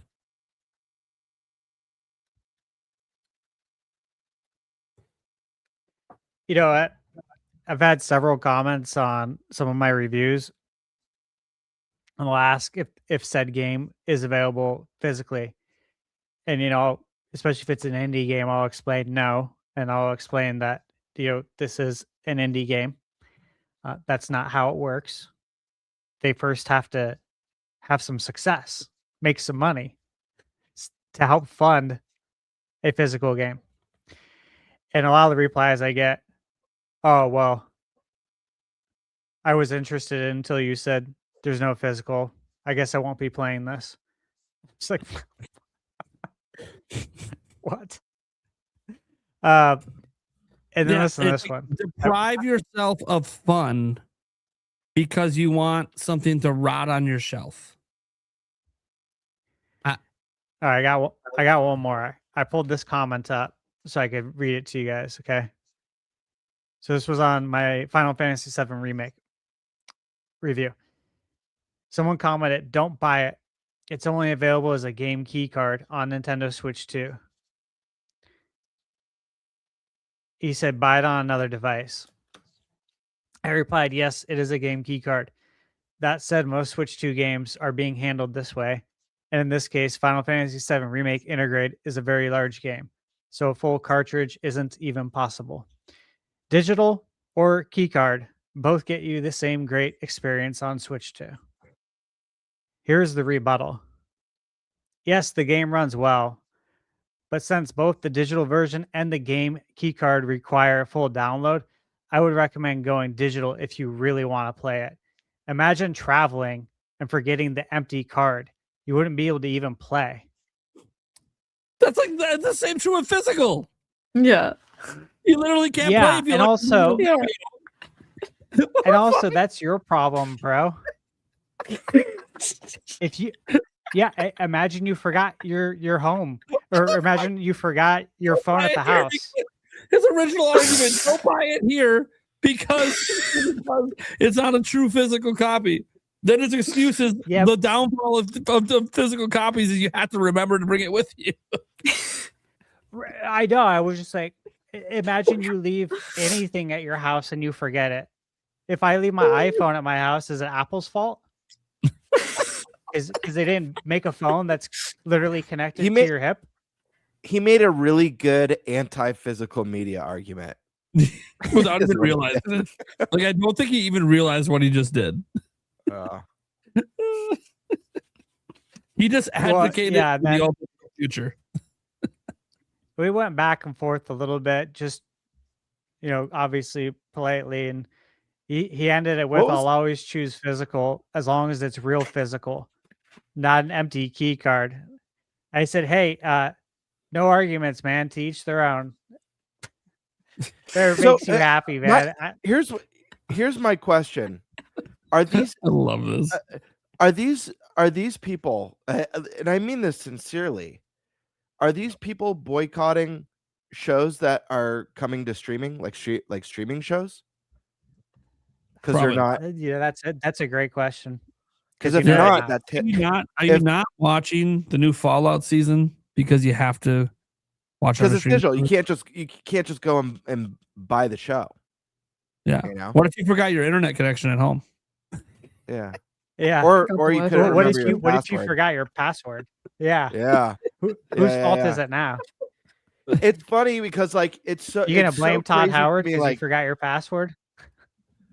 Like, if anyone wants to get upset about the death of physical media, there's no one ending it faster than these streaming services. I mean, look at Netflix. They just made a winning bid to purchase WB, one of the best grossing for movie theaters, a company that's keeping movie theaters relevant. Netflix has no interest in that. Netflix has no interest in putting their stuff in theaters. Yeah, they did a special quick thing for Stranger Things, but they have no interest in normal theatrical releases, theatrical times, physical media releases, owning DC, releasing comic books. You want to be upset with a company, be upset at the streaming services because they're killing it faster than anything.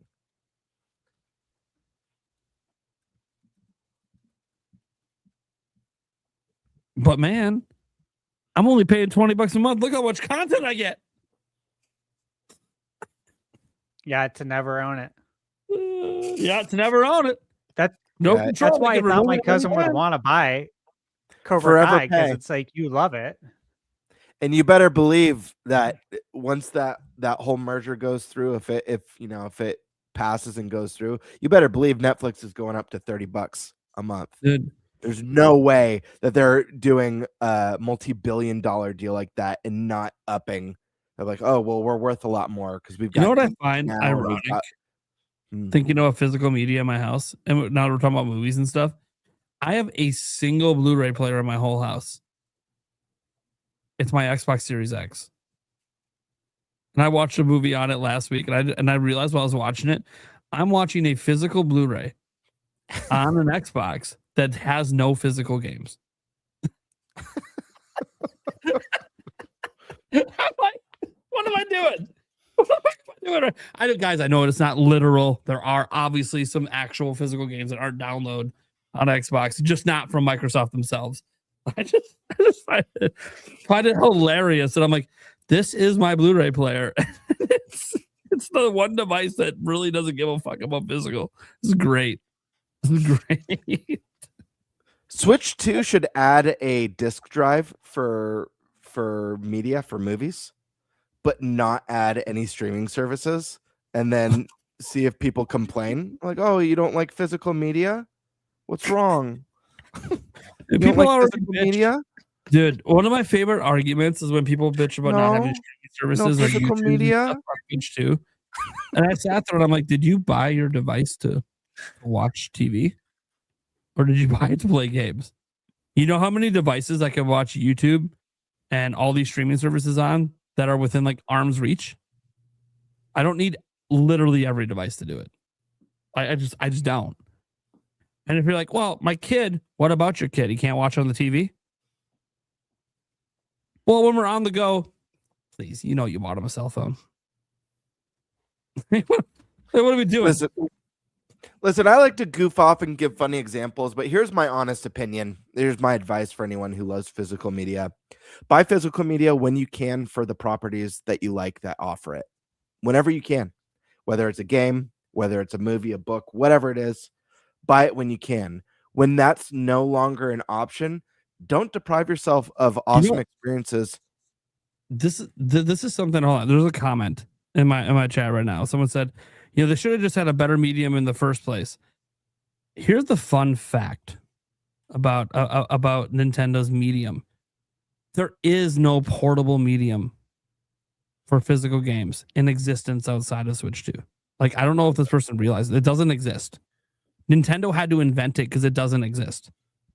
The reason it's so expensive is because nobody else is doing it. That's it. It's not a matter of, oh, they should have made a better medium. There is no better medium. It doesn't exist. They're the only ones making physical that can go on a portable device. Everyone else is all digital. Look at the space Switch 2 exists in. Every other portable gaming machine is nothing but digital. There is no physical option. Why? You have to consider the market Nintendo is in. They are inventing a medium that doesn't exist. It's going to be expensive because nobody else is doing it. And when no one else is doing it, the prices can't come down. The reason prices come down on things are because lots of people are doing it. The reason discs are so cheap, one, they're just cheap to make in general. But two, there's multiple companies still making them and using them. Nintendo's why discs are so cheap is because discs are cheap. Yeah, discs are just cheap. They've always been cheap, to be fair. I thought there was going to be some very profound reasoning. This prices might have actually gone up a little bit last I checked, but it's not that much. It's still pennies to make discs. But that's my point. Like, you can't, like, whenever I see people get mad at Nintendo for how expensive the cartridges are, I'm like, and what the fuck were they supposed to do? It's this or there is no physical. Like, do you understand they're inventing a way to have physical on a device that shouldn't have it? Because nobody else is doing it. Because it's too expensive. They should just make digital cheaper, man. I think We've all thought that for a while. Yeah, that would just solve a lot of the discourse. But that'll never I happen. really don't think it's about the physical thing for again, we're a small population of people. We're a dying breed. And you see a lot of discourse. People who hate game key cards also really love Steam Deck for some reason. So I think the solution is just make digital games cheaper, and people won't give a shit I love anymore. what Call the Blue just put out there. They're storing data in living mushrooms now. We should use that for physical games. That is true. It's true. They actually are doing that, but yeah, imagine you gotta walk around with a plate of mushrooms growing. The mushroom kingdom for nothing. Yeah, right. We're making the Mushroom Kingdom real, except this is how you store your games. Micro SD Express, take a seat. It's mushroom time. Oh man. All right. A weird thought. Sorry. Yeah, I know. It's cool. We all thought digital games probably be cheaper, but we all know why that's just not what happens. And it doesn't happen with indie games either, usually. Outside of when there's like a Switch tax, which we all know. So the games are like $10 more expensive physically. Or was it? There were 3 recent indie games that are like $70, but are $50 digital. The Binding of Isaac. Yeah. Played Up, and one other game, all from I think Nicholas. Yep. Yeah. But they are true physical. Like, this is the test. Are you willing to pony up? Because this is the only way indie games are going to be full physicals are going to be more expensive than digital. It is what it is. Yeah. There's no way to get around that.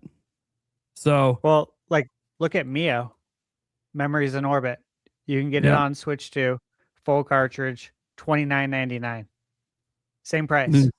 Yeah. Or it's $10 more than the digital. But that game's worth $30 for sure. I feel like they're losing money. It's interesting.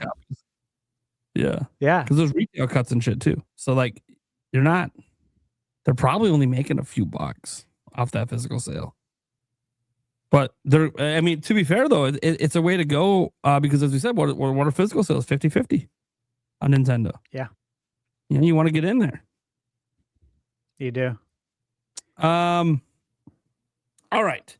Let's go ahead and get to the Q&A section because we have a bunch of super chats and stuff that came in.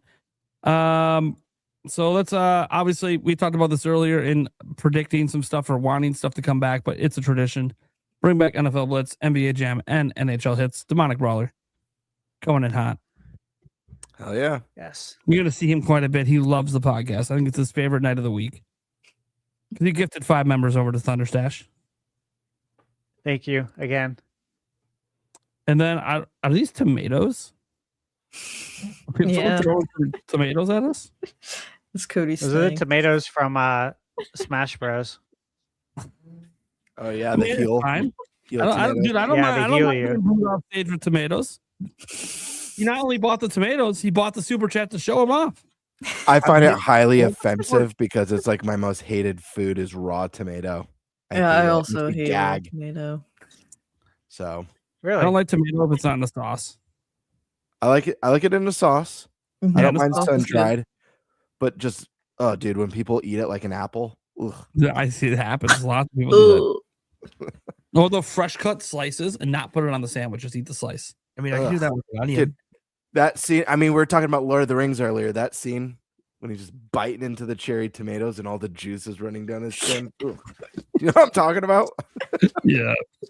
Pippin is singing that song and stuff, and you just see cherries exploding in his mouth. Or not cherries, cherry tomatoes exploding in his mouth. Ugh. Demonic Brawler continued to make his rounds. Gifted a member. Hell yeah, brother. Thank you.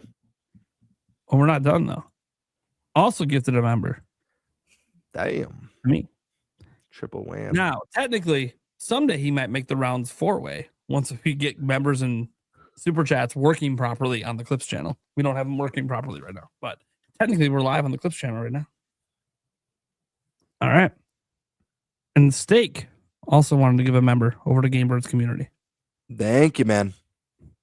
Dealer's Choice, we obviously went over it. Hopefully you guys enjoyed that Dealer's Choice. I don't know. Something kind of come up last minute. I thought it would be an interesting conversation. Hope you guys liked it. Not something we talk about that often. Demonic Brawler. It's to prevent controversy in Japan. They need to preserve that market, and different cultures have different opinions, especially from the parents. Probably has to do with the censorship topic. Also in Japan, you can marry AI robots. So, the more you know. Donald Roller, with Nintendo's censorship of Dispatch, do you think that Switch 2 will get a port of GTA 6? We went over that before. We're not even sure if Nintendo's causing it, but it shouldn't affect that. Spoiler alert, Nate knows that if you buy a hentai game from the eShop, they actually show nudity. But how? All you got to do is go watch any review of those hentai games on YouTube, because you can show nudity. No, on I know YouTube. how. I know how you know. The way you know is that you own it, and if someone on your friends list buys it, you'll get notified. It'll say, "This friend plays this game too," and that's how you know if someone buys it, because you already own it. I have a bunch of people on my friends list. Have you ever seen me boot up a hentai game? Yes. Well, oddly enough, I don't think I have ThunderStash Gaming I have Gamer too. Classic on my friends list. I'm Oddly on enough. your friends list. I am. Oh, you are? Have you ever Yeah. seen me boot up a hentai game? Ever? Yes. Yes. Oh, Multiple fuck, times. I did at PAX. At PAX, we saw you in person. Oh, yeah. Dude, I don't even think you saw me play my Switch 2 at PAX. I don't think I did. No, you did. I though. wouldn't We call were it at that- playing, but Yeah, we were at that Yeah, developer's like booth. Different kind of play. Game, yeah. You remember that? What? Like, you ran up to that booth, Nate, that developer's booth that does the hentai games. I'm like, what are you doing? You're like, I'm trying to see if I can get a review code or something. I was like, are you going to review it? And you're like, no, I just want it. Yeah, I do You just remember want things. this? Yes. I didn't know it was a hentai game. How would I know it's a hentai game? I haven't played it. Not every anime game is a hentai game. The booth had the art. It had the promotional art for the game. It was a hentai was a game. big sign And that- we were like, Have oh, you we got to go played- to this booth. I'm like, are you for real? Have you played a bunch of the anime booth- games? Do you realize that style, the whole over sexualization, is in like every single Yeah, game like that? It doesn't have to be hentai. pretty much. Meanwhile, the booth was a giant train with big Here we go. tatas, and it said the we Hentai Express. No, it did not. Yeah. He's so full of shit. He's so full of shit. I was like, I'm not going to that booth with you. It And did not Gamebird's like, say yeah, that. I don't think the wife would approve either. You're so full of shit. Michaela was like, you can go over there if you want. I'm like, I don't want to go over there. They're Like, so that's full all of Nate. I'm not touching the game like that. so full of shit. Funny thing is, I didn't go up to a single booth by myself the entire time. So, except gamer Well, subs, I did do gamer subs on my own one time. God, fuck you guys. God damn. Just to be clear, guys, I've never even watched hentai, let alone played a hentai game. I find cartoon bits and bobbles to not be attractive at all. Like when I see people even like sexualize like Nintendo characters, like we joke around on, oh yeah, look at Zelda's ass. Is Link's clearly, yeah, Link's clearly looking at it. Link clearly wants a piece. Dude, I got real ass upstairs. I don't need this fake shit. I always figure that like sometimes the hentai games, they're meant for the single males that don't know what a real woman feels like. Probably single females as well. And hentai goes both ways. It's not just for them. It's not just for the men. That's what I've always figured. Maybe I'm way off. I've never actually. You know what's funny? I've never met anyone that watches or plays hentai. Have you guys ever met anyone? Legit question. No comment. No, I don't not. No one that I know is just like offered that information. Other Yeah. than Axe when you ran up to the Hentai Express Okay, booth. fuck off.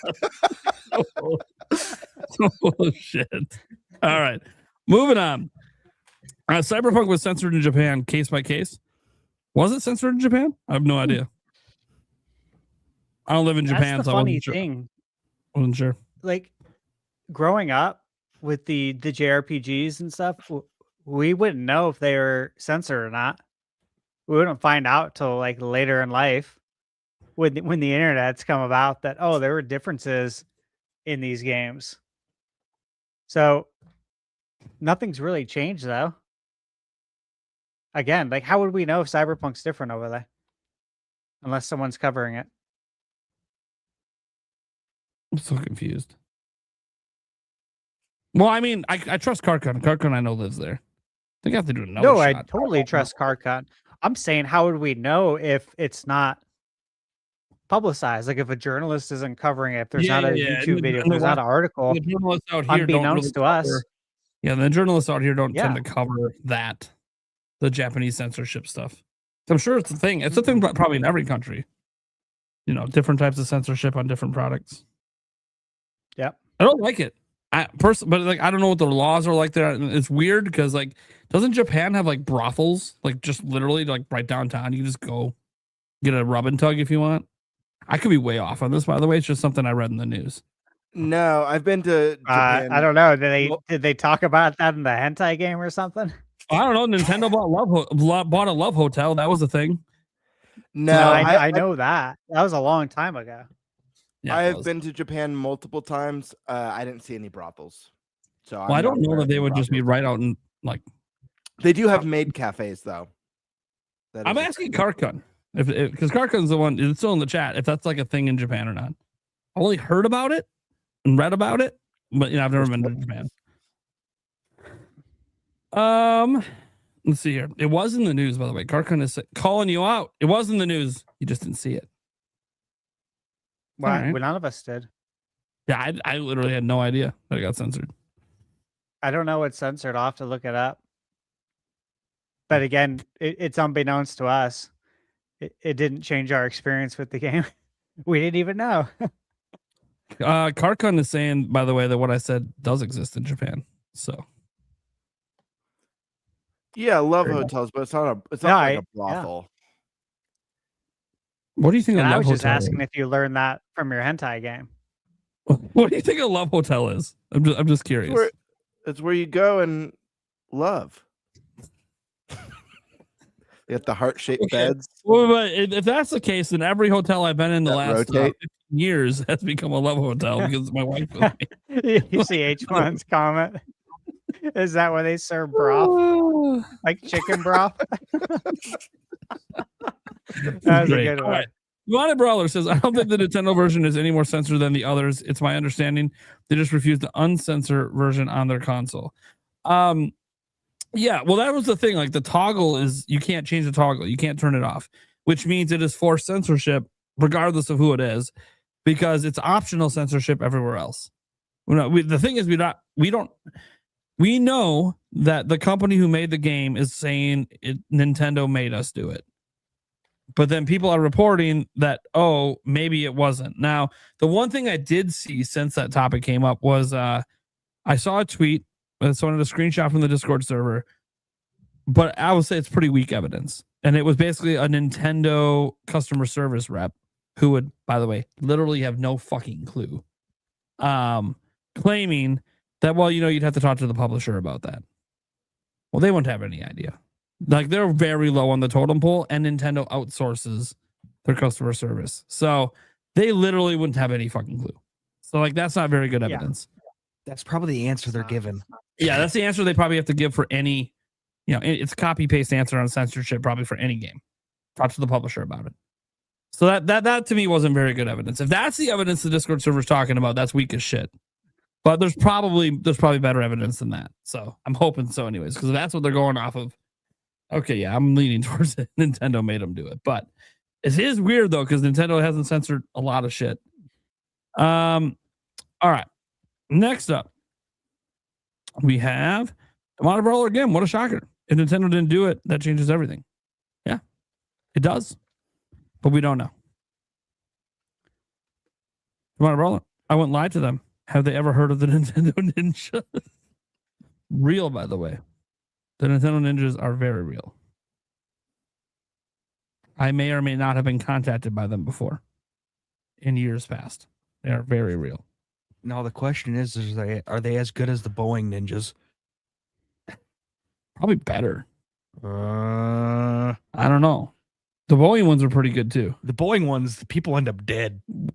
They do end up dead. What about the Harlem Globetrotters? At least the Nintendo Ninjas aren't killing anyone. That we're aware of. That's the thing. You wouldn't know. If you're really good at your job, you don't know what happened. That's true. But you'd think a family member would speak out. Well, maybe they make sure to not target people that would have family members to speak out. Well, they probably don't target people. What? People They're target targeting themselves specific with people. their Example, if you're actions. a nasty pirate, and Yeah, they do some people research like on that. you, and they find out, oh, you don't have any immediate family, no one will miss you. Yeah, I think they're Do that. targeting the people who speak out, like that guy who was like, The come, Bowser? like bring it on, Bowser? yeah, bring it on, Nintendo. Like Dude, so much. that That one kid guy was so that's funny. fucking cocky. You can't do shit to me. Are you fucking stupid? Do you still live That in the was US? so Yeah, you're funny. fucked. Like, look, if you live in like China, you might be right. Are you in the US right now? You're fucked. You're fucked. They're gonna find out everything. You're done. Do you not understand? Like, distribution of ROMs is 1000% illegal in the US. The government will help them find you. Like, you're so done. So stupid. So wait, people, that's a whole generation where people just think they're above the fucking law, man. Just do whatever the fuck I want. No one's gonna do anything. I'm like, dude, fuck. This is not how this works. From the ad hoc Discord, seems like NOA service rep is implying there was a decision by ad hoc. Yeah, that's the thing. We can't rely on customer service for this. They wouldn't have any idea how any of that worked. They just have cut, copy, and paste stuff. And then when you have like a real issue, like as an example, you need a refund on a game, which is not typical. Nintendo does often refund games. Actually, it happens quite a bit. They kind of escalate you up the chain a bit to get it done, but they will refund games. Like I say, my son, I forgot to lock down the eShop and he bought something with my credit card. They will actually refund that if you talk to the customer service rep. They'll initially say, "Oh, we normally can't do this." They do it all the time. And if you have like a system repair, again, gets escalated up the chain. So yeah, the base level customer service, people don't know what's going on. Even the ones up the chain don't necessarily know either, because none of them have anything to do with localization. None of them have anything to do with game approval for release on the system. So they don't know. Yeah, They just know. that's the last place I would check. Yeah, the customer service isn't going to know. Absolute. Yeah, That's a waste of time. the only time I went to customer service for anything that was related to a report was like last year, when they were trying to, I can't remember what it was at this point, but someone was claiming customer service told them something from the UK. And then I went to the UK customer service and asked them the same question and got a completely different answer. And then I screenshotted the whole fucking thing and put it up on X. You're like, oh, you're so full of shit. I'm like, dude, this is literally the exact place that person claimed they heard it from, but they provided no proof. Yeah. I have the proof. So whatever they were talking about, they were full of shit. At least according to this customer service rep, they're full of shit. That's fine. I was fact checking a claim that customer service said. A little different than like customer service being like, oh, well, implying that it's no, they're just telling you what they tell everyone. You have a problem with a specific game that's not Nintendo, go to the publisher of the game. That's what they're supposed to do. They're not supposed to be solving problems for third-party games. That's not what Nintendo's customer service exists for. All right. Steak, streak and feature parody. Yeah, I already did the beer, but thank you so much, man. The feature parody, sure. Look, I don't care about achievements, but it would be really neat if we had achievements on Switch 2. I think a lot of people would be really excited about it. I know that there's been some reports and some like what is it? Not trademarks. Oh my god, why am I drawing a blank on what they're called? Patents. There were some patents that suggested they were working on an achievement system at some point. Whether it ever comes out, who knows? True dude, Luigi's Mansion 4. I think we all want that. Yeah. If you don't want that, you just don't like Mario and Luigi. It's fine. You don't have to. Dodie Coos says Mario Galaxy 3, fight me. Dude, you're not the only person that wants. A lot of people want a Galaxy 3. And if there's ever going to be one, the movie's coming. If you don't, it's now or never. They better reveal it next week. It's now or never. Take advantage of the movie hype. Dude, wouldn't that be insane? What if the new one was Galaxy 3? Yeah. That would be so fucking crazy. I don't think they'd use the number. I don't think they'd use a number. It'd be Mario Galaxy something, some sort of subtitle. I think because it would because that way you have the movie, you might think, oh, I got to play 1 and 2. No, you don't got to play 1 and 2. Play this one. Yeah. I don't think it's Galaxy. We get Galaxy 3. I don't think so either. But if it was to exist, I this is could the- see a Super Mario universe. Go bigger, go broader. I think universe. You and makes H-Mon are on the sense. same wavelength. He just said in the chat, Mario Universe. There you go. Or, I you think know, Nintendo Land pushing the Mario Journey. He Right. puts that in a lot of his thumbnails. I know Stash has mentioned before, like, kind of like, I don't know if you mentioned it as like multiverse, but like Multiverse, yeah. incorporating. Yeah. That works with the universe, you know? Incorporate. It would the help entire history sell of the series. all these other Nintendo IP too. It would work in the same sense like how Mario Kart can be a driver for other IP. Now you could actually have Mario visit other IPs, and then people would be like, "What is this game? Let me look this up. I want to play this." It There you go. would be crazy cross promotion, but would actually work. There you go. Wink the Man coming out here says, I predict the direct will end with additional details about the Mario Galaxy movie, but then we have one more thing to show you. Click 3D Mario. Okay, that would be kind of sick. That would be an insane way to end. Oh, here's our next $1 billion movie. Also, click. We have something even bigger. Have a good day. What if they have a trailer for the next 3D Mario at the end of the credits? That's stay to the That'd end be of the pretty movie. cool. That's the Oh, bonus. dude. That'd be pretty cool. Instead of being a Yoshi egg this time, it's the literal fucking new game. That would be sick. wild. That'd be insane. Demonic Brawler. What third-party games do y'all think could have been held back from getting announced until the direct? All of them. All of them. Yeah. A lot. Like even if it's not this Concord, direct, probably. future direct. Concord would probably one. All the Microsoft ones, I think, will be held for directs at this point. At least I would say until 2027. Then I think Xbox Directs will finally start to have Switch 2 logos, but then they'll have the dev kits long enough. Like we heard the stories, guys, about how like like a lot of companies didn't get dev kits till like the system came out. So, Sonic AD. First off, it's an absolute joy listening to this podcast. Thank you.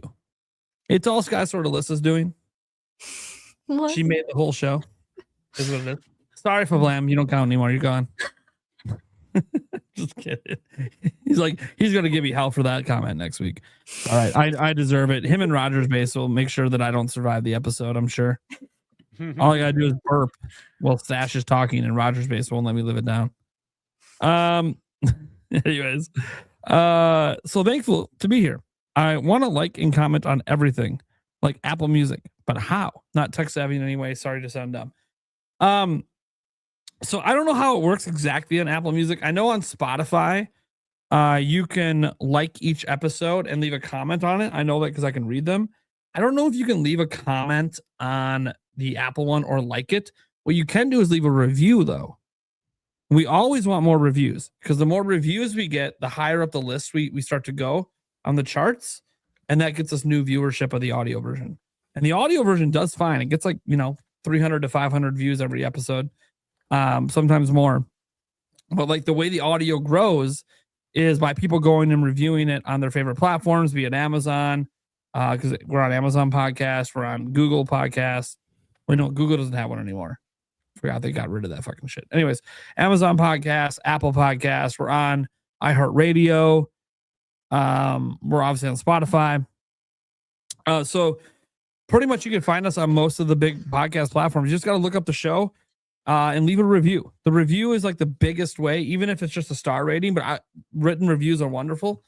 Again, the more of those we get, the higher up the charts we go. And that leads to us having new discovered viewership. Right now, it's actually been kind of interesting. Most of our new viewership comes from Spotify. Spotify has a very good discovery system with pushing podcasts to people that might be interested. Apple doesn't have as good of discovery, but again, it's all about just pushing the reviews. Like whenever you see a podcast advertised on social media, hey, we'd appreciate if you go over to Apple Podcasts and drop a review. It's because the reviews bring you up the ranks and then get you new viewership on Apple Podcasts specifically. So, well, we're on everything. So the reviews are the biggest way to help the audio version find a new audience. Oh yeah. Thank you for that. Yeah, it's always good to know. We don't talk about the audio version as much besides right at the end when I say, oh, you can find us on everywhere podcasts are heard. It's like, yeah, but actually, if you want to help the show grow, that is one thing that can, like, we get thousands, we get like anywhere from 7,000 to 10,000 views an episode on YouTube.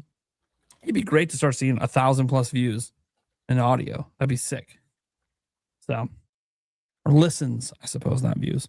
Andrew Redwell, Yoshi's story on N64 was awesome. Yeah. Yeah, it was for 45 minutes. Yeah, and I beat it. One of the shortest games I think I've ever played. Like super short. Maybe okay, look. All right. I beat Solitaire once in like 5 minutes. All right. So I guess I played games that are shorter, but it was free. It came with my computer. Now it doesn't even come installed with Windows. So you can still get it for free, by the way. Wait, can you still get it for free? Is Solitaire still free on Windows? I don't know. I'm going to type it in right now. I'm on a Windows computer. Hold on. Solitaire. Hold on. Blue asked how long was the hentai game, Nate. It is still free. Okay. Thank that God. question's for you, I think. Thank God it's still free. Oh my God. What one? Huh? What just happened?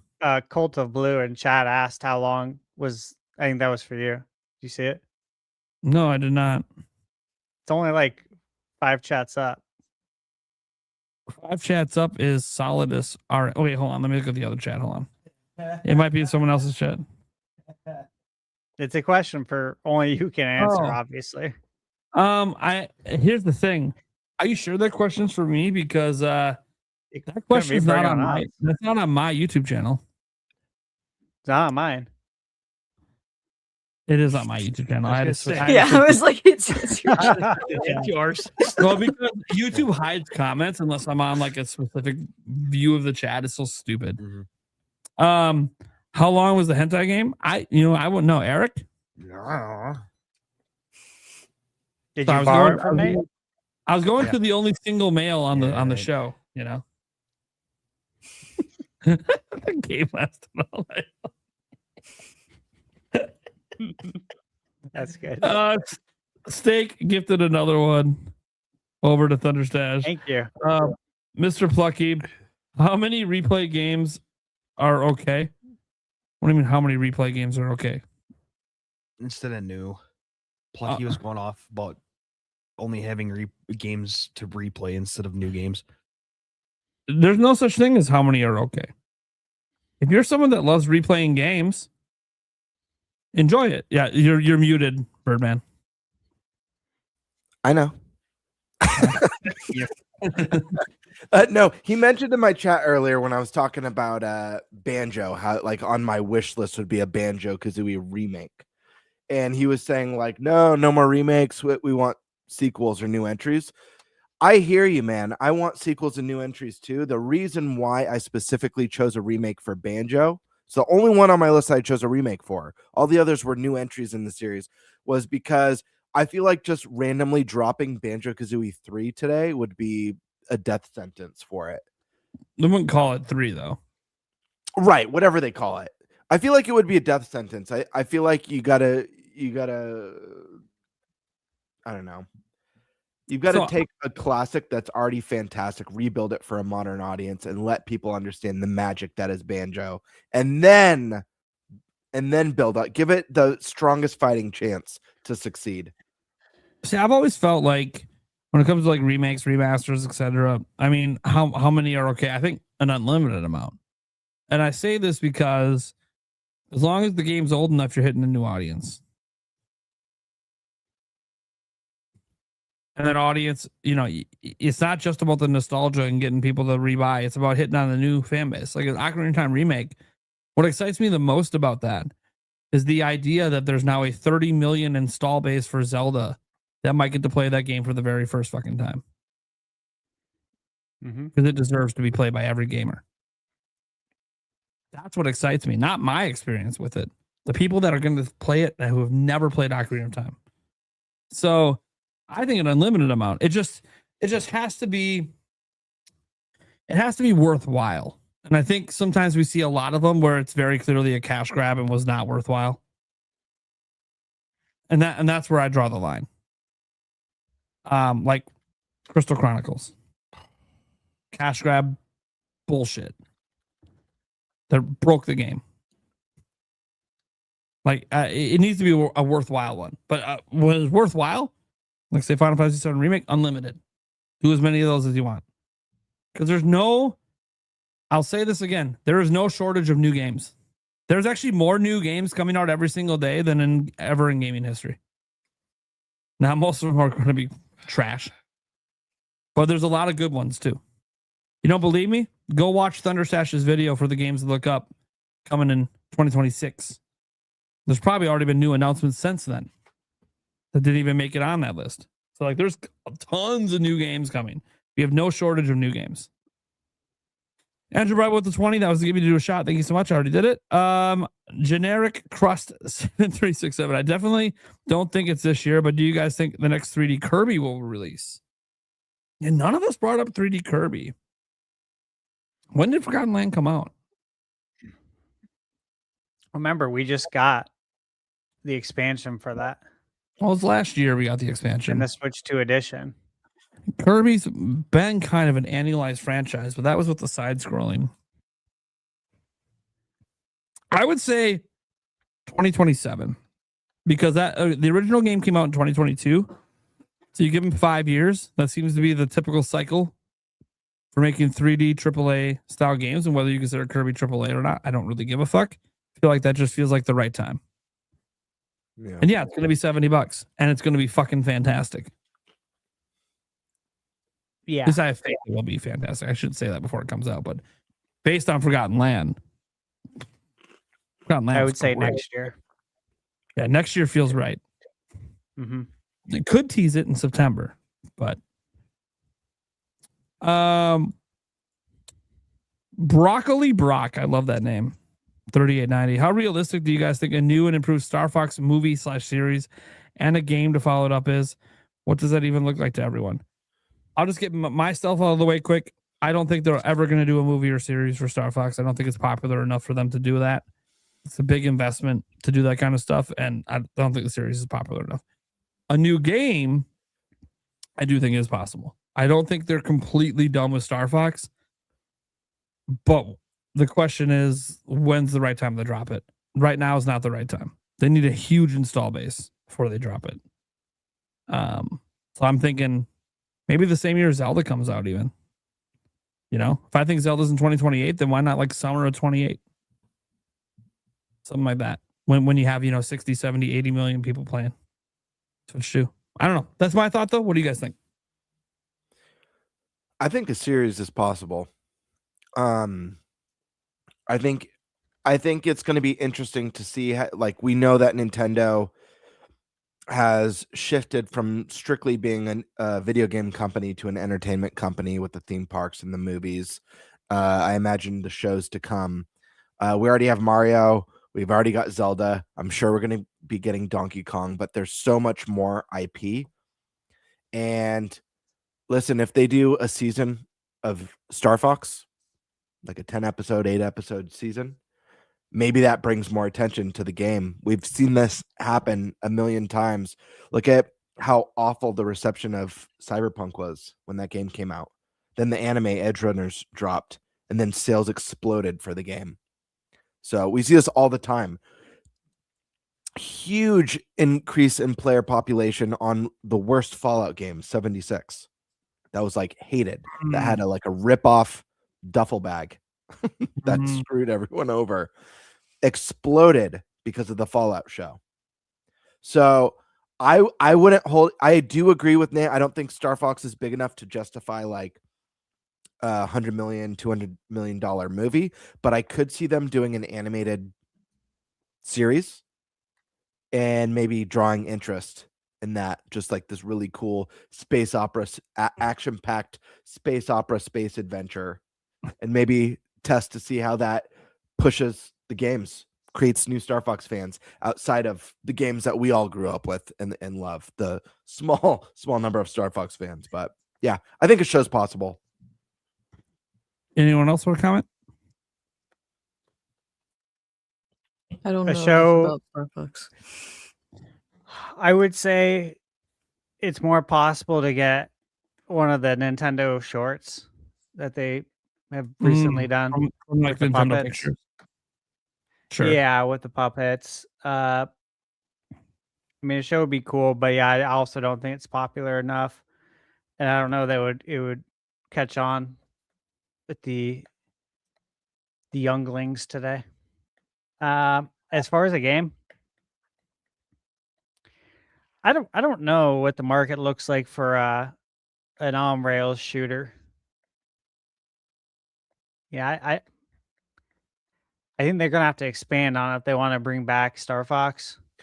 It can't be You on can't rails. keep doing the same thing. Needs to be Yeah, like we can't keep adventure. doing that. It's It got needs to be a full expand. adventure. Yeah, I really do think that's what you need to do. That's what I'd like to see. Yeah, let's So- see like a Star Fox Adventure style game that just has small on rail segments. Yeah, or maybe like you fly to go to other planets, and that serves as like another world in the game. Sure. You know, if there's 6, 7, 8 dungeons in the game, each one's on a different world, and you got to fly there, and that's your flying segment. I'd like that. All right. A new Sam and Max. AJ Rax would like to see. I'd like to see that too. I love Sam and Max. Boo Mini showing some love. It's a game bird. Then doing it again. Thank you, Boo. Dash. Then again to Nintendo Prime. Thank you so much. Appreciate it, boo. Shit. I just hit a comment. I did not mean to hide. My bad. See if I can find it. I don't know if I can, but I will try to find it. Yeah. An all new Clay Fighter. What? Says Demonic Brawler. That's the one I accidentally hit. That'd be cool. Demonic Brawler. Could February Direct answer the WTF game from Kiwi Talks? Sure. Yeah, Should we, it will. should we throw the riddle? Should we throw the riddle out to the crowd? The riddle he dropped today. I'm not even Yeah. familiar with the riddle. Yeah, I missed it. But Let's go. Did you see earlier? Kiwi Talks was in your chat, and Yeah, he I was did. talking to me, and he said, "Do you see what he said?" No, I didn't see what he said. He said at ThunderStash that the game, the WTF game, Was might mentioned be today? at the direct. Like we might find out about it next week. Oh shit! That's why Demonic Brawler. That's why he posted that comment right after. I saw him do the Wow. super chat right after. He dropped a hint today of what the game is. This is the hint.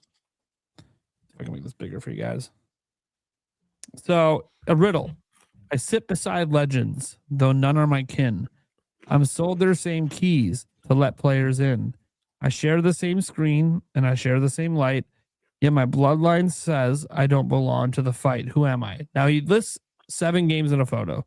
Monster Hunter Wilds, Death Stranding 2, Pal World, Black Myth Wukong, Halo Campaign Evolved, Horizon Zero Dawn Complete Edition, and Bloodborne. Then he follows up so that people are so fixated on the image, they're not analyzing the riddle. Now, that doesn't mean the game's not in the image, but it means the riddle is that what actually gives you the answer, not the image.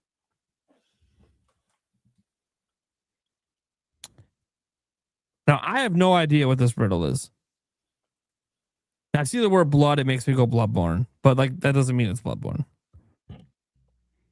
That'd be too simple because that's ignoring the rest of the riddle. And you guys all know when we had Kiwi Talks on a couple weeks back, I threw out Horizon Zero Dawn. And I don't know. You guys can go look at Kiwi Talks live reaction if you think I nailed it. Because I feel like I nailed it with Zero Dawn, but I don't know. And the funny thing is, I think, okay, by the way, guys, the WTF game is not Pal World. Can tell you this definitively because I brought it up on the show. And he's like, you fucking kidding me. He's like, I can't believe you even said that game. And it's like, oh, and then he put it here. I guarantee he fucking put Pal World there just because I said it on the podcast. Because it would be a WTF game. Nintendo's actively suing them. Now come to our platform and make us money. But So I think we can safely eliminate that one just based on the podcast reaction where he's like, dude, are you fucking stupid? That's what he basically acted like when I brought it up. To me, the riddle sounds like Horizon. Yeah, see? I feel like I kind of backs my Horizon when he was on. But I don't know. What's chat saying? Chat? Let's see here. In chat, we're seeing nobody really guessing, honestly. I don't see anyone guessing in any of our chats right now. Is it Panty Party 7? I don't know if that's a WTF. That would be a WTF. The Panty Party that would already be. on Switch. That would not be a WTF game when it's already on Nintendo. I mean, the 7th game isn't. I was gonna say, and how do you know?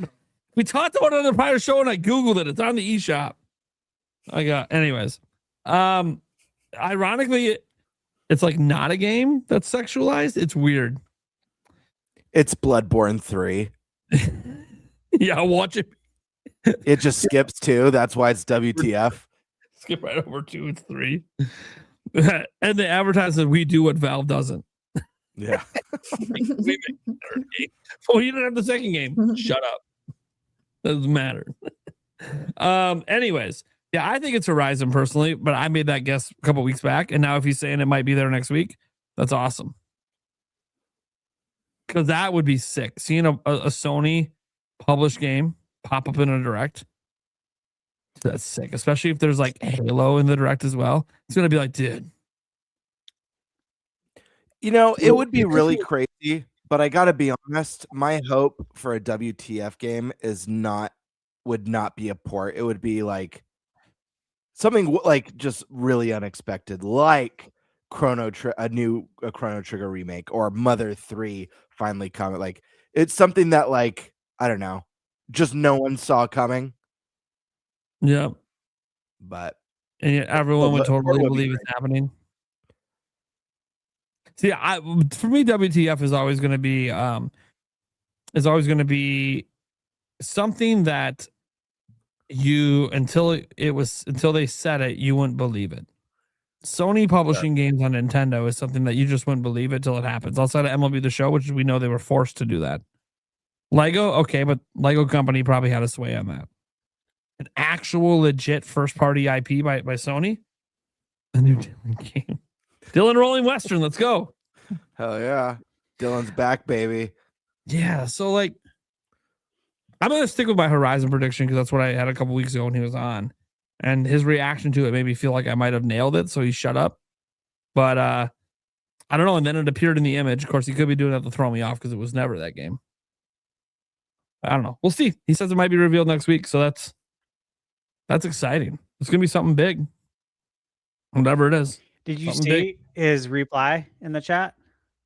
No, I didn't see him even in the chat.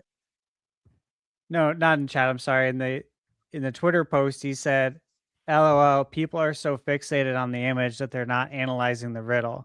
Yeah, I read that off. Yeah. So is it even pictured? Yeah, it might not be. It might not be. The picture might have been to throw you off. Which Horizon was in the picture? It could literally be Ghostwire Tokyo for all we know. Well, it's a game we would be excited about. Yeah. Okay. That we won't be excited about that. Yeah, I don't know. Fable would be a huge WTF. Right? Grand Theft Auto obviously would be massive. Yeah, but we know it's not that because he's on record saying he doesn't think that game's even coming to Switch. Okay. That's right. I remember that now. Yeah. So we know it's not that. I don't know. I have no idea. We tried to figure this out weeks ago. We thought we might have got close, but we still don't know 100%. And he has not told me privately what it is. So whatever. More reason to be excited for next week's Direct. That's all I'm thinking right now. And yes, it's not Nintendo first party because first party isn't WTF. It's something third party. So we'll see. So we got Jorge here saying, with titles that go beyond 64 gigabyte, do you think 2x 64 gigabyte cards would be feasible if 128 gigabyte appears too daunting? Feasible, sure. Realistic, no. because we know it's like, $12 to $15 a card. You're adding $30 to the cost of the game. It's just not going to work. They'll just go with a key card, as we've already seen. Yeah, I don't think it's would happen. Love to be wrong. Andrew Brightwell, that last shot I did was for that one. Thank you so much. Andrew Brightwell gifted 10 members as well to ThunderStash Gaming. Damn. And then did it again to Gamer. Hell yeah, brother. Thank you, Andrew. The membership's rolling in tonight. Love to see it. There's rumors and leaks of Smash 64 on NSO. Man, yeah, it was always going to get added eventually. I don't think they're worried about Super Smash Bros. 64 interrupting a new Smash game. Smash is on NSO. Is it? I don't play NSO games, so I don't have no idea. Is it already on there? Yeah, it has been for. Yeah. All right, cool. See, the more you know. I literally, if you guys want just further proof that I don't play NSO games, there you go. I had no idea. I probably reported on it at some point, but I just don't literally play NSO games. For the most part. I know guys you saw on live stream, I beat Ocarina of Time and Majora's Mask over NSO, but that was just for the stream. I don't actually play it normally. We know what type of games you play. Jesus. If you listen to mine, look, here's the thing.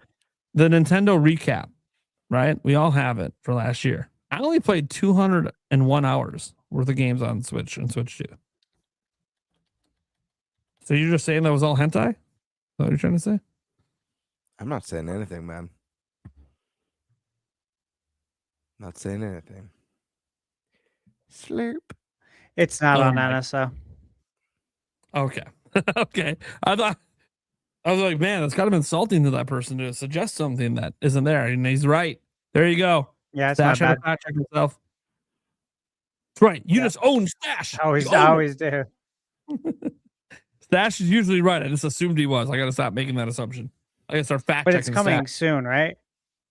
I have Was that no one idea. of the leaked ones? That was in that leaked image? Yeah. The only one I remember from that leaked image was Glover. Did that one already come out though?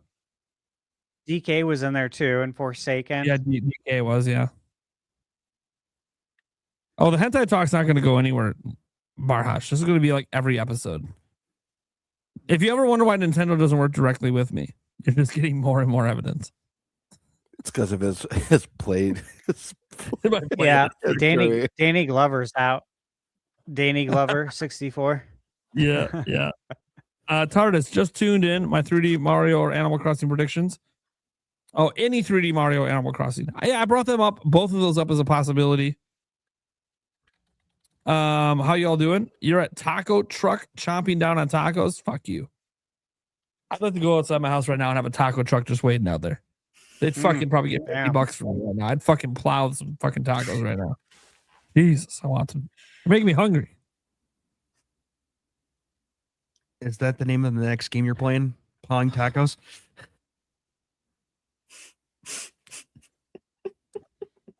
I was talking about eating tacos. I don't know if that's any better though. Plowing them as well. Not so sure that's good as a video game. Sometimes you guys take it way too far, man. This is my everyday. This is how my mind works every fucking day. It's supposed to be a balancing act. No, there's no balancing that with me. It's just a raw dog style. I like to Dude, wave. you met me in person. You saw what we talked about going down the street. There was no censor. I like no to wave at balancing the act. line as they go running I past am it. who I am, and you either like it or you don't. I know. I got to do uncensored for like members or something like Members that. only, dude. Yeah, members they only. would fucking lose their shit if they heard the whole conversation. It was pretty fucking wild, and your wife was definitely enjoying it. You should. I know that, dude. That's the best part. She knew. What do you think? He And then wasn't just liking it. awkward She knew stare. Yeah. She knew he wasn't liking it and had to make sure you fixated He wanted zero part of the conversation. You should put on your members. You should release your Backstreet Boys karaoke because it's so good. Like that's the shitty thing is obviously I didn't put the audio there for obvious reasons. Copyright. Yeah, but it's so great. And Nate actually kills it. That's the best part. He puts on such a, I only show like 15 seconds, but you put on a killer show. I've always been a performer. Probably why I have a following on YouTube. I'm great at putting on performances. I was in school musicals and karaoke contests back in the day when I used to actually sing. I love putting on a show, and it's only going to look better as my weight goes down and I get rid of the hernia.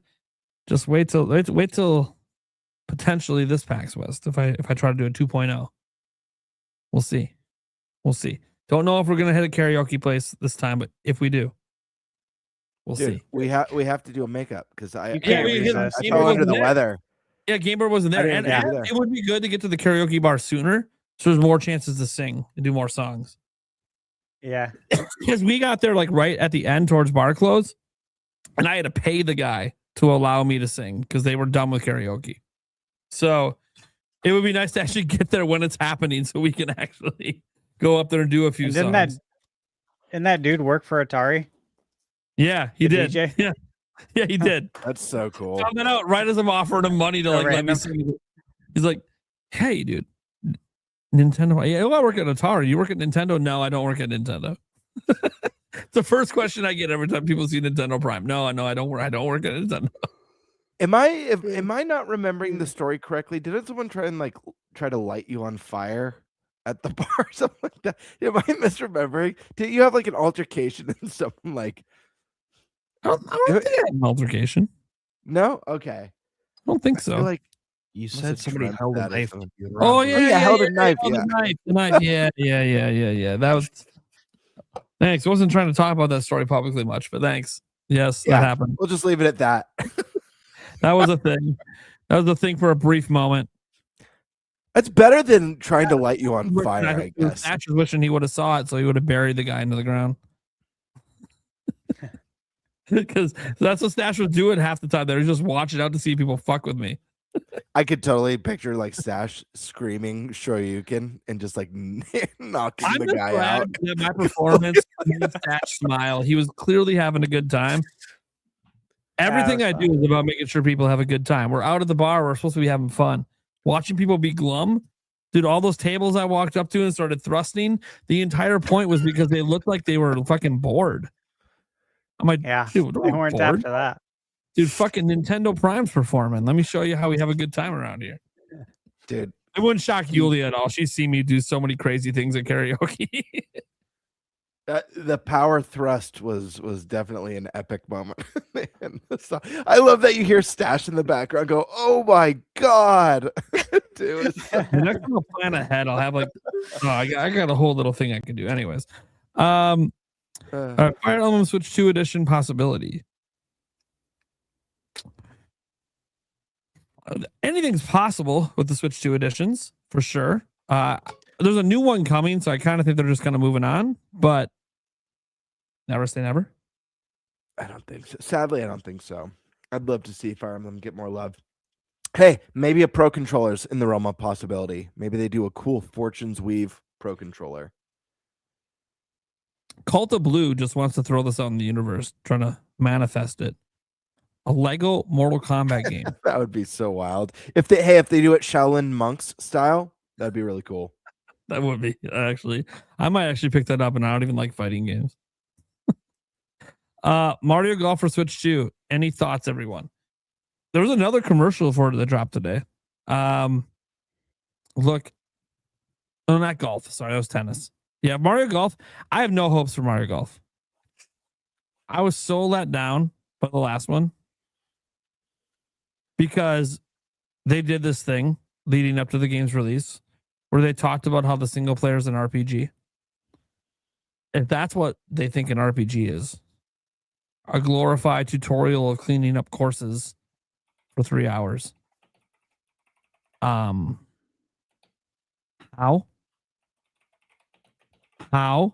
Like, so I have no hope. But right now, I'm focused on tennis because tennis is what's coming. And Fever, I don't know, guys. Every time they show it, it keeps looking better. I know I'm getting my hopes too high for that game. I know it. I know I am. God, it looks good. It looks good. I can't apologize for being excited because they're selling me based on the marketing. But I will say I'm going to hold off at least till the reviews. I'm not pre-ordering it. We'll see if the reviews hold up to the hype that I'm feeling. The reviews should be before the game comes out. I really would like a Mario basketball game that plays like a modern NBA Jam. I think that would be so cool with just Nintendo characters. Yeah. All right, then we got Aaron Gobert for our last one here. Does agree with Stash? Bring back Toadstool Tour. There you go. And play that online. That would be sick. That would be sick. It would be online because it's on GameCube NSO. So I really like that game. It's very good. Yeah. All right, we'll go around the room and wrap up the show here, guys. A reminder: if you're listening live, we do have a direct tomorrow for Tomodachi Life. You guys should be checking out either whether it's my live stream or Nintendo's or whatever. I will be live about half hour, 45 minutes before the show starts. Can't go any sooner because I am solo parenting in the morning. So I got to get my kids to school. But that being said, let's go ahead and go around the room. First off, shout out to Flavlam. Sure to check him out. He's doing crazy content all the time, crazy live streams, lots of collabs. That guy is a beast. And then Skysword Alyssa. What do you got going on? Where can they find you? You can find me here on YouTube at Skyswords Alyssa. I stream games on Tuesdays and Thursdays, occasionally some bonus ones when I have the time. Right now I'm working through Skyrim, but I'm waiting to see what the direct holds, to see what else inspires me, because I'm going to do one day Skyrim and then one day the other game. But I've been in a Mario mood, and I never did get around to Bowser's Fury, so might be checking that one out soon. Very cool. It's really good. Yeah, I hear it's really good, and I have it, so I'm like, I don't know why I don't just play it. Eric, Mario with kaiju battles. Yeah, you can find me here, and you can find me on the Glips channel. And then also now doing the audio version too. Oh, yeah. He's the one uploading the audio version now. Hell yeah. Yep. Which is all good. It just means it should go up more consistently. He's had a little more free time than me. I got 3 kids. It is what it is. Oh, man. I wish I could go back. I don't even remember what it's like to not have kids anymore. It's been so long. Well, my daughter's 15. A long time out of life without kids. I remember having a lot of free time. Like, I played a lot of video games, like a lot of video games, and played way more basketball. Holy shit. I was basically ThunderStash. You just gotta go way back. Gamebird. Yeah, you guys can find me here on YouTube at Gamebird Classic or on Twitter at _Birdmaster. My next video, I've got what I hope to be, it will be a collab at least between me and ThunderStash at the very least. No one else has submitted anything yet, but mine's coming tomorrow. I have had a number of people tell me that they were going to. A couple people messaged me tonight. One of them was confusing. It sounded like they sent it, but I wasn't sent anything, so I'm not sure. I hope to hear from them before the due date. But it will be a collab video, and then 2 reviews should be dropping very, very soon. I've been at the tail end of a couple games, but I've been very busy, so it's been hard to wrap those up. But I should have them wrapped up by the weekend at the very least. So looking forward to that. And yeah, I'm here every Wednesday. So get used to me. Get used if you're not yet. If you're not creamy, watch more of his content. You might feel different after. ThunderStash. You guys know where to find me, ThunderStash Gaming here on YouTube. And as far as what I got coming and what I've done since I last saw you, I posted my review for Escape from Ever After. If you're a Paper Mario fan, you'll want to check that review out. Also posted my review for Code Vein 2 on PS5. And I should have my review out tomorrow or Friday morning at the latest for I Hate This Place on Twitch 2. And then things I got coming up between, well, let's see. Today's the 29th. So between now and next week, a lot of game reviews. I can't talk about most of these. There's going to That's be a okay. lot coming. Just keep. The only thing I want you to talk about is Keep an why eye. did you drop Code Vein 2, buddy? Oh, you know why? I know why he I dropped reviewed it. the He game. dropped it because he was playing it and he was like, never mind. Yeah, I was playing the game. I reviewed it on my channel. I didn't recommend it. So obviously, I'm like, Is that your first I got review? time. You didn't recommend the game? No, I reviewed coincidentally Code Violet. I reviewed that earlier this month. I also didn't recommend that. So the two games that start off with Code, All right. neither of them got In the future, if you recommendations. start out with Code, Stash has no more expectations for the quality Yeah, of the game. I'm out of codes, man. Yeah. Yeah, I know. That's the one thing I was like, Stash kind of has a competitive advantage that he's playing the games before the reviews drop. Some of them, so he knows that, like, hey, I'm gonna drop this one. This is fucking bullshit. And by the way, good drop. It was a 74, so not a very good point. We do have limited drops though, so keep that in mind. Yeah, how many can you drop? So I think of games that are coming. I think of games that are coming out. I think it's 2, and then games that get delayed. I think it's 2. I forget. Yeah, that'd be good to clarify. I don't know how many games you can drop. I haven't dropped one yet, but There's 4 games total, but it's 2 of each condition. So, like, for example, if you wanted to drop another game that, I don't know, what's your next game that's coming out, Stash? oh, it says it on there. Speaking of, create an account and follow our fantasy league. Fantasy Critic. Seriously, we're trying to get on the page 1. We're trying to get up there next to Kind of Funny Games if we can. Hmon said Code Violet was a Code Brown. So the next game coming out is Dragon Quest 7 Reimagined. Dragon Quest 7 yeah. If that All keeps in on its that, release baby. date, if that keeps its release date and you dropped it, I know you It won't. is. I'm playing it right now. Right, but let's just say you're like, I'm not convinced this game is gonna do well, and you dropped it. That would be all of your games that are coming out, like that have a release date that you could drop. You dropped your 2 for the year, but there's another 2. But you made a good choice because that would have only got you 4 points if you would have kept it. Mm-hmm. So that was a good drop. Yeah, when I was playing it, I was talking with a couple other guys that were playing it too. And we're all kind of like having the same issues, and I'm like, I'm thinking this is gonna get somewhere around a 70 to 75, and I think Metacritic's lower, right?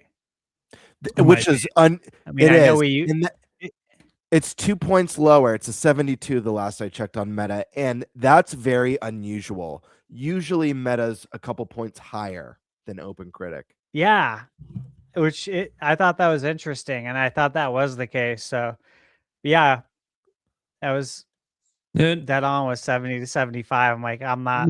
Yeah. We're really. I didn't realize you dropped it until Eric told me the other day.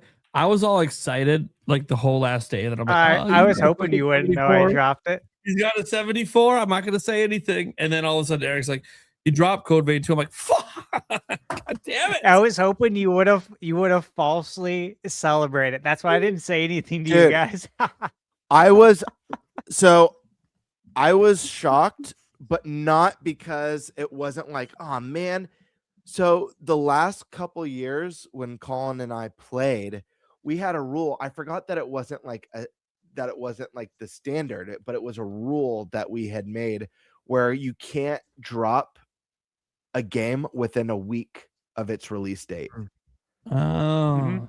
So we had that. That's not in this year's rules, and obviously it was a made up rule. I thought it was just part of it. So I would always be like paranoid. It's because we made that rule so we couldn't see any of like the final previews and stuff like that. So we had to kind of commit.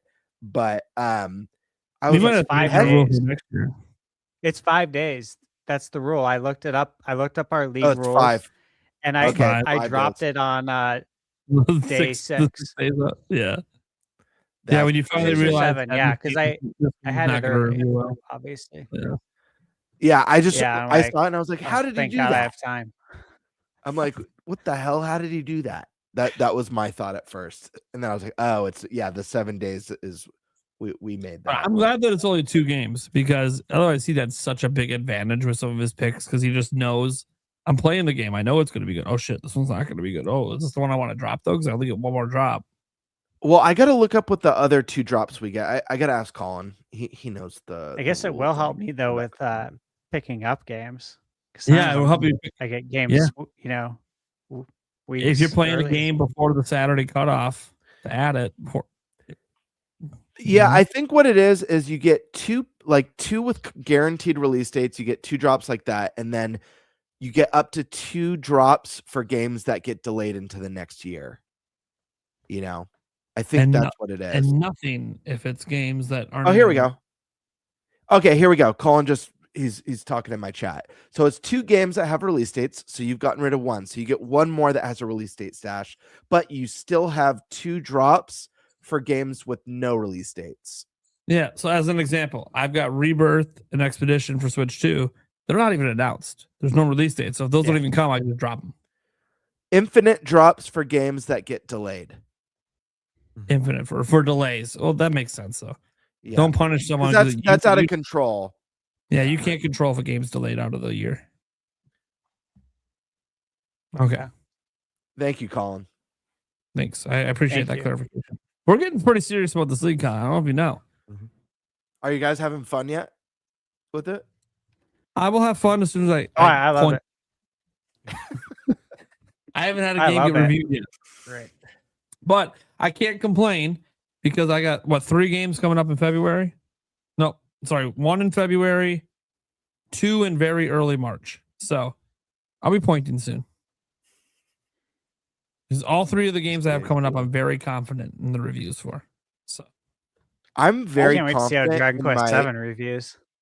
I'm excited to see that too. I mean, that I think should review well. That should review I think very it's well. going to review well. I'm feeling very good about. I don't know if you've already played this one yet, Stash. So you'll have a better idea than me. But I feel very confident in Neo 3 with everything that I've seen. I'm actually a demo just dropped. I'm Oh, yeah. excited to try it out. But I loved the It's first installed. 2 Neos, and I think this one looks really, really good. I got it 2 Cute. days ago. I can't play it Okay. yet because I have embargoes coming up that are sooner than that.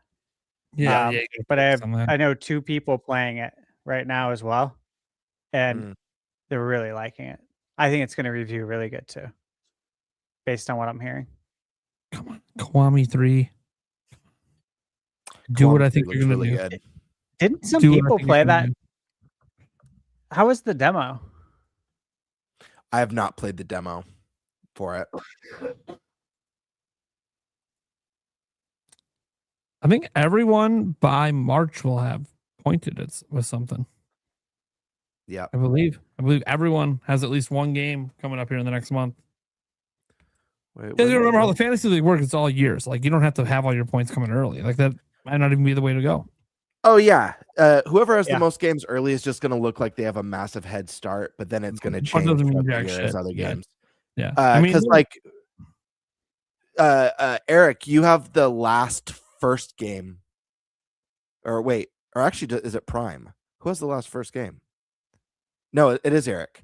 it's Yeah, Eric. Eric, you have the last first game, but like you have like a banger. It's Resident Evil 9. Yeah, it's Requiem. Yeah. Like that's going to be mid high 80s, possibly in the 90s. Like, Yeah. that's a huge one. So, yeah, and you've got some other good ones too, you know? No, technically, I think my first game is Did I skip one? no, Jimmy and the Pulsating Mask. I think comes out the 5th. Oh yeah, Yeah. Okay. right. Okay. Yeah, that's right. I totally forgot because I was manually added in. Yeah. Okay. The thing that sucks is that that's like gonna do my well. first game to come out, and this is true for Colin's first game as well, is that it's likely that over the course of like the next month, those scores are going to change for us because he only has like 5 posted reviews for it, and I only have like 9 posted for mine. But Cult of Lamb will for sure get more than 9 reviews. When I had Sports Story, my worst reviewed game ever, my score changed for like 3 months as reviews were added to Open Critic. So, Sports Story, one of the biggest disappointments. dude, Golf Story was fantastic. That was a dude. shocking. But this is the same letdown. team that made Golf Story. How the fuck? Like, damn, dude. Anyways, all right. Stash, did you go yet? I think you went. You were talking about your reviews. Yeah. So yeah, I got a lot of reviews coming up. I'm going to be very, very busy. Again, I think on the 4th, I have to look at the calendar again. Actually, got it right here. On the 4th, I have an embargo at 7 a.m., 5 p.m., and then midnight. That's insane. Dude, so messed up. I'm like, kidding me? So I've got a 3 review day Gross. coming up, guys. 3 review day coming up. And there's other games before that too. There's 2 games before that as well. It's like 5 games between now and next week. That's insane. All right, guys. Well, I'm Nintendo Prime. I cover the latest news and all that, rumors, leaks, all that stuff. I'll be live streaming, tiredly so, the Tamagotchi Life Direct tomorrow. Not really my cup of tea for the game. I played the original, really wasn't that into it, but we'll see if they can sell me on it. That's what I'm hoping happens. I want to be sold on it because I want to play games that I like. And so if they can convince me that I'm going to like this one, maybe I'll give it a try. We'll see. That being said, yeah, we'll be on same time next week, 8 p.m. Probably doing a pre-direct podcast because we're hoping there's a direct happening next week Thursday, if not sooner. It'd be cool if it happened on Wednesday. That'd be awesome. Otherwise, guys, you can hear our podcast everywhere podcasts are heard.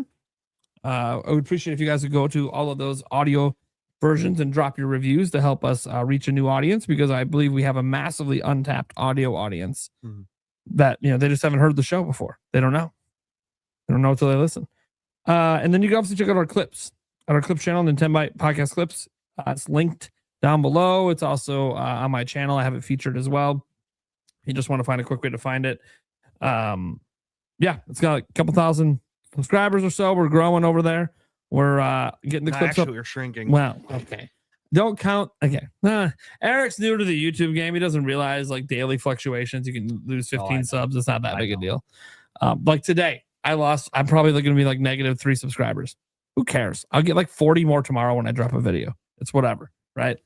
That's just how YouTube goes. That said, go check out the Clips channel. It lets you enjoy this podcast in much shorter chunks. When I say much shorter chunks, what I mean is not 4 to 5 hours, but it might be 2 hours. It depends on the topic, but it does let you listen to it in smaller chunks. Yeah, so you guys can go check that out. We also do stream if you're interested. On that channel in particular, we only stream in the shorts format. I know Stash over there streams in both. Bird, are you streaming in both formats? Yes. Yeah. Yeah, and I was gonna say, I was looking at the other day. You're getting pretty good views on both, so it's awesome. Yeah, not bad. I'm the only one not streaming in both, but hey, we have it. We have it if you want it over on the Clips channel. Otherwise, we got our standard format here every single week. All right, guys, that's gonna do it. Thank you so much for tuning in. What a blast! Stash has got to probably go play some games. On him. I say he's gonna go to bed, but I don't know. I'm so tired, so I can start in the an morning. early start. Yeah. To be fair, when I say he's gonna get an early start, he gets an early start every day. So, Yeah. all right, guys. See you later. Catch you in the next episode. Good night.